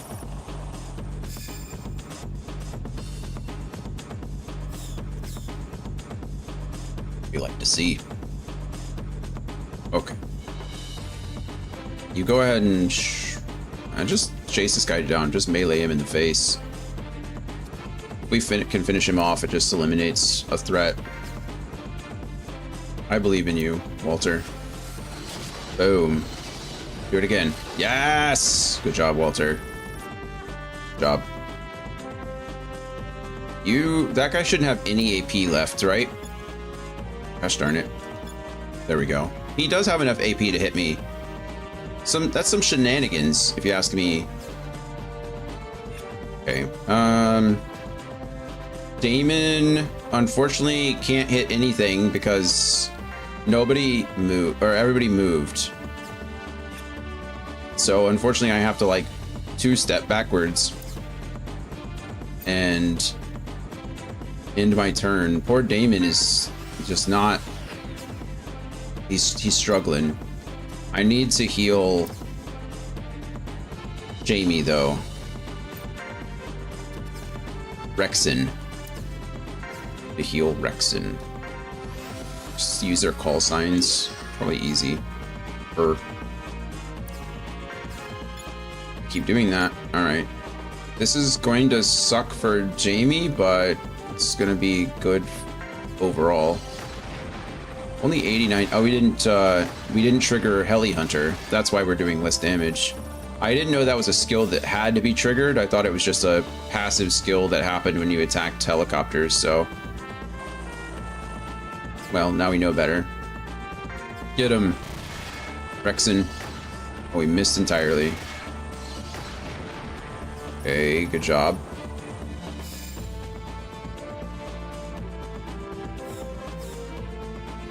We should be able to move and shotgun this guy in from underneath.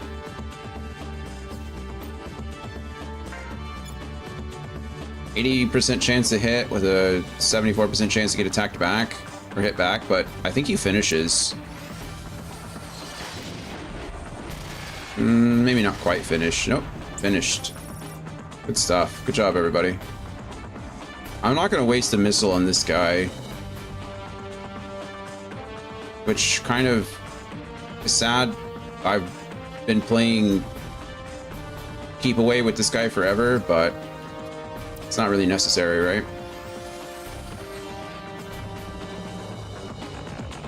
I don't think he needs healing right now. Maybe we just come in and have Randy have Eldos attack here. It's one burst. Move you out as far as we can and then attack backwards. Rexon, no skill. Boom, 2 to the body.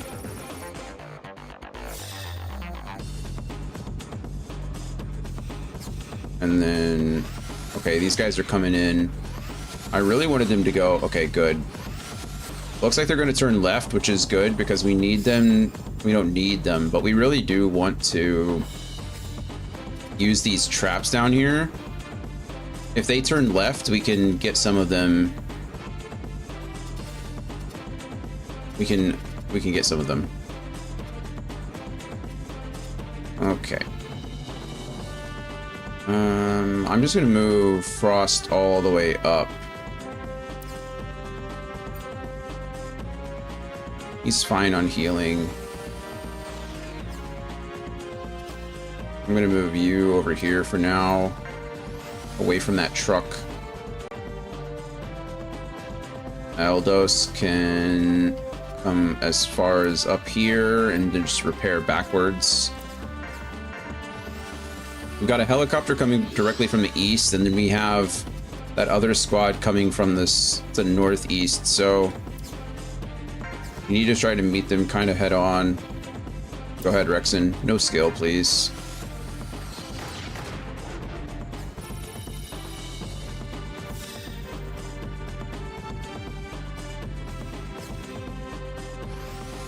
I'm starting to think that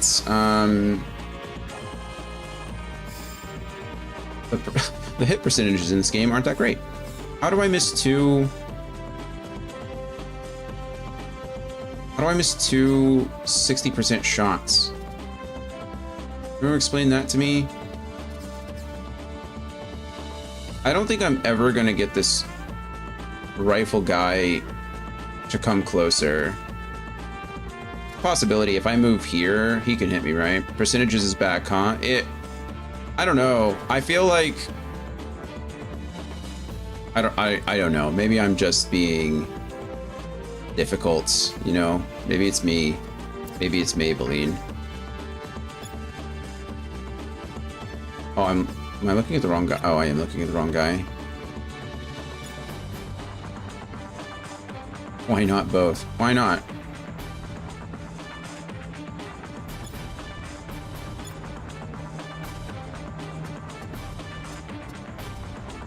Okay, from here I can hit him, but I can't hit the truck. Kind of a bummer. I would like to hit the truck.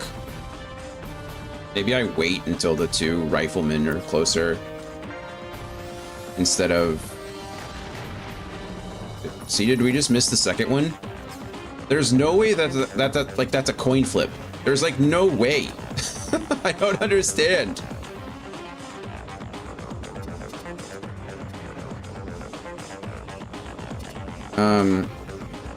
I don't know. Maybe I'm the wrong one. Maybe it's me. I don't know. This is so weird. So unfortunate.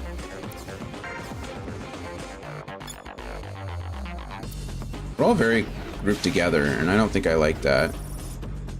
I know that I don't like it, but I don't know what to do about it. Can you kill this guy from here?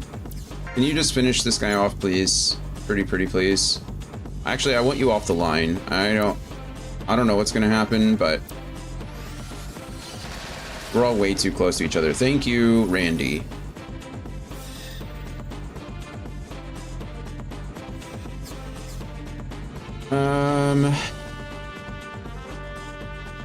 No counter because I don't have enough AP. Oh, I only have 3 AP. Okay. He moved past the truck.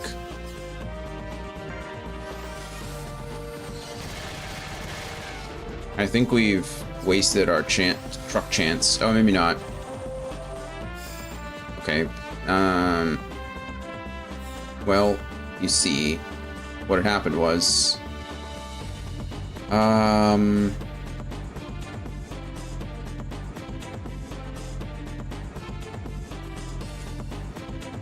we could always try to bait them backwards. I really do want to hit that, but if I do that, I'm getting Rexen trapped. Let's see, who else we got? Frost. I can maybe, can I even hit that with that?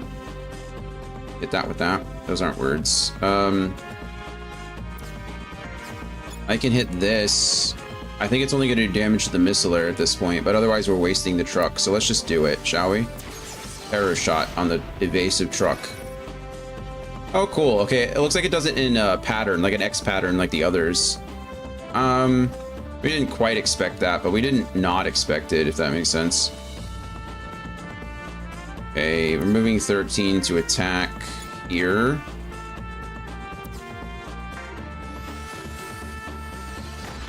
Okay, we hit both of those. That's good. I'm at 15. Am I out of missiles? No. There we go. I can hit this missiler, or I can hit that guy, the assault guy, if I move here. I think we're going to. I think this guy is our main threat right now. He's chasing down our party. We might be able to hit him one more time with a truck. That's probably what I'm going for. I just need to be careful because I don't know what the helicopter's gonna do. Maybe we repair Rex in here because I think he's going to be the focus of a lot of things coming up. I'm trying to bait him into that truck right there. Thank you for missing. Wow, they're targeting my missiler. They just went straight past Walter. They said, I don't care about Walter. Or Damon. Damon might lose his right arm if it gets hit here. Oh, never mind. He still might miss it, but no, he didn't. Well, this is awkward for you guys. I think we come over here and just punch this missile guy in the face. Who's that Pokemon? Really interested in why they chose to do this.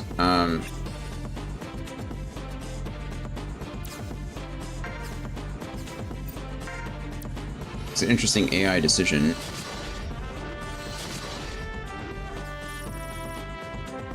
Okay, unfortunately, no one is in threat of the...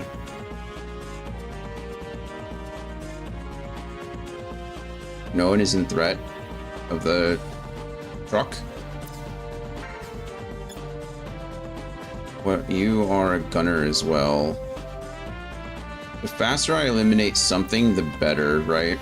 I should be focusing my damage when I can.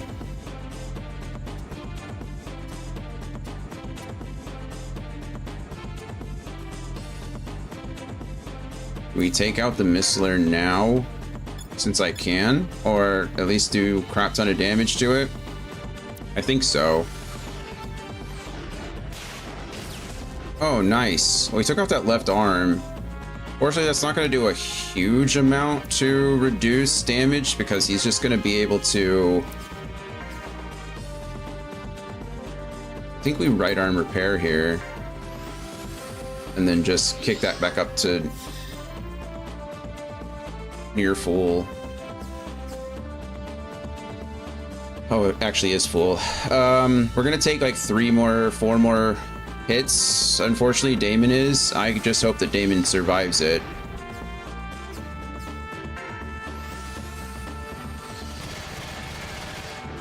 Oh, he hit Randy there. Cross attack. I mean, this is going really well for us, actually, the way that these missiles are hitting. I mean, that couldn't have gone better. I mean, he could have missed. More of them could have missed, but really, it's... Yeah, I think we kill this guy here, which is great. Dead. Unfortunately,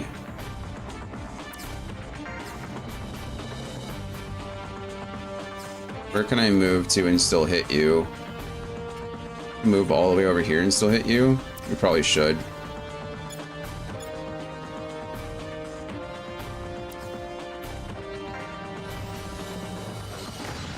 Okay, we missed one of the two. Unfortunately, I feel like Damon is kind of out of luck. I don't think I'm ever going to be able to... If I stay... I just move as far as I can, right? I think that's...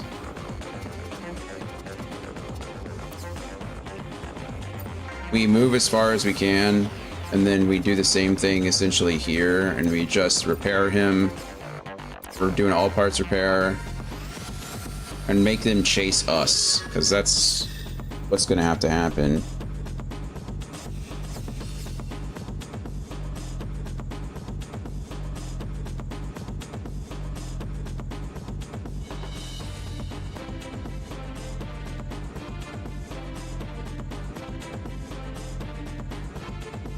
Second, sorry, I'm dealing with things.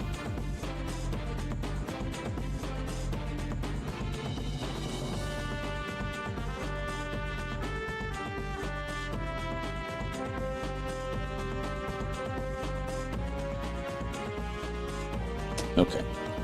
Yeah, they're going to continue to chase. We knew this was going to happen, but oh, he did miss. That's beautiful. Right now, our healing is outpacing the damage that they can do.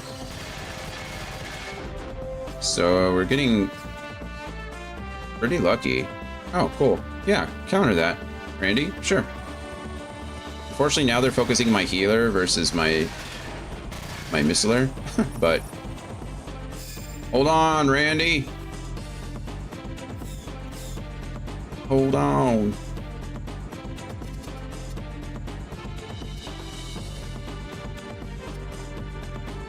Can't even hit. Oh, wait, hold on. I can attack this guy. I'll do it. Can't attack the helicopter because he's over the building, I guess. Terror shot lowers his evasion. Love that. Okay, this allows us to target... No, I don't want to... Stop targeting the truck. Let's target this guy.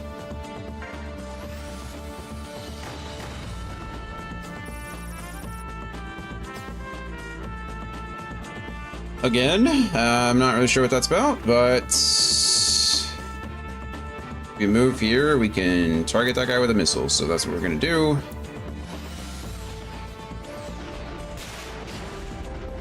Good hits. And then I think we just continue to run, kind of. Repair ourselves. All parts repair, all parts repair. Boop. Full health. Beautiful.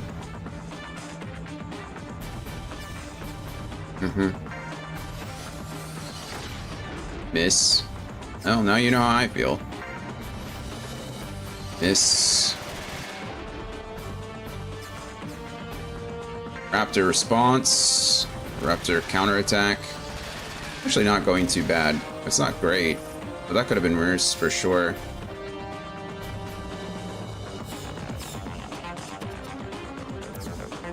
Attack.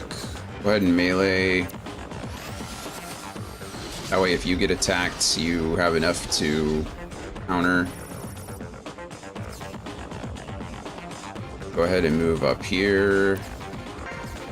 Yes, please. No skill. Good. Nice one shot. Thank you for making up for that. Unfortunately, I can't do anything, so I think we just run for the hills. We go off this way.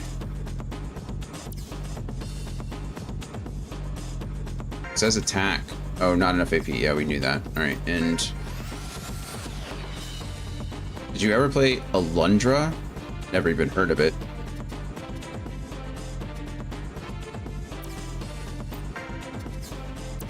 Never even heard of it. What is it?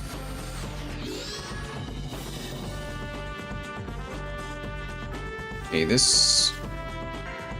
This fight is taking so long. I never played it either. It's a Zelda-ish game that came out on PS1. Huh. I mean, I do love me some Zelda-ish games.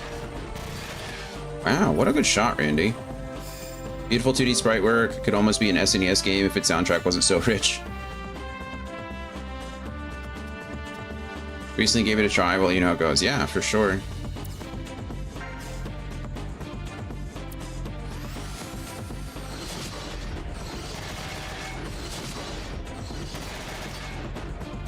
Alright.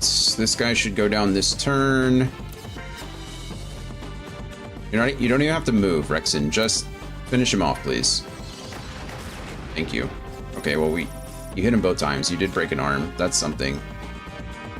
We can move 3. If I move back 1, though, I can hit this guy with a missile, which I think we're going to do. Get some more damage on him. Randy's doing a pretty good job, like, peppering him as he comes up for an attack. I think our damage might be okay enough to, like, start worrying less about healing every turn and just attack these guys. Oh, I don't want to do that. This is where it gets awkward as far as shooting goes. I think we go here and shoot across because, you know, angles and such. Good job, Randy. Okay, he should definitely die soon. Who's the helicopter going to target? Okay, well, he's still targeting.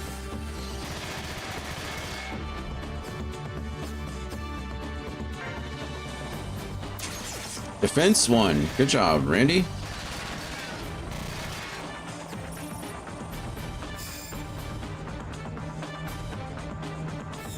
Player phase.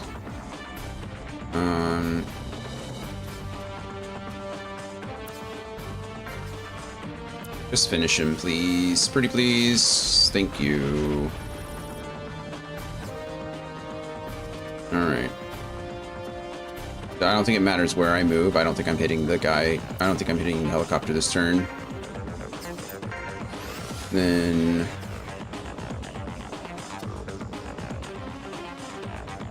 can I move anywhere to hit him? Am I out of missiles? Yes. Kind of a bummer. I could use an item, but I don't think it's worth it just for this helicopter that's at like half health, you know what I mean? So I think unfortunately Damon is just kind of out of it from here on. You can repair yourself one more time and then just go from there. We should be okay. You just have to end your turn. This helicopter's been bugging Randy, so I'm hoping he continues to do so. Yeah. Defense 1. Good job, Randy. Randy shouldn't need to repair anymore. We should be putting our players in a good enough spot that we just end it. Also, I don't think I have to worry about cross shooting. Because, you know, they're shooting up. I do want to put my attacker like directly underneath him if I can get away with it. Shotgun. Boom. It's like skeet shooting.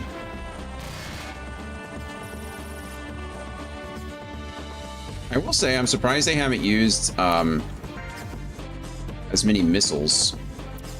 All right, look, you can use anti-air or heli attack, whatever. Yeah, heli hunt. There it is. Beautiful. Thank you, Jamie. Good man. Or woman. I actually don't know if you're a man or a woman. I think they referred. Yeah. Okay, you're a man, Jamie. Well, by appearance, maybe that's insensitive of me. I think they referred to Jamie as a he, though. Good. We're done. Let's move. Hey, Walter, are we really okay? Back there, the 64th was wiped out. If we stay here, we'll be captured. Let's cut our losses. Don't be stupid. Other platoons are facing certain death too. You want to run away? I think he does. Sorry, you're right. I need to stay calm. Let's go. We've got lots of traps here. Indeed. Let's round these guys up. Shit. What are we shitting for? 2 August 2091, Freedom City. 2 days before my birthday. If only I could live to 2091.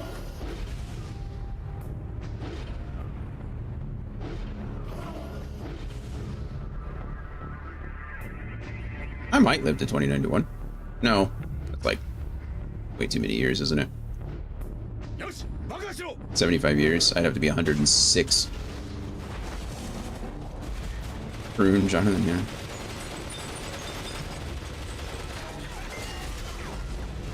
Pew, pew, pew, pew, pew, pew, pew, pew, pew, pew. Units, stop firing.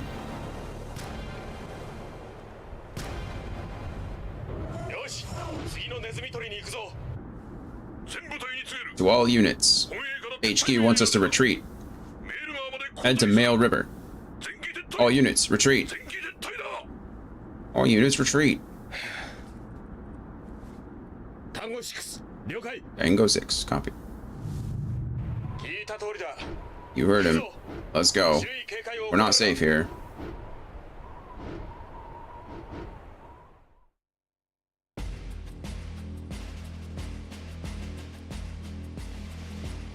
All right, there we go. 5 hour. I think we're gonna call it there today. I'm still dealing with some stuff, and I'm hoping that everything's calming down now. But we're at 5 hours. It's mid-afternoon. I feel like we made some progress. You know, not as much as I necessarily wanted to make, but these games, and these games, so much setup. There's just so much things to do, like in between missions, and then.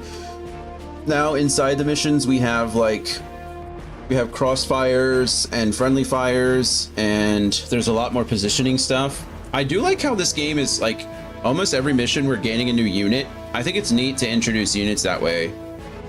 Very like Advance Wars. I don't know if anybody played Advance Wars, but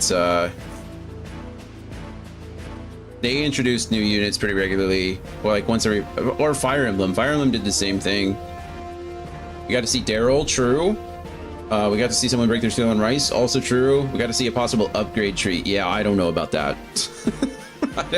I'm already scared of the upgrade tree. It frightens me, but we'll see. We'll see. But we did make it through mission 4, so that's exciting for us.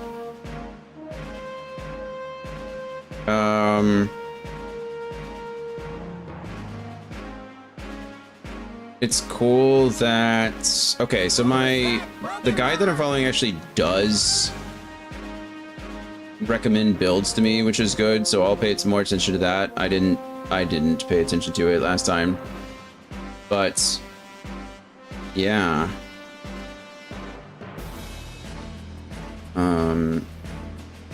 Cool. I also need to start paying more attention to enemy units to see what arms they're wielding weapons in. Early on, it seemed like we were getting a lot of like dual wielders, but now it looks like some of them are wearing shields in a weapon, like Randy is. So if we can, maybe we do put focus onto Damon and have them focus the whatever arm, primarily the left. I don't know why it's always the left, but still. So that's cool. Other than that, I think we're pretty much set up. We're gonna learn some links tomorrow, which is exciting. Learning some links. And then I think I have to do the Daryl thing. We have to beat mission 4, which we just did. Head to the simulator room and speak with Daryl. Choose the first choice in both options. Continue on with the game as usual. After we've done that, we don't have to do anything until level 10. Or mission 10. So that's the next thing we're looking for, which is good. But yeah, good progress today. I'd say it. We're only on mission 4 in 2 days. We played 7 hours of the game and we're on mission 4. Oh my goodness. It's always that way with this game. Always, always, always. After mission 5, we should be able to get a brand new Bonzer though. So that's exciting too. Yeah. Okay, maybe it is called the Warless. I refuse. Unless somebody can tell me what a Warless is in another language, I think it's Walrus, and they just misspelled it. Because in this guide, it even says Warless. I don't know what a Warless is, but I know what a Walrus is. Anyway, yeah, good stream. I'm so glad that that Andy fixed our connection issues. I'm so glad that we figured that out. It's been so much nicer not to have to worry about it. Again, I've sent over 3 million network frames in 5 hours and not dropped a single one. It's insane to have gone from disconnecting like every half hour, like every 20 minutes, every 5, like just consistently, to not having any issues at all. What was the problem with connection? I was using IPv6 instead of IPv4. And apparently there was some kind of, want to guess, sorry, I ruined it. No, apparently it's just, it has compatibility issues with this newest update to OBS, because that's what I was running before, was IPv6, and I wasn't having any issues. And then with this last update to OBS, whatever reason, I was having just constant disconnects. And constantly having to restart the stream, and constantly having to pause in the middle of everything to see if my frames were dropping and all kinds of stuff. And now I don't have, now there's nothing, not a single thing. 100% of my frames have been sent. Kudos to Andrew, right? Yep, his government name. Goodness. All right, well, friends, I'm over here. I need to go lay down anyway. I hope everyone's having a great Tuesday. That makes me sound even gayer than I'm already. Who is Joe? I like how you're concerned with where. I'm concerned with who. Also who. Yeah. we must find Joe, who or wherever he is. Oh man. All right. Well, as always, I love you guys. Thanks for being here. We'll be back tomorrow. What is today? Tuesday. So it should be a pretty normal week. We have Wednesday, Thursday still with this. We should still be starting, goodness, Endwalker on Friday. League tonight at the normal time of 11 p.m. Yeah, sure. I'm gonna see if Andy and Gloria want to play some 14 tonight. I'm just gonna send a message, see if they're available. Maybe we'll do some leveling tonight, or see when they're available this week. It'll be a long night. We need some caffeine, or maybe a nap. But yeah, we can play tonight if you're available. I haven't played since the new patch. But yeah, we'll be back tomorrow. More for Mission 5. Hopefully, you know, getting more than 2 missions done. No promises. 2 missions a day seems to be where we're getting. Jonathan requires Joe as well. True, we need to find Joe. He's required by multiple people now. Yeah. Love you guys. We'll be back tomorrow. And hope to see you then. Bye, everybody.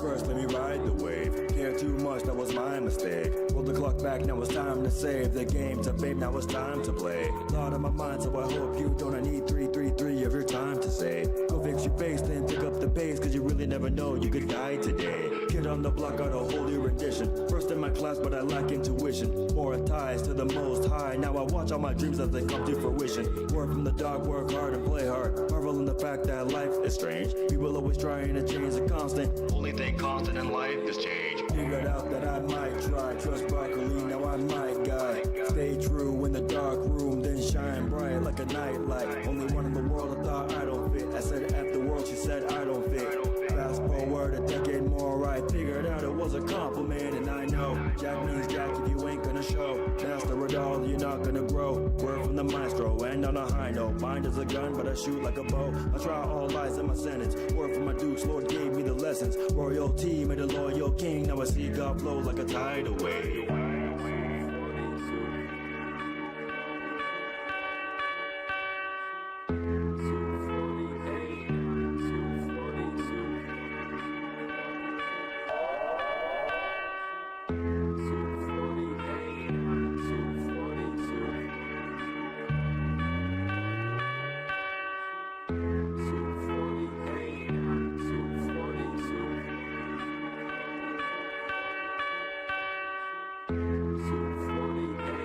Isn't it funny how on the internet everyone acting like they have intellect, but we all know y'all stay fraud. Fake in your heart, you be all facade. Hate in your heart cause you don't know God. As a black sheep, man, that too was lost. Killing the ego, it's not a free throw. I'm risking it all, no matter the cost. Don't ghost on the shepherd, that ain't the wolf that will leave you with lesser. Word is more than preferred, I'm done with the silencer. That's really more the suppressor. Off of the dresser you go, I am the low. Currently solid despite all the gas on the stove. Vaporwave is my color grade. To this motion picture you be hearing in troves. It's time, the professor is back. 2 for 2, I'm already on track. Calm and I'm steady, essence like Neji. Cause 64 psalms, my choice of attack is do or die. And I played the fifth. To be flux was mild wish.